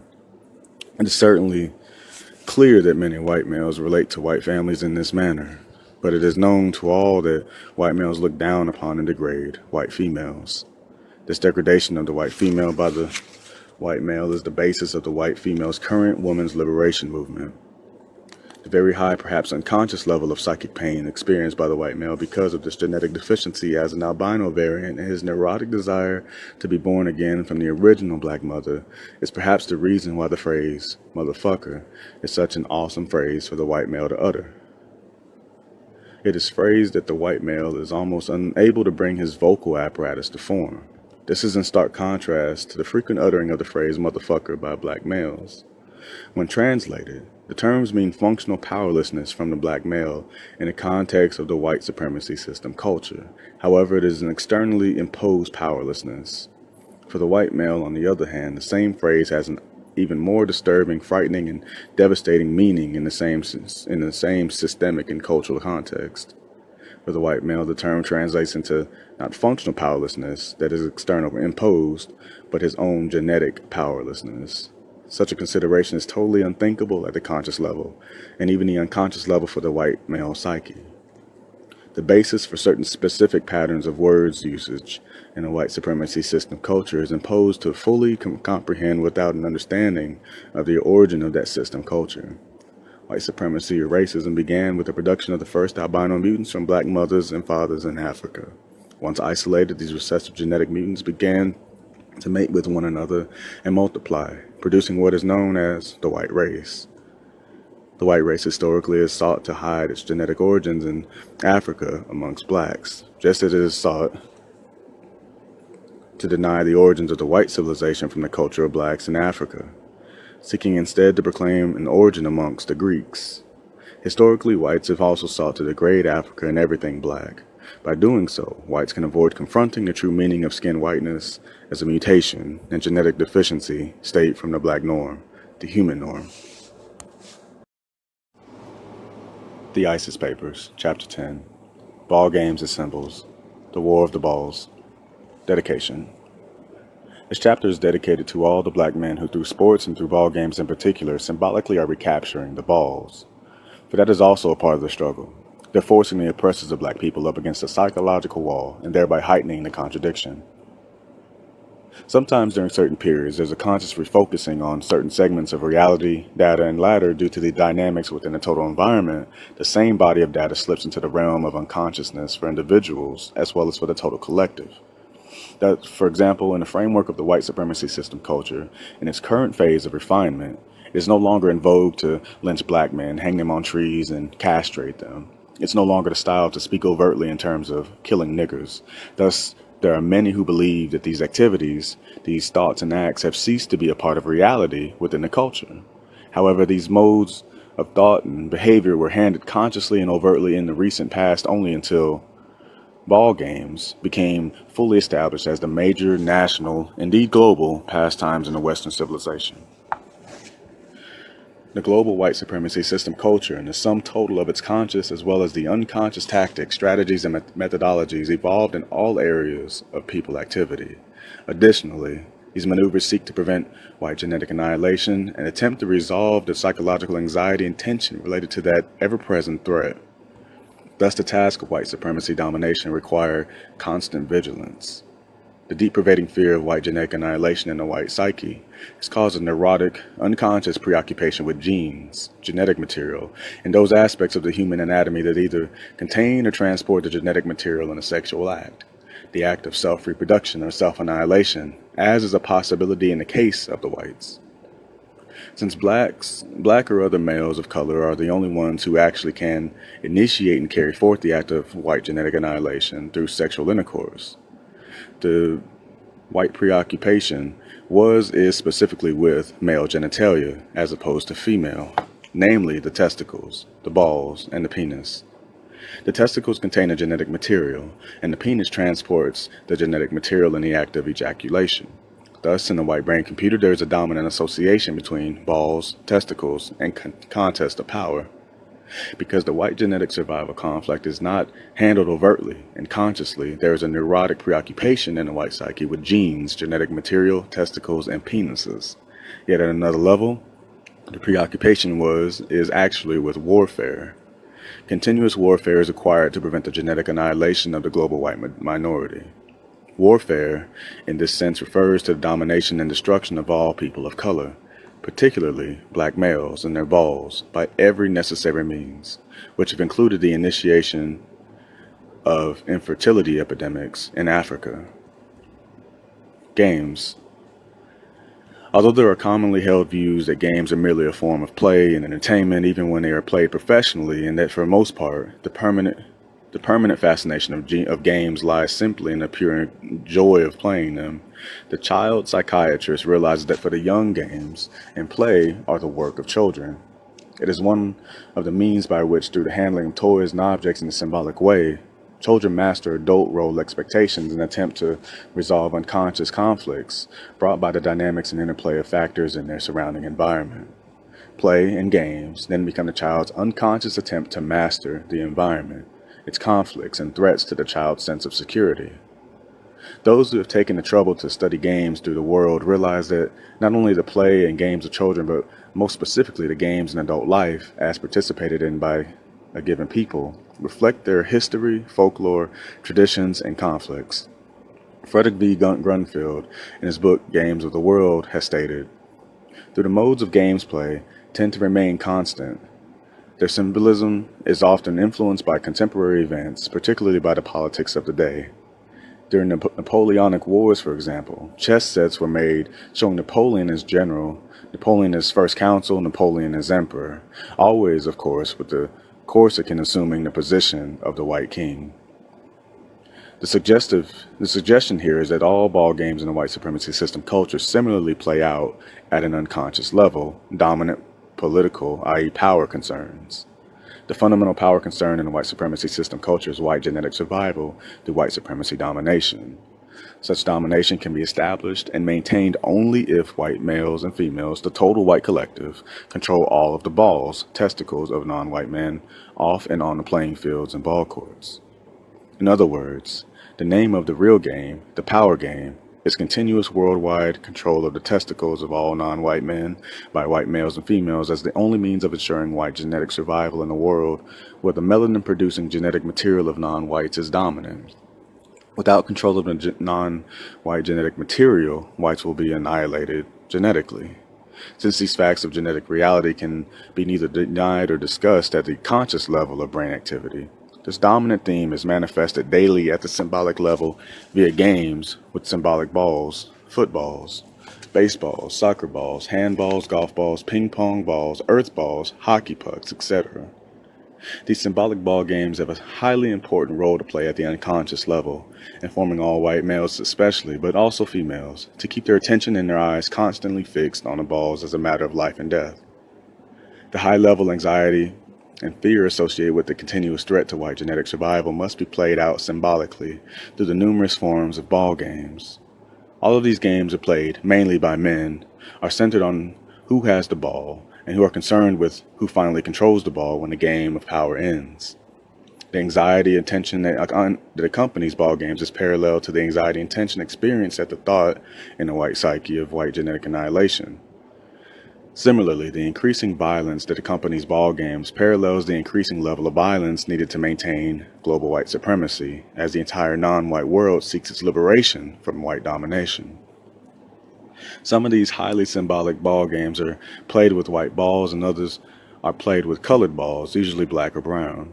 Generally, the white balls are small in size, whereas the colored balls are much larger in size, paralleling the respective genetic power in the white and colored testicles. Currently, the most popular games, those that attract most male attention, are played with big brown balls, footballs, and basketballs. This rise in popularity of colored balls parallels the rise in power at the global level of the third world of non-white nations. Also, as white females demand their liberation from white males in order to become co-equals in running the global system of white supremacy, they simultaneously seek expression of this equality by participating in all of the ball games, including football and basketball. At the same time, white females step up their sexual aggression toward black and other non-white males, greatly increasing the incidence of white female-black male marriages. In these arrangements, the white female obtains control of the black and other non-white male balls. Non-white males and females are powerless under the global system of white supremacy domination. As the threat to white domination and thus the threat to white genetic survival increases at the global level, a mass hysteria develops over playing with balls until the entire society and social system is either watching or playing ball games. It is of little wonder that violence is becoming an increasingly dominant aspect of ball games when it is understood that behind the symbolism of the ball games is the very survival of the white race. When war is in progress, the top priority is always the status of the war. White supremacy, racism, is a war against all persons classified as non-white. In the meantime, the balls are passed, hit, bounced, dribbled, batted, punted, kicked, thrown, shot, rolled, struck, driven, caught, and captured to see who is the final possessor of the balls, or to see who is the most agile, astute, or strongest in mastering and controlling the balls. Another point that effectively reveals the relationship of ball games to white psyche is and emphasizes the extent to which balls are a symbolic preoccupation is the reference in the white supremacy system culture to the act of sexual intercourse as balling. The ball, fantasy, in the white psyche can best be stated as if the balls can be controlled on the court or the playing field or through ownership, they can also be owned and controlled in real life. It is little wonder that in contrast to black males, white males play ball games as though they are a matter of life and death, and not as though they are simply to be enjoyed. When whites lose control of the balls, whiteness becomes extinct. It is no accident that the phrase "to blackball" in the language of the white supremacy system culture means to exclude, and to have the power to exclude. Similarly, the genetic material in the black testicles, black balls, has the power to genetically exclude or annihilate the recessive genetic material in the white testicles. Hence, one drop of black blood, black genetic material, makes you black, a highly familiar expression in the white supremacy culture. Now, specific ball games. Close examination of specific phenomenon in ball games that are popular in the white supremacy culture will support the preceding discussion. In a game of billiards or pool, there are 8 colored balls, a white ball, and a long dark stick placed on a table. The object of the game is to use the long stick in causing the white ball to knock all the colored balls under the table. The last colored ball knocked under the table is the black ball. When the game is over, the white ball is the only ball that remains on top in the table with the long dark stick. Then the game starts again. Bowling is also an interesting ball game in the white supremacy culture. Usually the game is played with a large black ball being rolled forcefully down an alley where it is expected to knock down 10 white pins. The central pin is referred to as the king pin. Clearly, the bowling pins are white and in shape are phallic symbols. In other words, the pins are white phallic symbols that are knocked asunder by a heavy black ball, over which the bowler attempts to gain mastery. In symbolic fantasy, the bowler sees himself as master and possessor of the larger black ball, and thereby in control of the harm it can bring to the white male genital apparatus, the white pins. Bowling was introduced to America by Dutch colonists in the 18th century. It's a derivative of the French game guise that was brought to England in the 19th century and later to Germany. Games that consist of throwing balls of various sizes back to ancient Rome and Greece, early cultures that had extensive contact with black men in Africa. A modern French derivative of the ancient game is jeu de boules. F.V. Grunfeld states, the French whites play boules with what was been described as a mild fanaticism. It is well to recall that a considerable period of French history was spent controlling black and brown men in Africa and Asia. Earthball is a modern American version of an ancient game. It is played as a struggle between the two teams or tribes who jostle, run, push, elbow one another to move the large, dark, colored ball in the desired direction and to gain possession of it. The game attempts to develop a sense of common purpose amongst the members of a tribe or team. This game was started in California, with most, if not all, players being white. The importance of games utilizing large brown balls in the white supremacy system culture is of a special interest. The most important of these games are football and basketball. It is only an accident that black males, now that have been allowed to play, have become the most outstanding players in these sports, nationally and internationally. Is it only an accident that in the game of football, the field general, the quarterback, almost always must be white, no matter the color of the other players? And, of course, the owners always must be white, so that no matter who wins or who is the star, the white owner controls the big brown balls and who gets to play with them. It is of symbolic importance that the large brown basketball is thrown into a circular opening, the basket, usually a white net, that can be viewed as a symbol of the white female vaginal orifice. Similarly, the large brown football is kicked through the white upright openings, the goalposts, that can be viewed again symbolically as the uplifted legs of a white female in the act of sexual intercourse. Perhaps unconsciously, the white male psyche considers that the white female's preferred sexual choice is tall, dark, and handsome.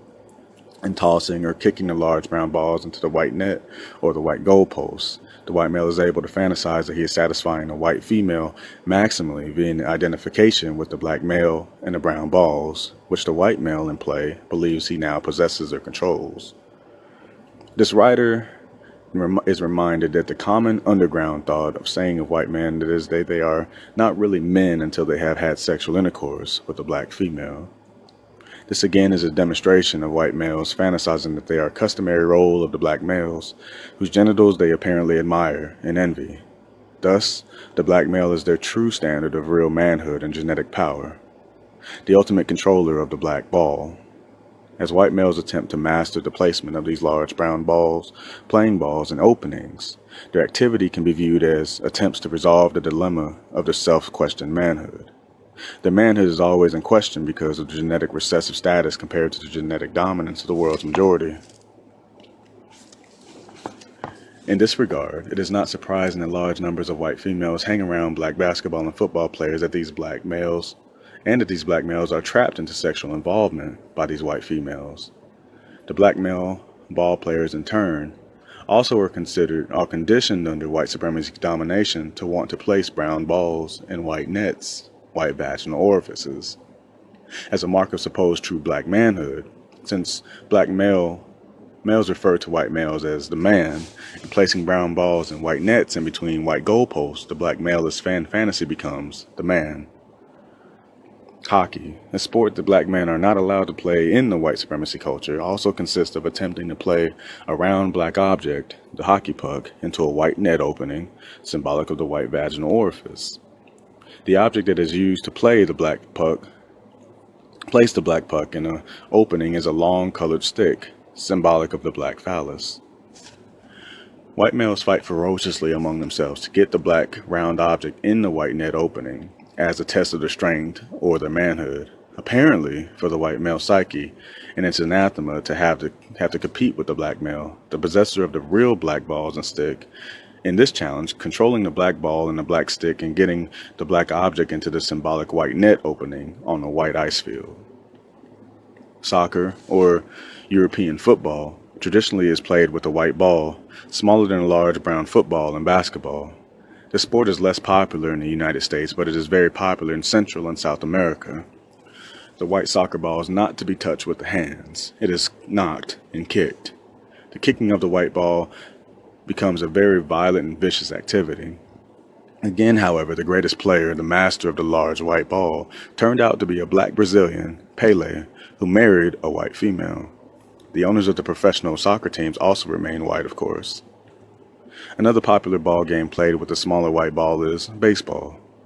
Baseball was the great all-time American, aka white sport, until a black man, Hank Aaron, became the world's greatest hitter, controller of that white ball, hitting it with a brown or black bat. It is little wonder that he has moved even closer to taking the title of control away from the white Babe Ruth. Aaron began to receive letters from white people threatening his life. This behavior remains incomprehensible. After all, it's only a game, unless one is aware that the white ball is symbolic of the white testicles that a black man had knocked out of the ballpark. The black man in this manner controls the symbolic small white testicles. This is not psychologically tolerable in the white supremacy culture, as it represents white genetic annihilation, which whites traditionally have killed to prevent. This unconscious response to non-whites controlling white balls clarifies the reason that a couple of years ago, the American Little League team, white, which consistently was being beaten by non-white children in Taiwan, was prevented from competing further with these non-white children. And now the American children are prohibited from playing with the Taiwanese teams. White male children must not be confronted in the white supremacy culture with the non-white children controlling white balls, testicles. Such a continuing experience is totally inconsistent with the optimal development of the white supremacy psyche, as well as with the white male's survival need to control all of the balls on the planet Earth. Next, smaller in diameter in the white ball series is tennis ball. To date, there has been only one black male world champion controller of that small white ball, Arthur Ashe. Although amongst blacks, Althea Gibson became a master of the white ball before Ashe. Is it only a coincidence that when Ashe began to play tennis with champion force, the game then allowed the introduction of colored tennis balls in the major tournaments? A black male is just not supposed to bat a small white ball into total submission. Ashe became the #1 world-ranked tennis champion in 1975, but he did not sustain that position in 1976. Ashe has been quoted as saying that he does not play just to win, but for the enjoyment of the sport. This attitude is in stark contrast to that of Jimmy Connors, white, who has stated that he plays only to win, and has described his approach to the game as a killer instinct. I can imagine the psychological pressure put on Arthur Ashe as long as he remained in a position of champion controlling the small white tennis balls. I'm certain that he could be liked better in the context of the white supremacy culture as long as he held any position other than #1 controller of the prestigious small white tennis ball. The smallest ball in the popular white ball series is the golf ball. Like tennis, golf has been the ball game of the most powerful males in the white supremacy system culture. However, like tennis, it is spreading slowly throughout the white supremacy culture to include large numbers of whites and non-white females.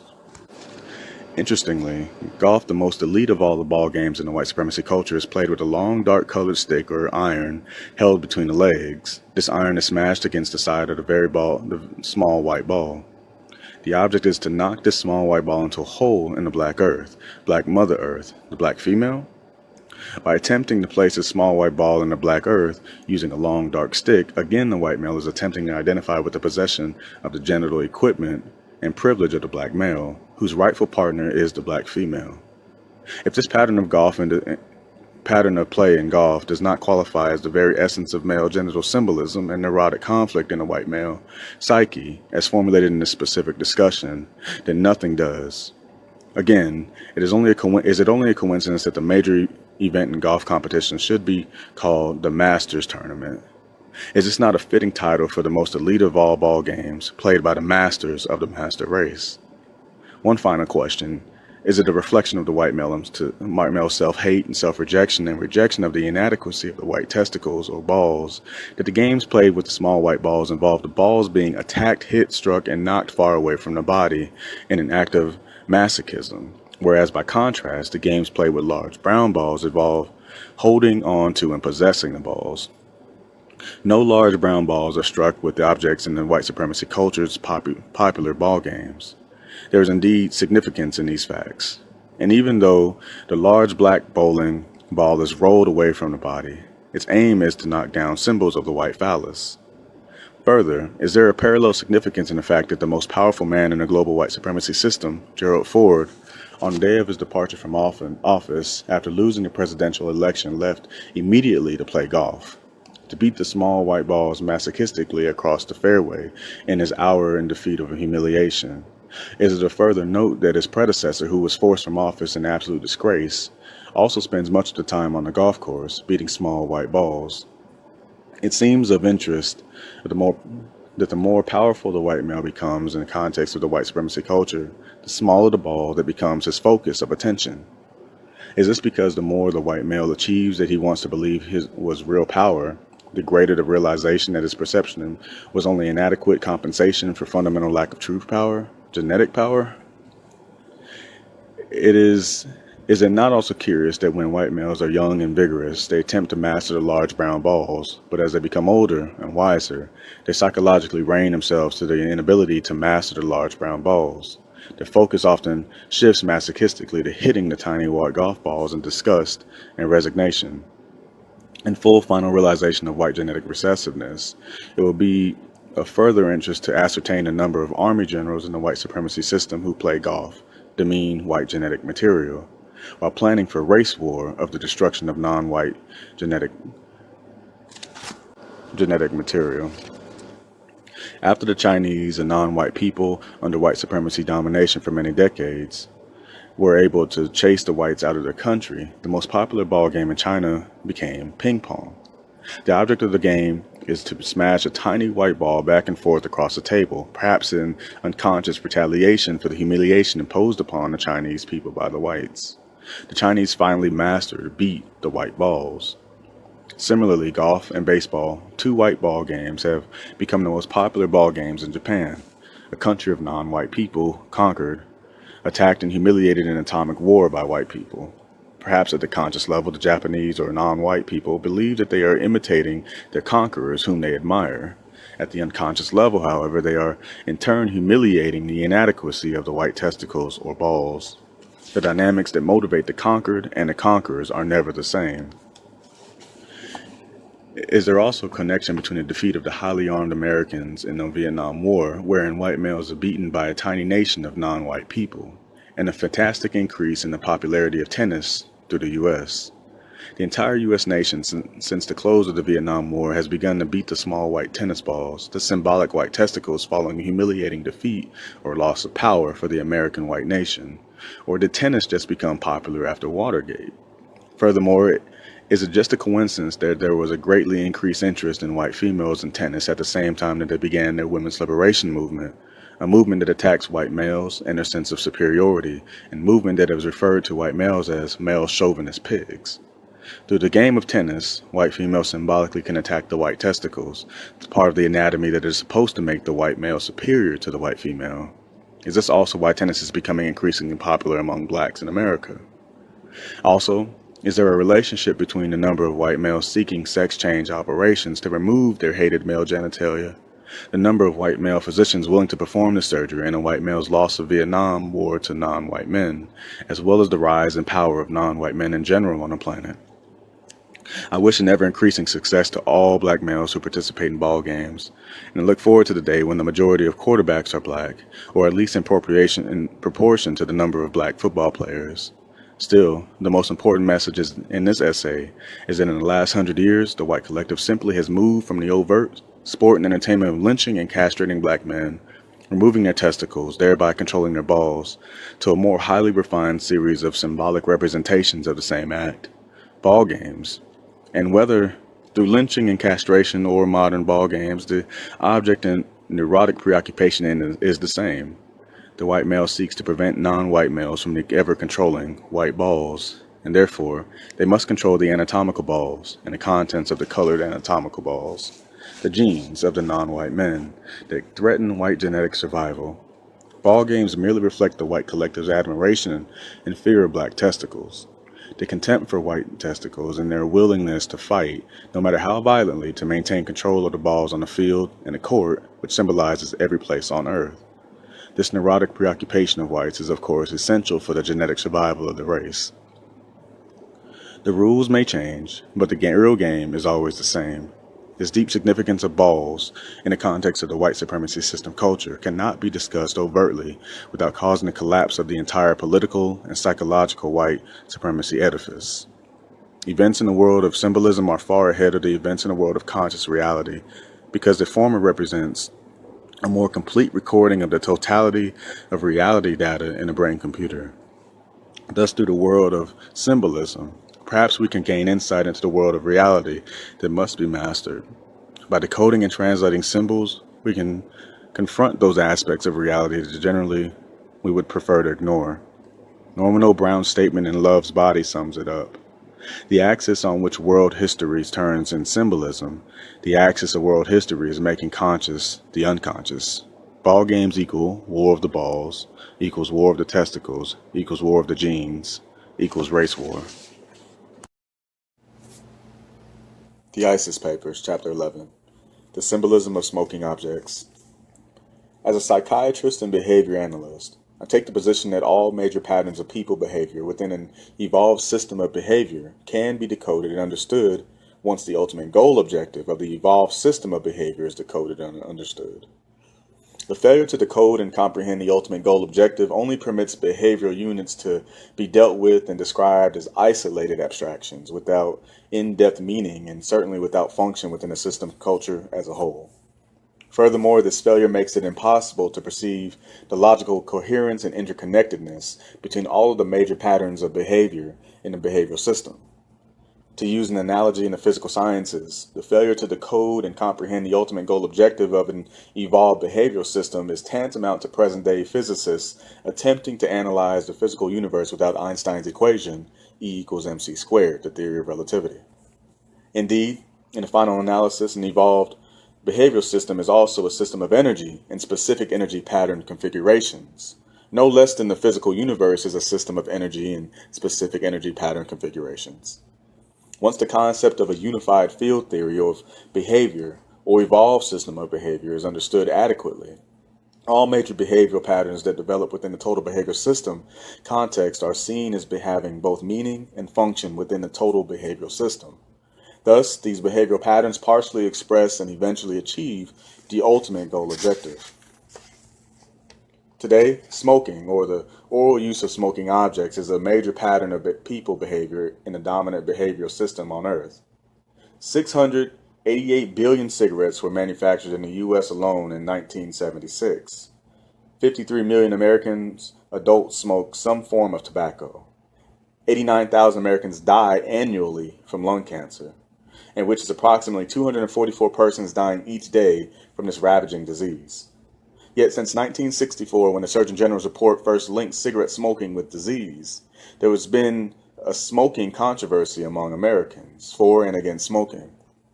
The above facts and health statistics alone, which do not include the number of deaths caused by fire through the mishandling of smoking objects, could make everyone alert to and curious about the behavioral pattern of smoking and the causes of the behavioral pattern. This essay seeks to pinpoint the perhaps unconscious but major underlying determinants of this behavioral pattern that heretofore have not been understood or probed adequately. By elevating the level of insight into the behavioral pattern and its causes, conscious control over the behavior pattern may be enhanced, and the incidence of smoking may decrease. As I've stated previously, the existing global behavioral system culture of racism, white supremacy, is the sum total of the conscious and unconscious patterns of symbols, logic, thought, speech, action, dreams, emotional response, and perception. It includes the tactics, strategies, and methodologies evolved from the global white collective in all areas of people activity, which is economics, education, entertainment, labor, law, politics, religion, sex, and war, to resolve the psychological anxiety and tensions related to the threat to white genetic survival. Now, beyond this resolution of this anxiety and tension is the ultimate goal objective of preventing the ever-present threat to white genetic survival from ever becoming a reality. This task requires constant and continuous vigilance by all members of the white collective. However, because of the minority status of the white collective on the planet, and because of its genetic recessive status relative to the skin melanated global majority, there exists in a collective white psyche a profound sense of genetic and therefore genital weakness and inadequacy. Because it is males who are physically and psychologically responsible for the initiation of the act of self-reproduction and self-production, it is the white male in the white collective who most greatly senses, consciously or unconsciously, and experiences genetic and genital inadequacy. This is attested to strongly by the white males and indeed the total white collective's continuously prevailing concern with who has the largest penis, the black male or the white male. Indeed, large numbers of white males today are preoccupied and concerned that their penises are too small, such a concern being reflected of the sense of genital and genetic inadequacy. Black males are not preoccupied similarly. See Chapter 7. That the darker male is viewed as more powerful and more substantially virile and masculine in the white supremacy system culture is again attested to by the fact that the white female's idealized male is described by the white collective as tall, dark, and handsome. The word dark does indeed refer to a higher level of melanin skin pigmentation and hair pigmentation.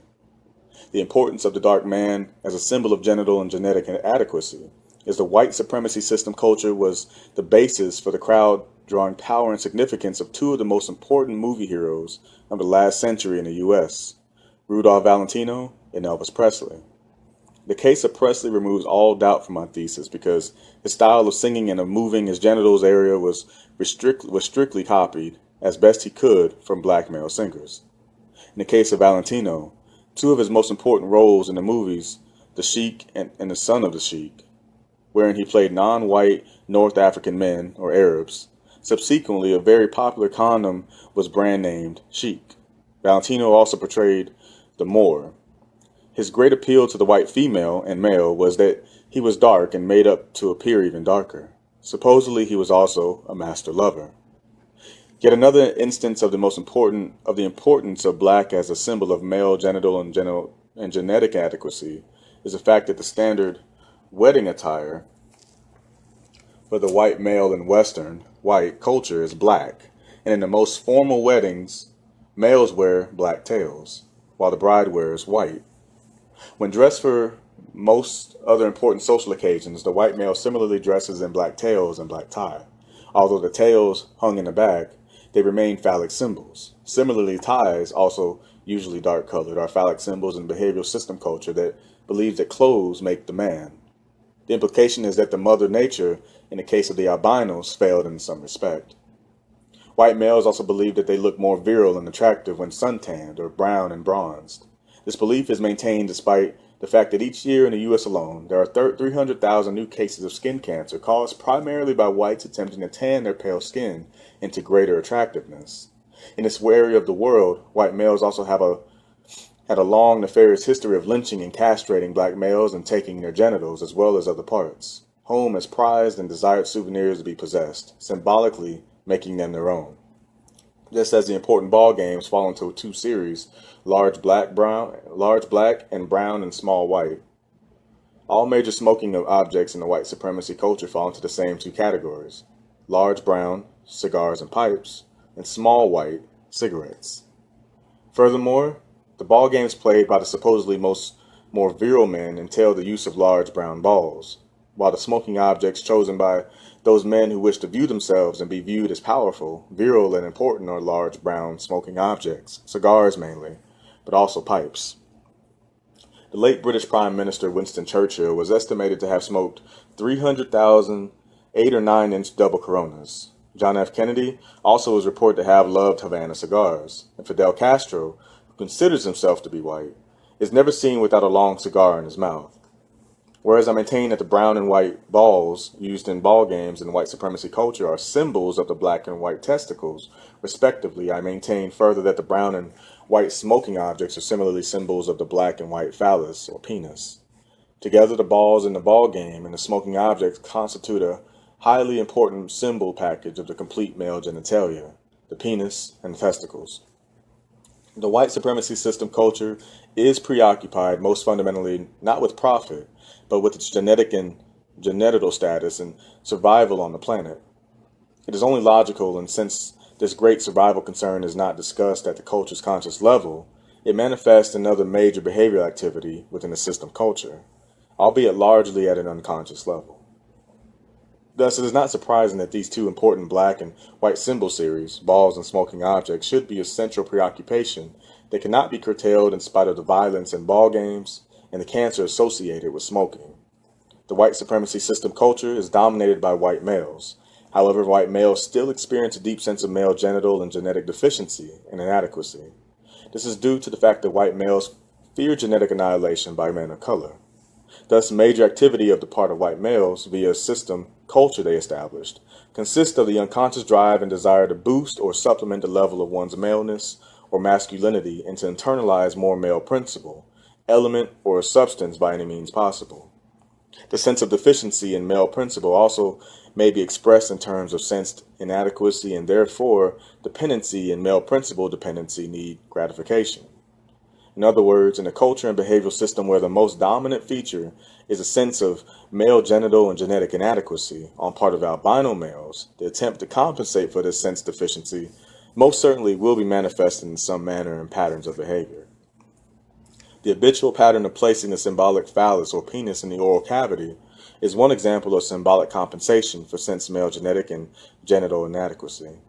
Smoking, as previously stated, is placing a symbolic phallus in the oral cavity as a means of, again, internalizing more masculinity, as the penis is that which most obviously makes the male a male. Male homosexual acts of placing the penis in the rectum or in the oral cavity also achieve symbolically the result of internalizing and ingesting, through a gastrointestinal tract opening, male substance. In this instance, what is internalized is the ejaculate, which parallels the inhalation of smoke and the swallowing of saliva when mouthing a cigar or pipe. It should be noted here that in the 1960s, when black people behind male leadership began to challenge the white supremacy status quo in cries of black power, there was an increase in the number of cigars imported to the U.S. Cigar imports more than doubled from 30 million to 80 million per year between 1967 and 1974. Large numbers of people also began to smoke small, long, dark brown cigarettes. An interesting mythology surrounds a cigar. During their manufacture, these smoking objects are hand-wrapped while held between the legs of Cuban, non-white women. This reference to the proximity of the cigar or the smoking brown object and phallic symbol to the non-white female's genital anatomy supports my contention of the symbolic function the cigar plays in the fantasy of the white male psyche. Here, one is also reminded of the underground saying in the white male culture that one is not a man until he has had sexual intercourse with a black female, meaning until he has demonstrated that his white phallus is as adequate as that of the black male. Understanding the above symbolism will explain further an advertisement for more cigarettes printed in the December 19, 1976 issue of the New York Times Magazine, which reads as follows. Why isn't more white? Because more is burnished brown. To make it longer, leaner, design looks as good as it tastes. And when it comes to the taste of more, you can enjoy its smooth mildness longer, because more burns slower. So more doesn't end with just good looks. There's lots of good taste as well. It's like any really good cigarette, only it's more. This ad carries an even greater significance because of the great emphasis placed on oral sex by the white supremacy system culture, in contrast to the behaviors of non-white peoples. This ad also must be seen in the context of the epidemic of pornographic magazines that place heavy emphasis on black males as objects of oral sex for both white males and females. The above ad also follows and allows the following question to be raised. Is the brand name More a substitute for more? With the above interpretation of symbols in the context of the white supremacy system culture, it becomes increasingly apparent that there cannot be a ban on cigarette smoking in spite of its cancer-causing potential. If indeed the basic dilemma in the white supremacy system and culture is genetic and genetic inadequacy, and the objects of and acts of symbolic of ingesting more phallus were banned, what behavioral substitutes would be suggested that could solve the basic anxiety-provoking dilemma of white genetic annihilation? Perhaps genital transplant surgery from black males to white males, hopefully not frank cannibalism. In Chapter 8, I discussed the gun as a symbol in the white supremacy system culture. I demonstrated that the gun similarly cannot be banned because it is a symbolic phallus substitute for the white male. The white male's penis and testicles genetically cannot annihilate black and other non-white males, but his gun can. Therefore, to ban the gun for the white male is to castrate him symbolically, to remove his defense mechanism for the ever-present threat of white genetic annihilation. We're now in a position to understand the inadequately explained and inadequately understood concepts of penis envy, castration, anxiety, and castration complex, all key concepts in the Freudian psychoanalytic edifice. These concepts take on valid applicability in the context of the white supremacy system culture, in that they can all relate to anxieties, fears, and tensions of the dominant members of the white supremacy culture, the white males, and then project these tensions and fears in their various and sundry forms onto others, white females and black and other non-white males and females. In reality, it is the white male who basically envies the genital power and genetic status of black and other non-white males. And without his guns or other weapons, the white male feels castrated in the presence of black males and females and all other non-white people.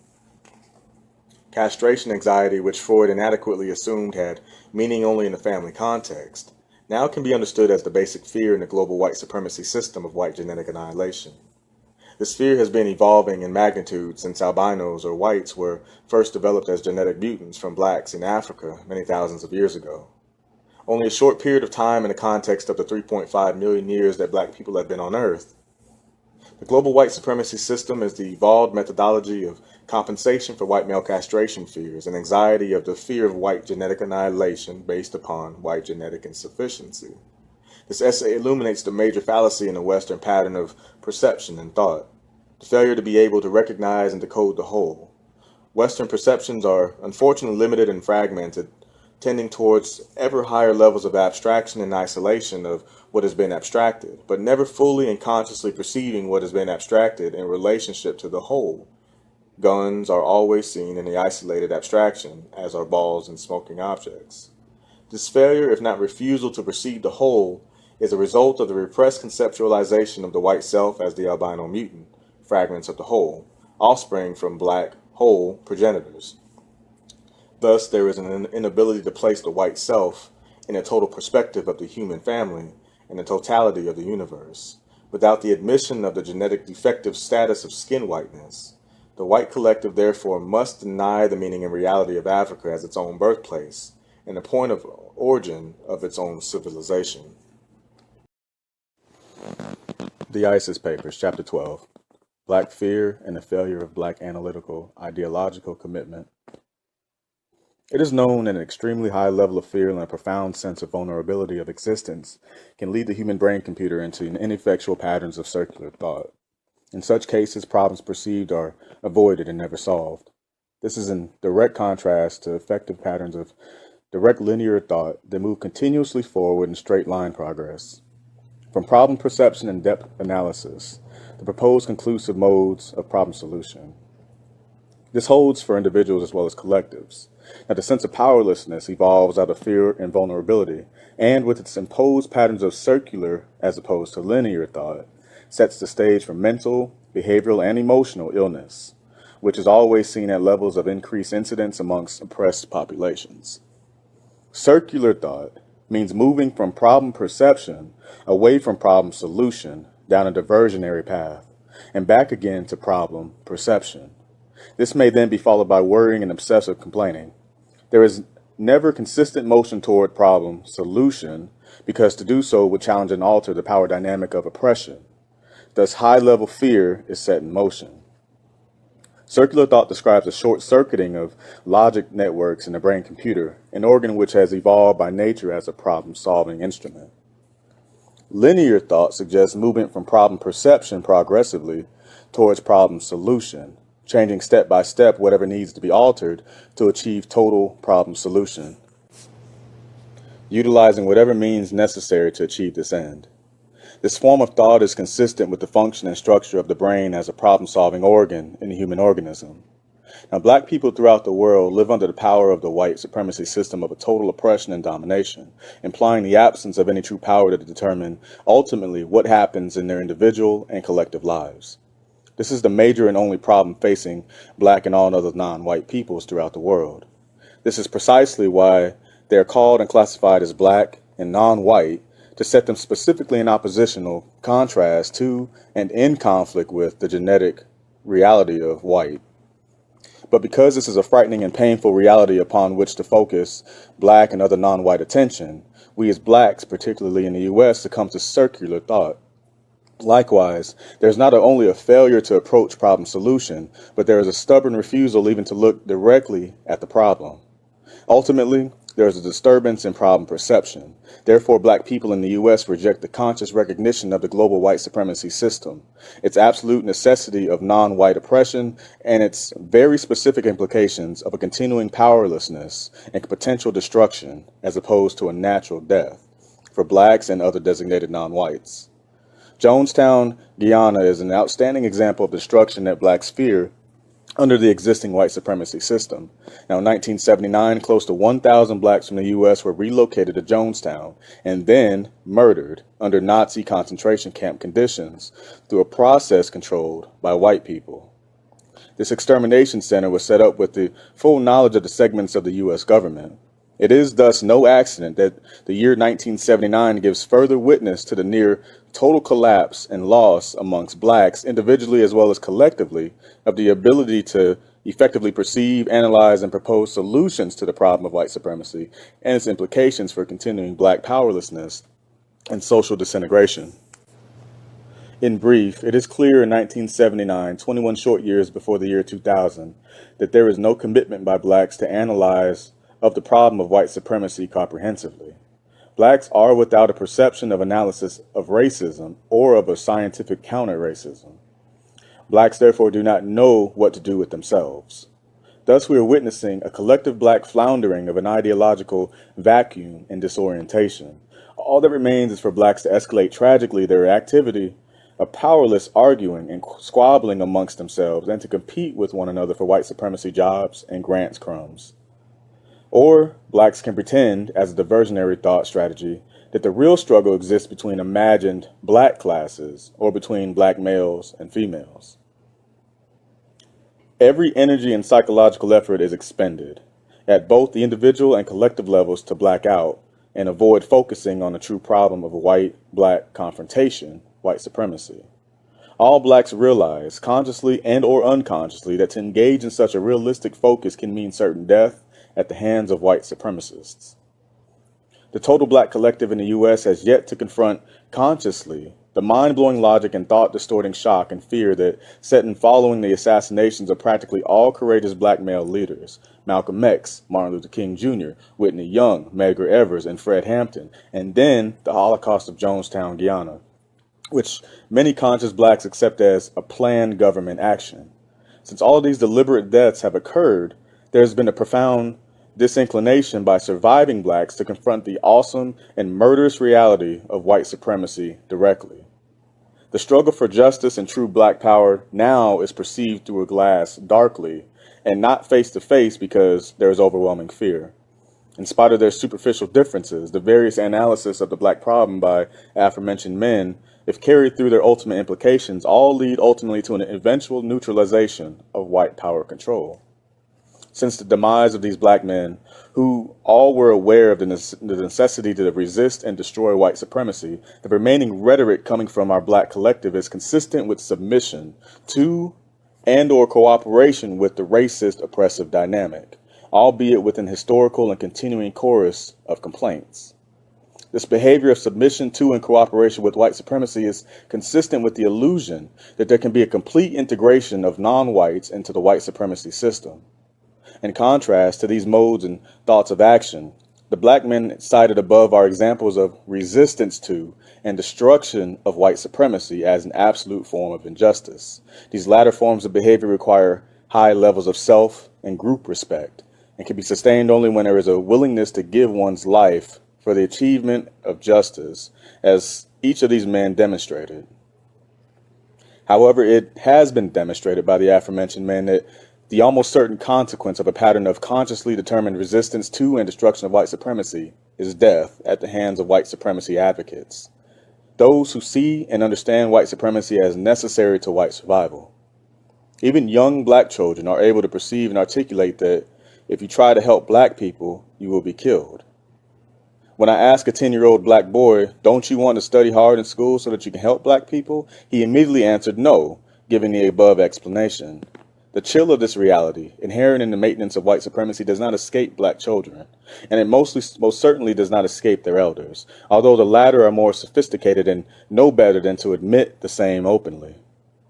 This fear of death at the hands of white supremacy collective, because it cannot be admitted aloud by the adult black population, has been repressed.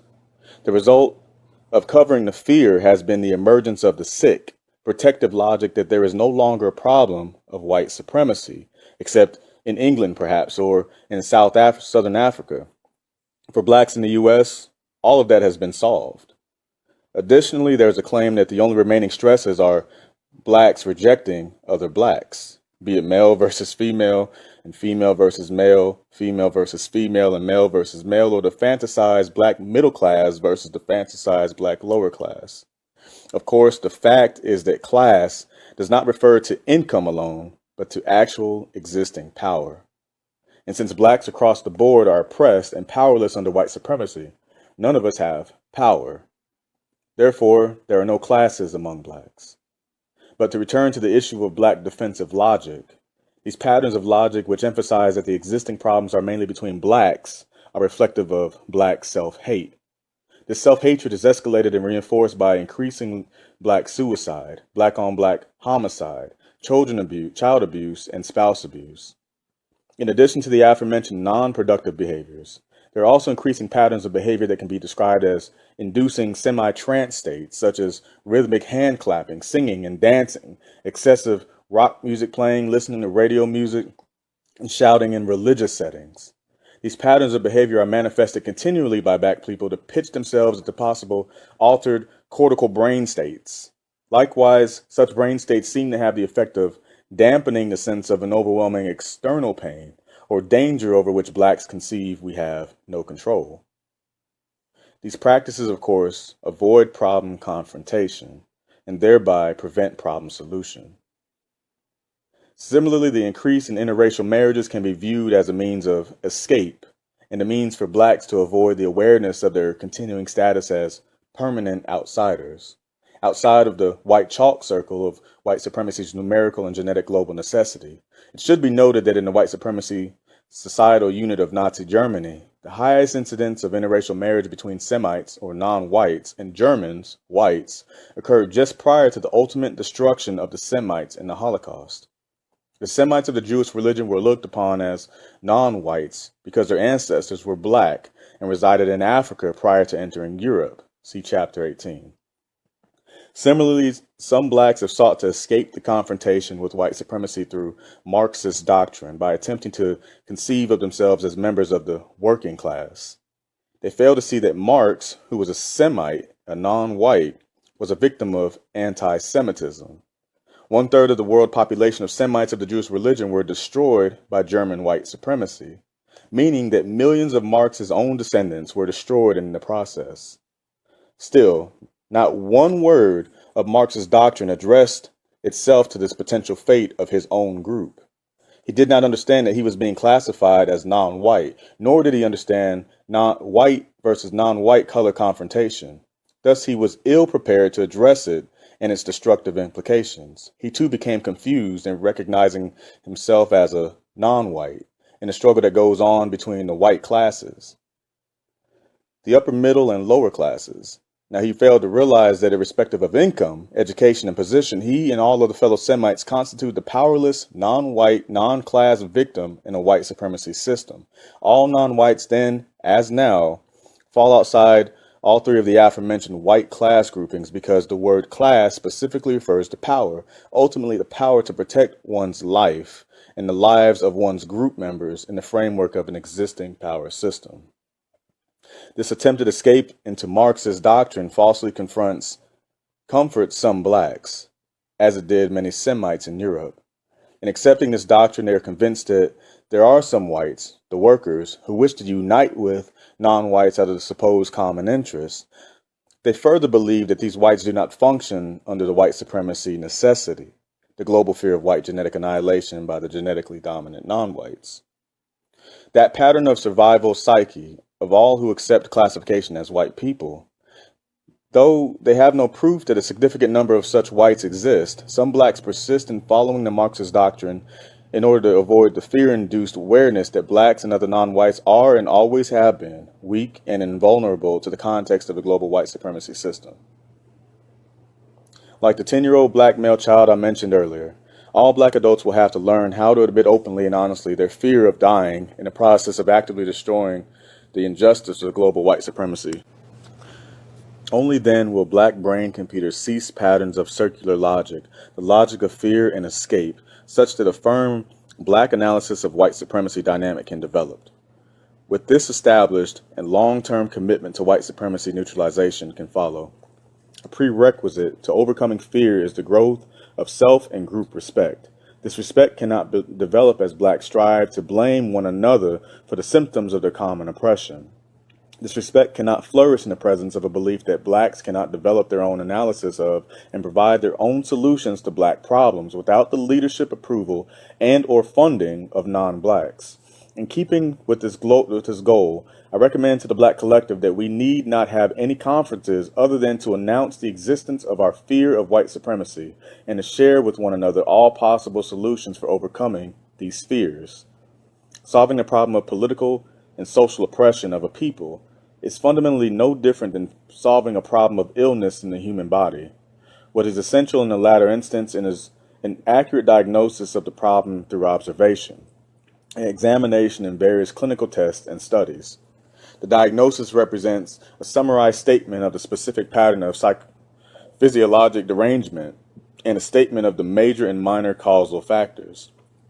A program of treatment and cure is based upon producing the specific measures to counteract the causal factors efficiently and alter any potential for the return of any of those factors permanently. Finally, the test of diagnostic accuracy is the effectiveness of the treatment and cure. The physician functions as a scientist to the extent that he or she bases the plan of treatment and cure on concrete observation, examination, and analysis of the problem. This physician scientist is more dependent upon his or her current observations and analysis than upon some previously written descriptions of similar disease states found in some valued textbook written by learned and respected ancient authorities. The physician or scientist is ever cognizant of the possibility of new disease states that never existed previously, or of old disease states that never were described accurately, and thus for which there are no established patterns or plans for treatment and cure. Physicians who lack fundamental self-respect and self-confidence are unable to make their own observations and analyses because they do not trust their own sensory apparatus, nor do they trust the ability of their own brain computers to make accurate correlations of the incoming sensory data. Therefore, They will be incompetent in observing and treating new problems, and they will be unable to perform adequately in the management of new variations seen in previously recognized disease processes. External environmental dynamics which affect the body and health and disease are changing constantly, causing new and different pictures of disease states. The major factor in diagnosis is the ability of the physician, scientist, to make his or her own observations and for the brain to make critical analyses of the data and observation, which is experience. This series of acts, observation, experience, and analysis then becomes the basis for all follow-up activity in treatment and problem solution.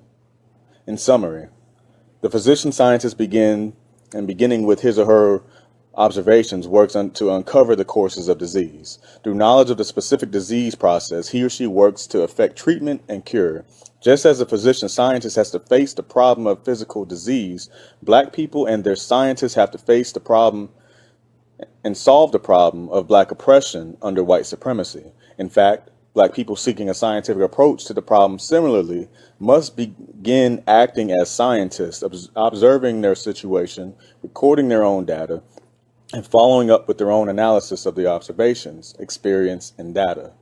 Their own analysis will then inform them of what it is that they as Black people need to do to achieve their goal objectives. To the extent that we fail to make our own fundamental observations and to validate our own sensory experience, we can conclude that Blacks lack the necessary levels of self-respect and self-confidence needed for independent functioning. To the extent that we believe we cannot depend 100% upon our own sensory apparatus, we fail to have confidence in our ability to make encompassing analyses. And to that same extent, we are forced into dependency upon those whose brain computer we believe to be superior to our own. If we do not have confidence in our ability to make independent Black observations, Black analysis, and Black plans for Black action, why should we talk about or seek Black liberation? One never should seek independence from those upon whom one feels permanently dependent, for that would be an act of suicide. And indeed, if that independence were won, it soon would be returned to the former state of dependence. Furthermore, if we believe that we are intellectually inferior to white people, as our distrust of our capacity to observe and make correlations would strongly imply, we simply should say this out loud for all the world to hear. Blacks are genetically inferior in terms of their intellectual capacity as compared to their white counterparts. Then we should content ourselves quietly and politely to be totally and permanently dependent upon the white collective for all that we need, do, think, and say. If Black behavioral, social, and political scientists are supposed to be incapable of making accurate analysis of behavior, social, and political situations, local and worldwide, then Black physicians are also incapable of making accurate medical diagnosis, and all Black patients should seek white doctors. This would imply similarly that Black lawyers are incapable of successfully handling legal cases, and all Black law clients should seek white lawyers. Likewise, all Black students should seek white teachers. Furthermore, all Black women seeking husbands should seek white husbands, and all Black men seeking wives should seek white wives. This activity would carry such reasoning to its logical, though absurd, conclusions. If we do not wish to imply all of the above, let us get about our business of Black problem solving, beginning with the problem of Black oppression under white supremacy. First and foremost, let it be the responsibility of every Black person to know and understand how the dynamic of white supremacy domination is expressed in all areas of people activity, economics, education, entertainment, labor, law, politics, religion, sex, and war. The ISIS Papers, Chapter 13. The Concept and the Color of God in Black Mental Health. Agnostics doubt and question the existence of God. Atheists deny the existence of God. These two groups combined constitute a tiny minority of the world's people. The vast and overwhelming majority of the peoples on earth have a conceptualization of and believe in the existence of God, no matter how named or defined as a supreme force or supreme being responsible for the creation of the universe.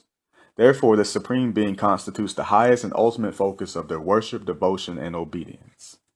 In all but the agnostic and atheist groups, but the training and teaching of children about the concept of God in a given culture begin at the earliest possible age of comprehension and understanding. customarily long before children are capable of understanding any philosophical and abstract consideration of God. They're exposed to the system of rituals that the given people have evolved over thousands of years. The rituals form a part of the recognition of, worship of, and obedience to the concepts of God. This long before there is true cognitive understanding, there is participation in the practice of recognizing God. This participation in practice becomes a part of children's and ultimately adults' concept and image of self in relationship to the total environment, but also in relationship to the highest and ultimate focus of their worship, devotion, and obedience to the God of the people. For it is the totality of experience in the environment for the moment of birth that forms the self-image and self-concept in the brain computer of each human being. From this image and self-concept, all patterns of behavior evolve. Likewise, from the entire constellation of behavior in the individual, the determination of mental health or mental illness is made. As a practicing general and child psychiatrist, my definition of mental health is as follows. Patterns of logic, thought, speech, action, and emotional response in all areas of people activity that simultaneously reflect self and group respect and respect for harmony in the universe. The critical question that arises now is, what does the concept and color of God have to do with black self and group respect and respect for harmony in the universe? The oppression of black and other non-white people means that there is no non-white self-determination. It also means, most fundamentally, that there can be no true and functional black self-respect. More specifically, this means that the existing levels of non-white functional self-respect as manifested in all areas of people activity are extremely low. Thus, these low levels of functional self-respect imply that the self-image and self-concept are more negative than positive. Likewise, the impact of non-white individual collective behavior in and on the total environment is more negative than positive. To have a negative impact on the total environment is a manifestation of behavioral powerlessness. To have a negative impact on the total environment is a manifestation of the self-image and self-concept as powerless. To have a negative impact on the total environment is a manifestation of having been shaped and molded by the total environment into a functional inferior through the process of inferiorization. The process of oppression is to mold the victims of oppression into functional inferiors. As previously stated, the global system of white supremacy oppression functions through all areas of people activity. The ultimate thrust towards the victims of oppression in all of the 9 areas of people activity is to cause and affect their universalizing. This is achieved equally in the area of religion as in sex. It is achieved equally in the area of war as in economics. It is achieved equally in entertainment as in labor. It is achieved equally in politics as in law. In other words, all 9 areas of people activity are used equally in a system of non-white oppression to achieve the ultimate goal of non-white inferiorization. The concept and the color of God are focused on most strongly in the area of religion, although all areas of people activity overlap, influence, and fuse with one another. The global white supremacy system evolved a religion referred to as Christianity. However, it is referred to most appropriately as the dominant pattern of religious thought generated by the white supremacy system. Similarly, all forms of economics within the global white supremacy system, whether referred to as capitalism, multinationalism, communism, or socialism, are identified more appropriately as the patterns of economic thought and practice generated by that system. Further, all forms of political organization within the global white supremacy system, whether referred to as democracy, Nazism, Soviet hegemony, fascism, and nationalism, are referred to more appropriately as the various patterns of power relationships generated by that system. Absolutely critical to the white supremacy system of religious thought was the formation of the image of the white man as the Son of God. This white male image then was referred to as Christ, no matter that the prophet Jesus was a black man. Because the brain computer functions most fundamentally on logic circuits, at deep unconscious levels, it automatically computes that God, the Father, is also a white male. If God is other than white, he would have produced a black or other non-white son. See diagram 3. Thus, any person programmed to accept the Christian religion, whether conscious of it or not, has the image and the concept of God as a white man in a logic network of his or her brain computer. Couple this image and concept of God as a white man with the white supremacy system's formal definition of God as a supreme or ultimate reality. the being perfect in power, wisdom, and goodness, whom men worship as creator and ruler of the universe. Then of absolute necessity, the logic and circuits of the human brain computer have to print out the white man as God, the father of the white male Christ, is a supreme or ultimate reality. The white man is the being perfect in power, wisdom, and goodness, whom all men should worship as creator and ruler of the universe. With this unconscious logic circuit of God as a white man firmly in place, white domination over non-white people could last for 1 trillion years. This would be true if the critical and essential logic connection could be implanted and plugged into the brain computers of sufficient number of black, brown, red, and yellow peoples who constitute the vast majority of the peoples on the planet. With the white man as God, the non-white global collective would be obedient to the white man always. It was the necessary duty of the vast army of white supremacy, Christians, minister or missionaries sent out around the world following the guns of white supremacy conquest to implant deep within the unconscious logic networks of non-white brain computers, the critical image and concept of God as a white man. This unconscious implantation has been successful to the extent that many non-white people on the planet conceive of themselves as members of the Christian white supremacy religion. In the U.S., the overwhelming majority of black people, as well as a large portion of other non-white peoples, consider themselves Christians. Thus, all black and other non-white peoples who profess to be members of the Christian white supremacy religion, whether they are conscious of it or not, worship the white man as God, not as a God, but as the God. And in the unconscious logic network of their individual brain computers lies a logic that the white man is the supreme or ultimate reality, the being perfect in power, wisdom, and goodness, whom men worship as creator and ruler of the universe. Although black and other non-white peoples may understand that they are oppressed by the global white collective, of which the white males are the dominant members, the brain computer's cold logic circuits also unconsciously inform the non-white Christian victim that it is impossible to free or liberate oneself from the supreme being who has created the universe. In other words, if in the deep, unconscious recesses of my brain computer rests the fundamental logic that God is a white man and that I should worship God, all of my attempts at liberation will only move me in a circle. Indeed, the circumference of my liberation movement circle could be so wide that it really appears to me that I am moving in a straight line of progress. But moving in a circle, no matter how big the circle, is tantamount to standing absolutely still, marking time. Many black people in the U.S. now are beginning to feel as though our liberation efforts, in spite of the loss of life and whipped heads, have left us still standing on the same spot of white oppression. For the vast majority of black and other non-white peoples today, the arrival of these ice-cold facts of brain-computer logic at the conscious level will be the experience initially as shattering and self-disintegrating, primarily because it is God, the protector, and God and the creator upon whom the self is taught, programmed, ultimately to depend. If the concept of God is removed from my brain computer, upon whom am I to lean, especially if I am feeling oppressed, depressed, and overwhelmed? If there is nothing or no one to provide support, then I believe that I will collapse and disintegrate. Nonetheless, as a general and child psychiatrist, I'm fully aware of the destruction spawned by the unconscious logic implant, God is a white man. However, no matter what the level of initial trauma felt when this logic circuit is brought to conscious awareness, it must come fully to light and be yanked out. Indeed, there could be no mental health, self-respect, or positive self-concept for black or other non-white peoples as long as this spacious and destructive logic circuit remains in place. It might be instructive at this juncture to recall that Christianity was based upon the life and activity of an African black prophet named Jesus, that the white Romans recognized this fact is reflected in the early portrayals of Jesus and his mother as the Black Madonna and the Black Child. To this day, the picture of the Black Madonna and Black Child secretly is cherished as one of the most holy icons of the original Christian church, the Catholic Church. What then necessitated changing the image of Black Jesus and Black Mary to white Christ and white Mary? To answer this question, we must return to the most fundamental fact in the existence of the global white collective. White-skinned peoples initially were the mutant albino of black peoples in Africa.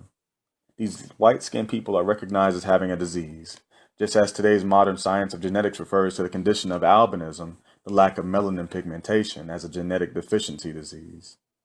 The white-skinned early albinos were rejected by the normal pigmented majority. They were chased out isolated from the normal black genetic groupings.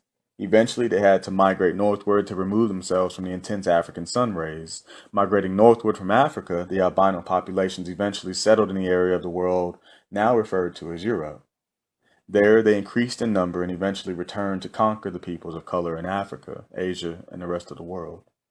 They returned with the idea that they would conquer and no longer think of themselves as rejected and diseased population. Instead, they would think of themselves in compensation as the superior and supreme supermen and look upon all skin-pigmented peoples as the genetic inferiors. With the necessity for such a compensatory ideology and concept of self as superior, the white psyche could tolerate no concept of anything higher than the white self, not even God. Thus, when the concept of the Son of God was formulated, in their thinking, the Son eventually took the form of a white man, which by brain-computer logic would mean that God himself had to be a white man.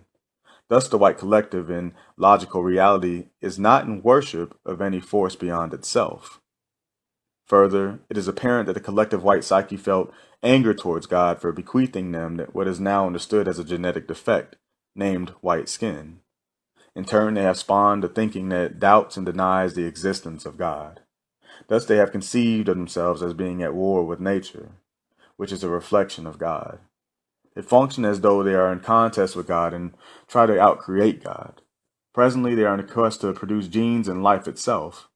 In fact, their dominant occupation is the destruction of the universe, and it is at no accident that within the language system of the most highly evolved white supremacy unit, the word God is the exact mirror image of the word dog, and within the same language system, the dog, not God, is said to be man's best friend.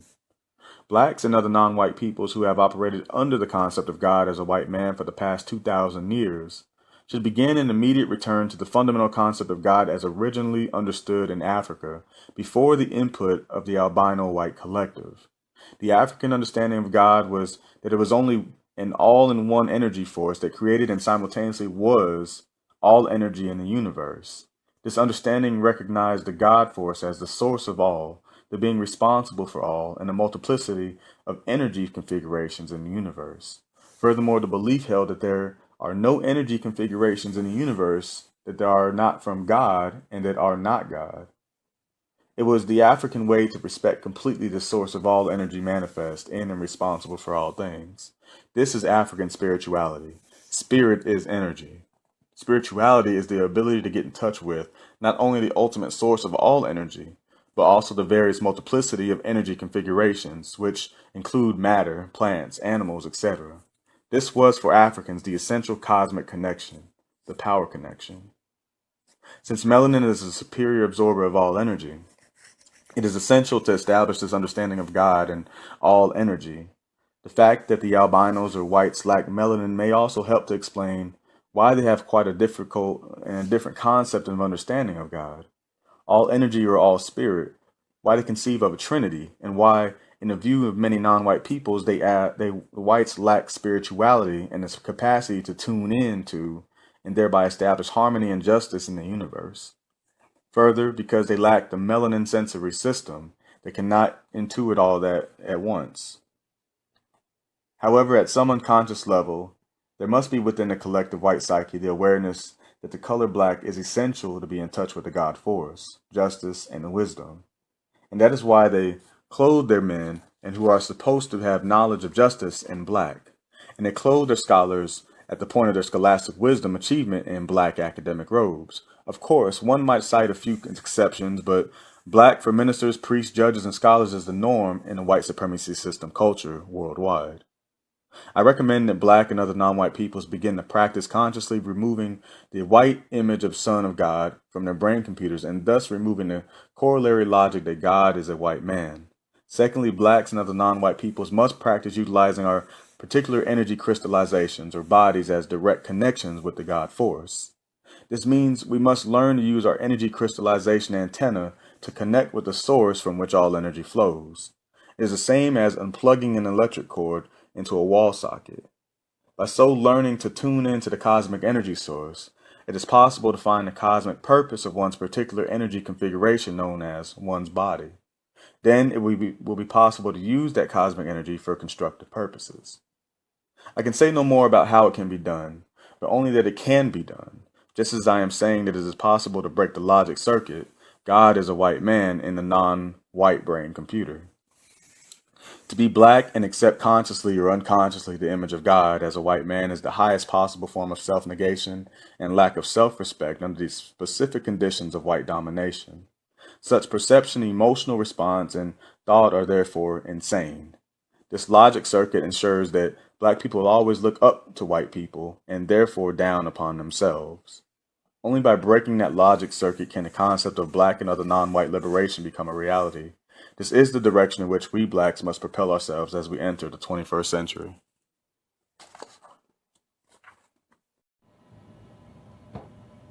The ISIS Papers, Chapter 14. The Symbolism and Meaning of Rape, October 1980. The symbol consists of multiple levels of energy data. The hieroglyphs, higher writings, or writings concerning multiple levels of energy data are written symbolic thought and language. Similarly, the parable is a statement of combined multiple levels of energy data. It is also a statement of symbolic thought. Part of our ancient heritage as black African people is the knowledge of the symbol. This working knowledge includes the ability to speak, write, and decode symbolic language and thought.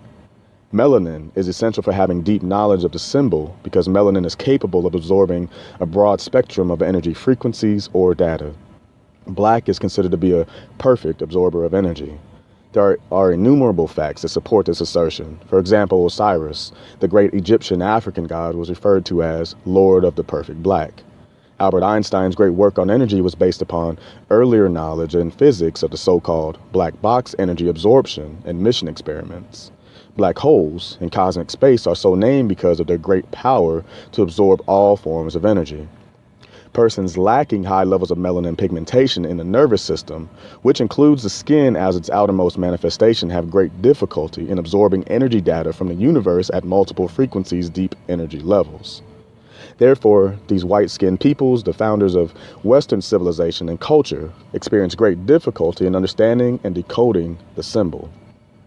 This is the most fundamental reason that Westerners have difficulty in thinking like Easterners, black and brown peoples, people with higher levels of melanin in the nervous system, and vice versa. Melanated people are functioning with a sixth sense, and the additional sensory system being that of melanin pigmentation, while Westerners function with only 5 senses. Thus, the Western dictionaries define hieroglyphs as difficult to decipher. Similarly, the Western dictionaries define parable as an obscure or enigmatic saying. Black and other non-white peoples who have been trained to think like Westerners now have to retrain their brains and nervous system to function at full capacity through conscious effort to use their melanin networks. This can be achieved through the practice of self-respect, wherein black and other non-white peoples respect and pay close attention to what their own sixth sense nervous systems inform them of. This is quite contrary to focusing on what white-skinned peoples are able to focus on and what they train non-white people to focus on. Melanin-deficient educators can train non-white people to use only a portion of their nervous systems at best. Thus, it is the responsibility of non-white peoples to take charge of developing the full use of their melanin potential. Familiarity with these issues are necessary for an examination of rape as a symbol in the white supremacy system culture. Rape is an unjust and sick pattern of behavior. It is a behavior pattern reflective of very low levels of self-respect and therefore of mental illness. Simultaneously, rape manifests very low levels of respect toward others. It is a horrendous violation of the selfhood of another. The most frequent form of rape is that in which a male aggressively and abusively imposes his genitals onto a female with the threat of destruction. This conduct is seen most frequently in situations of male confinement, in penal institutions, juvenile corrective institutions, or psychiatric institutions, which are staffed and supervised inadequately. A fundamental aspect of rape is the imposition of the male genitals upon someone considered physically weaker or vulnerable by someone who, at least superficially, looks upon himself as being more powerful and capable of subduing another. Condensed to the least common denominator, rape is an act in which the genitals become a weapon.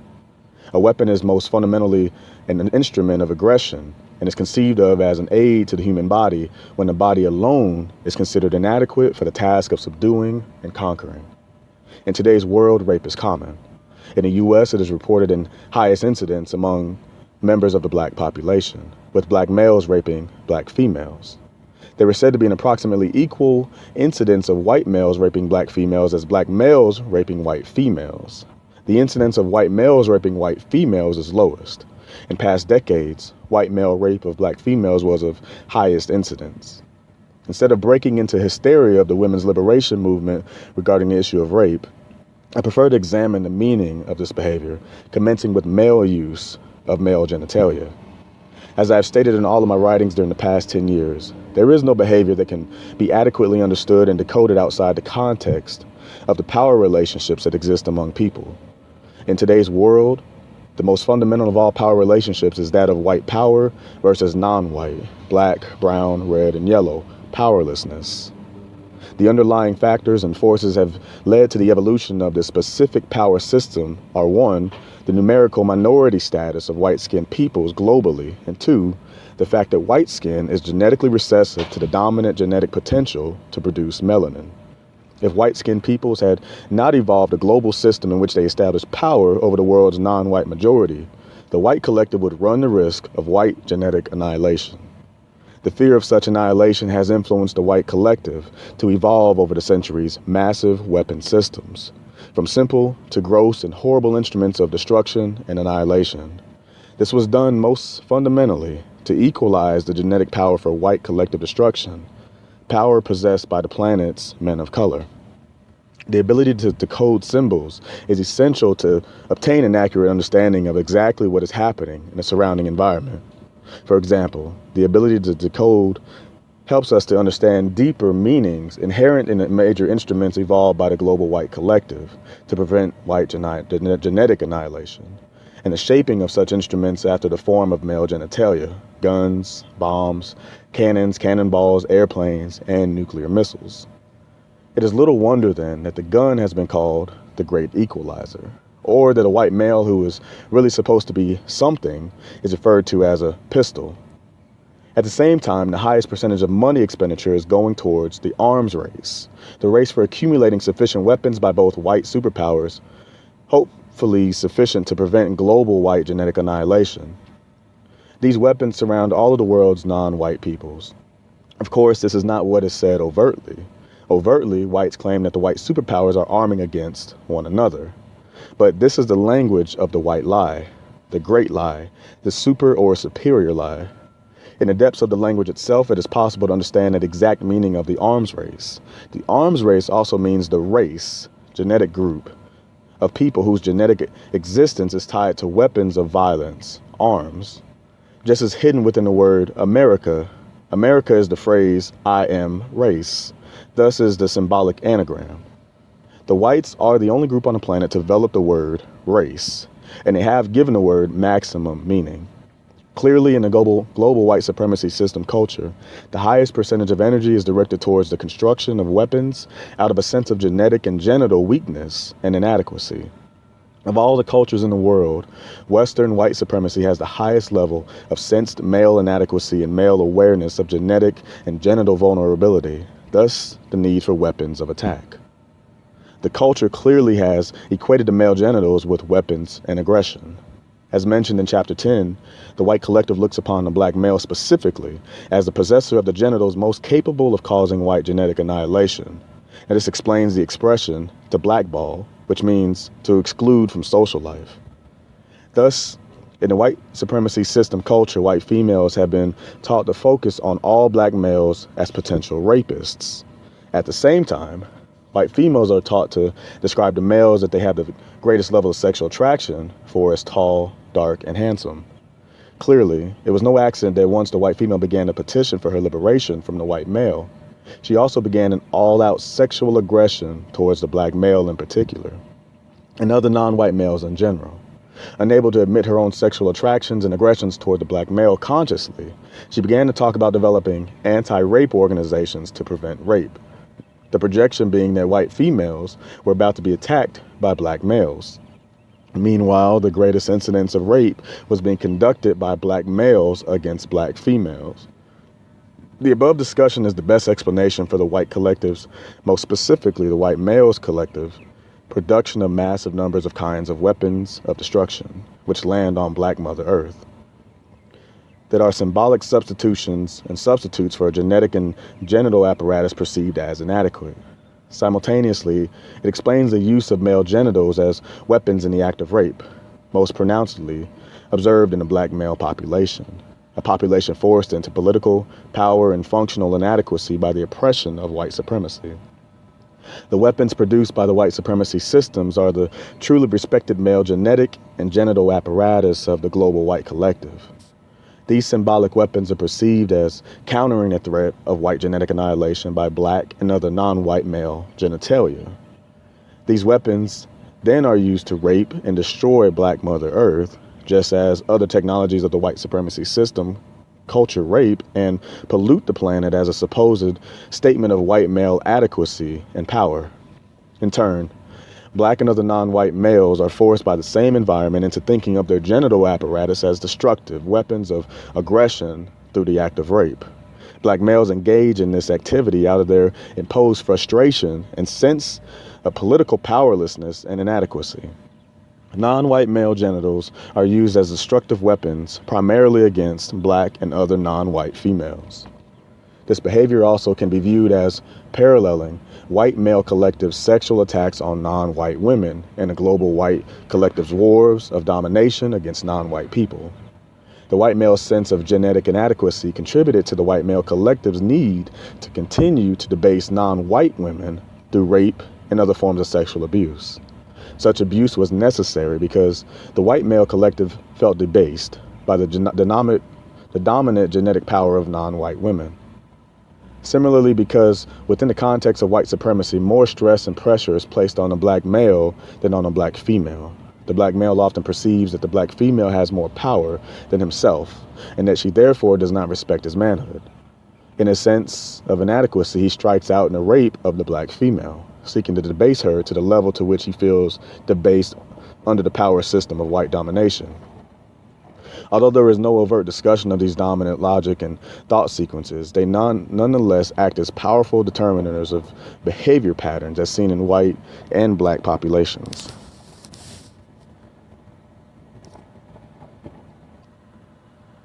However, because there is no overt discussion of them, these behaviors have not come under conscious control wherein people consciously can think through their impulses to balance disturbing concepts and images of the male as inadequate.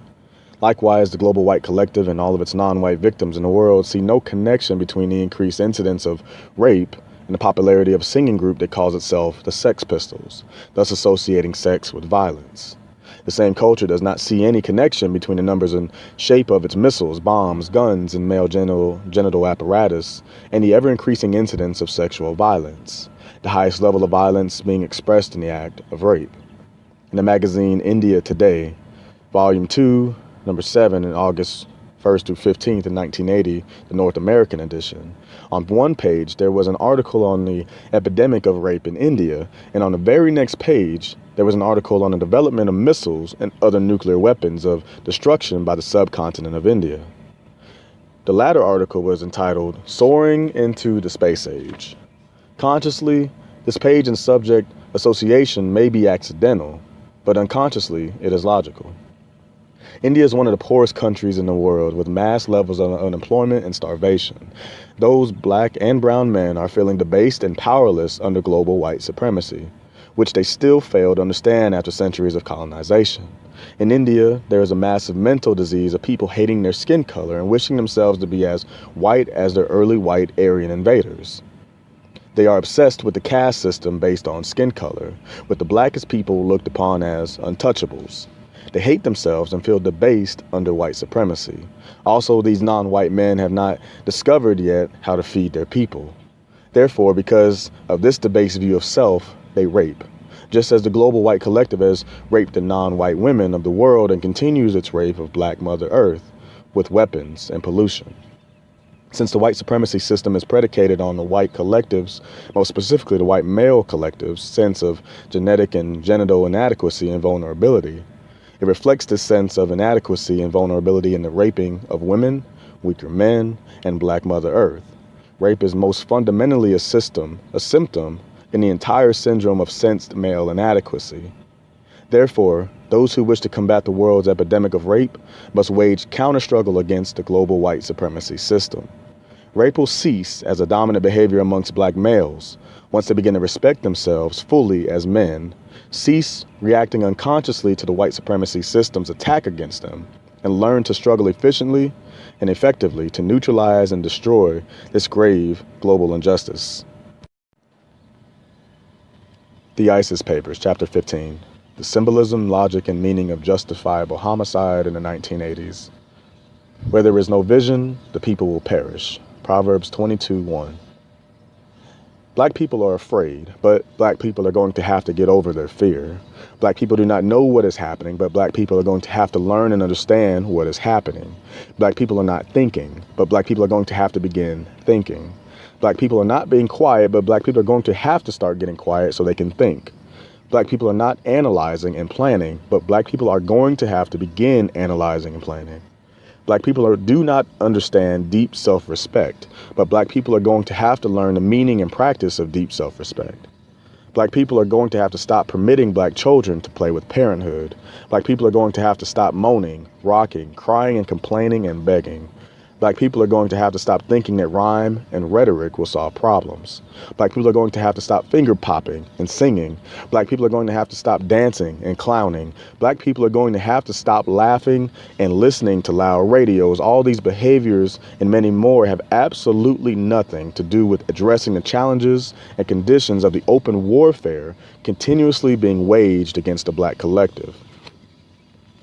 We black people do not see the war being waged against us because we don't want to and because we're afraid. We're engaging in behavior designed specifically to block out any awareness of the war, our true reality. Our behavior thus forces us into the insanity of hoping and begging as opposed to the sanity of analysis, specific behavior pattern design, and specific conduct in all areas of people activity: economics, education, entertainment, labor, law, politics, religion, sex, and war.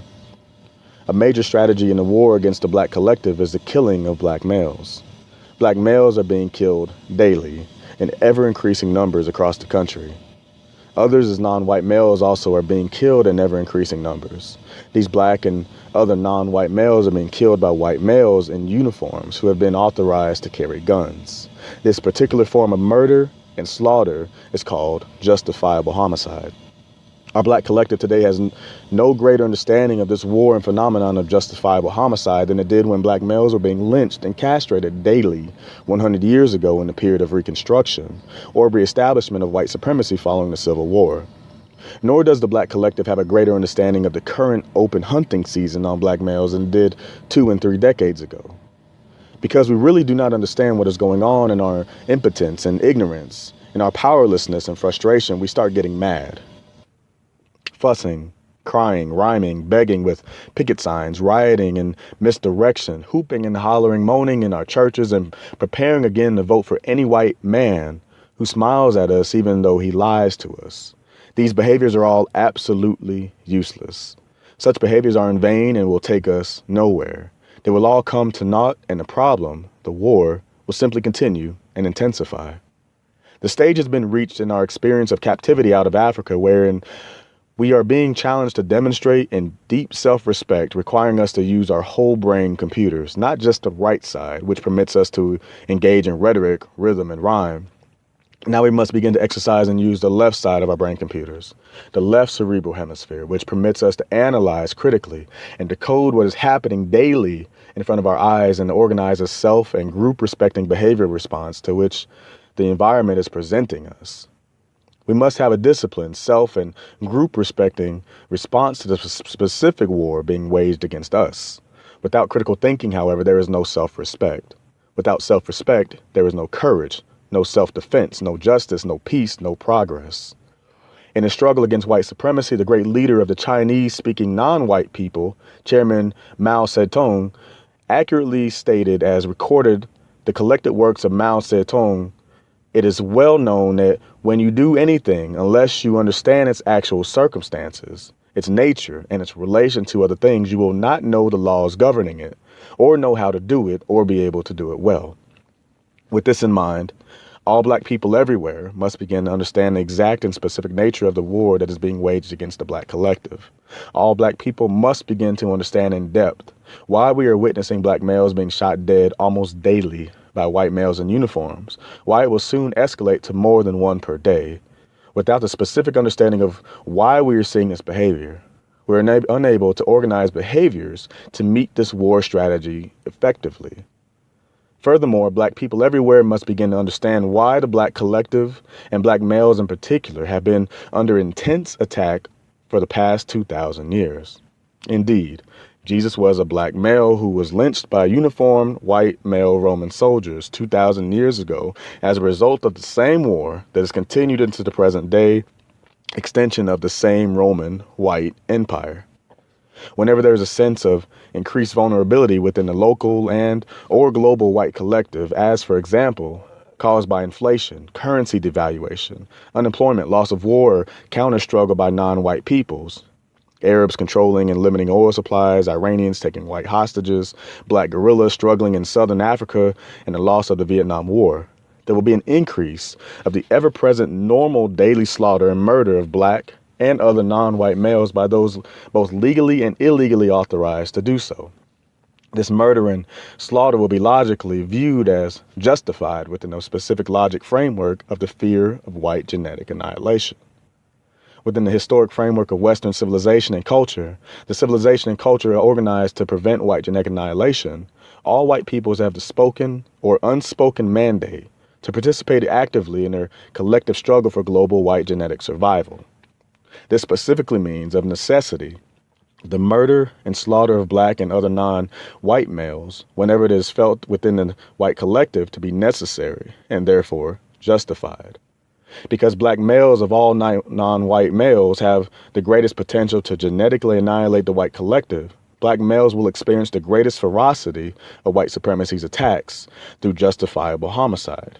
Because black and other non-white males have the potential to produce white genetic annihilation through their use of genitalia, and because genetic annihilation is the most fundamental fear of the global white collective, this collective, consciously or unconsciously, evolved a counter-weapon or system of weapons that theoretically could achieve non-white genetic annihilation. The sport of hunting animals. In most instances, they have black or dark brown fur. In the white supremacy system culture, wherein this is thrill, excitement, and pleasure associated with the killing, is the way in which the white collective, most specifically the white male collective, stays in physical and psychological readiness for killing black and other non-white males, justifiable homicide. Albeit that this obsessive practice may be functioning at unconscious levels of brain-computer activity. Unlike black and other non-white peoples who killed animals for food and shelter purposes, the white collective engages in this activity as obsessive sport and play. By using the gun, the great equalizer, against helpless animals, they attempt to achieve a sense of manhood and security. A fleeting sense of manhood can be achieved by the white male sports hunter because in killing the large black or brown animal, the symbolic non-white male, there has been a symbolic destruction of the major threat to white genetic survival. Since the achievement, however, is only symbolic, it must be repeated, and so as soon as the hunting season opens, it is time to hunt again. It is in the same period in which there has been an increasing incidence of justifiable homicide. There's also been an increasing enthusiasm for killing helpless animals, making such hunting locations as Potter's County, Pennsylvania, world famous. White adult males have been taught by their fathers to kill and destroy helpless animals for sport, and in turn, the next generation of white males is taught the means by which to ensure white genetic survival. Non-white males may say that they also hunt and enjoy hunting, but obviously hunting does not carry the same unconscious meaning for the non-white male as it does for the white male in the context of global white supremacy. Furthermore, black males have never gotten a thrill from hunting down white males with dogs and rifles, as has so frequently been practiced by white males against black males. It is absolutely critical that all black people examine and think through the meaning of the following facts. At the very same time, black males are being shot down in the street in ever-increasing numbers. August 31st, 1980, Washington Post reported that Poland, a so-called communist country, already is asking the United States to increase credits for grain purchases from 550 million in the current fiscal year to 670 million in the fiscal year that begins October 1st, in order to finance the feed grain it needs to build up meat production. Do enemies provide finance for feed grain to build up meat production for one another? On August 12th, the press reported a West German loan of $672 million designed to help bail Poland out of the economic difficulties. On August 22nd, a consortium led by the Bank of America granted Poland an additional $325 million. A recent unclassified CIA study reveals that the West has lent Poland a total of $21 billion the bulk of it in the last 5 years. The same study reports that the West has lent the Soviet bloc as a whole an astronomical $78 billion, an amount equal to the total assets of Exxon and General Motors combined. Other experts put the total debt figure well above $100 billion. Why are we bailing Poland and the Soviet Union out of their economic difficulties, feeding them massive transfusions of hard currency to buy bread for the restive masses and technology to boost their obsolete centralized economies? Why are Western banks relieving the USSR of the expensive burden of propping up the Polish economy and regime? The answer lies in a terse banker's paradox. Make a small loan and you have created a debtor. Make a large loan and you have created a partner. The $1 billion which Western banks have funneled to Poland during the current crisis is a startling political intervention on behalf of that country's communist regime. The critical question for black people is, who is the real enemy? While massive numbers of black males are unemployed and increasing numbers are being shot down in streets in a presumably capitalist country, the same capitalist country is helping white communist countries and their workers return to their jobs and have sufficient meats and other foods on their table. Basically, the U.S. is supporting the whole white so-called communist bloc. This does not include the Chinese-speaking non-white people. What is starkly illustrated here is that capitalism and communism are not two enemies, but simply the two extreme ends of a total spectrum of economic practices under the system of white supremacy, wherein it is all of priority that all whites, males in particular, have jobs, whether they are at the right or left economic ends of the white supremacy spectrum. The same would be true of the Democratic Party, Republican Party political spectrum, which in this area of the world is the total political spectrum of politics under white supremacy. Also, it must be noted that while black males are being shot down in increasing numbers and experiencing high unemployment, white Cuban communists in mass numbers are being admitted to find their places, jobs, and housing in this capitalist country and are referred to as political refugees. Black Haitians, however, are not admitted and treated similarly. In the global white supremacy system, all persons classified as non-white are outside the white power spectrum and are in effect the real enemy. Thus, they are manipulated or eliminated at the will of that power system. In the context of global white supremacy, the only permanent enemies are those persons capable of white genetic annihilation, meaning black and all other non-white people, most specifically male. In the most narrow perspective, justifiable homicide refers to the overt shooting murders of black male or black males by white uniformed males. In a broader perspective, justifiable homicide also can refer to the numerous, more subtle tactics of black male control and destruction. To deny black males jobs and genuine upward mobility is to deny them the functional roles of husband and father. To deny black family units functional husbands and fathers on a massive level is to deny these families stability, and to deny male children models for adult male functioning. Deprivation of male models for male functioning means permanent black male social dysfunctioning, affecting all areas of people activity for multiple generations. The massive increase of black male bisexuality and homosexuality to epidemic proportions can be correlated directly to the debased functioning of adult black males and black family units by the racist system. The large number of black males engaging in drug use and abuse, including alcohol, also is tied directly to severely crippling black family structure, brought about through systematically denying black males functioning roles as husbands and fathers. The massive numbers of black males trapped in the juvenile system and the penal system also are related directly to the absence of truly functional fathers and families and husbands in the home from which these victimized males have come. Current statistics from 1980 indicated among blacks, the proportion of one-parent families is a staggering 49%, 1.8 million families. This is 83% higher than a decade ago. Poverty rates among one-parent units are enormously high and higher than among two-parent units.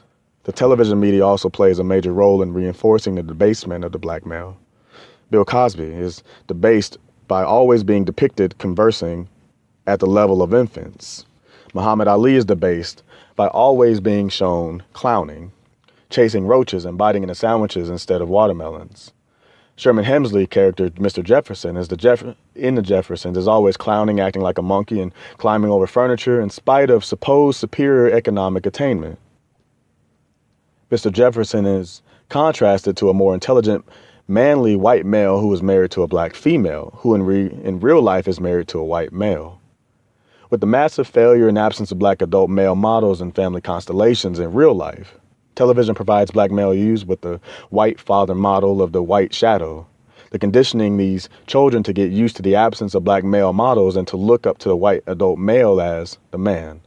This theme is advanced further in Fantasy Island, starring Herb Villechaize, and Different Strokes, starring Gary Coleman. Most black people will look particularly at Gary Coleman and say he's a millionaire. However, both Gary Coleman and Herb are non-white males with constitutional and or genetic deficiencies, causing their physical stature to be abnormally short. Yes, they are indeed excellent actors, but is their genetic or constitutional abnormality playing opposite adult white males of normal physical height? That is the core white supremacy presentation in both of these popular television series.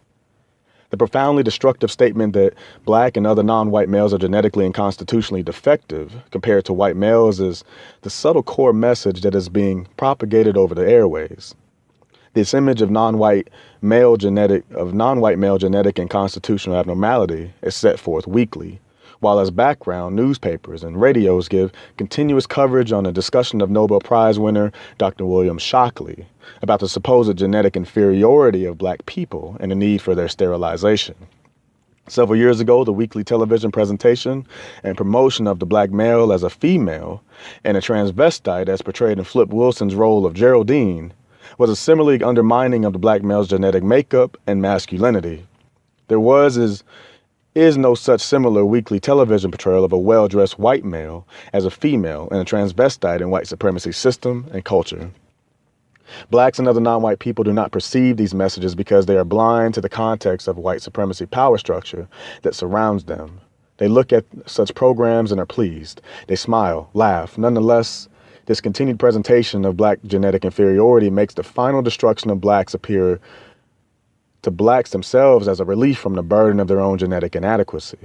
One can be assured that there will never be a weekly television presentation of a constitutionally and genetically deformed, blue-eyed, blonde white male playing opposite an intelligently behaving black male of normal stature, as long as the white supremacy system remains intact. These more subtle means of achieving justifiable homicide all serve to advance the ultimate goal of white genetic survival. For with black adult males unable to function as men, on drugs in prisons, as clowns and buffoons, as infants and perceived genetic defectives, transvestites and homosexuals, there will not be a major threat of white genetic annihilation, and white genetic survival is assured. The white collective cannot be asked to cease their drive for justifiable homicide in its gross and subtle forms. To do so would mean white suicide. It is therefore the self-respecting task of blacks and other non-whites to understand the war and the behavior dynamic of white supremacy, in which they are presently trapped. Though this understanding we must evolve our own behavior in all areas of people activity that will eventually checkmate this global white necessity and injustice. Black people may begin by educating all black male children to understand white supremacy by putting increased pressure on black males to recognize their role as husbands and fathers. This understanding means that black men must work and provide support for their families, which the white collectives attempt to prevent them from doing. Males who do not demand and fight, if necessary, to have jobs cannot become husbands or fathers. Most certainly, teenage male children cannot become parents, which means that black females will have to learn when and under that circumstance they should relate to black males in the act of sexual intercourse and self-reproduction. This internal pressure to preserve the role of black manhood becomes a means by which the concept of black manhood is developed and preserved by black people themselves. This activity will counter the thrust of the black male as female, clown, infant, buffoon, transvestite, homosexual. Black males who are unwilling to fight for their manhood are thereby indicating that they debase black manhood and will not be able to teach it to the next generation. These males do not deserve the privilege of procreating themselves, and this should be enforced by all black females who are self-respecting. White supremacy is war against black people in general and against black males in particular, as embodied in such tactics and strategies as in justifiable homicide. It would require a total commitment and counter-war effort on the part of all black people to neutralize, by every means at their disposal, this war of racist injustice. As black people, we also can adopt a definition under the conditions of white supremacy. Black manhood does not mean macho or money, but instead it means warrior or soldier against white supremacy, embracing everything that the words warrior or soldier imply. Those who do not wish to be warriors or soldiers should not procreate themselves, as their offspring can be expected to be destroyed by white supremacy anyway. This is by no means a definite statement on black response to justifiable homicide, but it is an attempt to elevate the discussion on this specific white supremacy war strategy.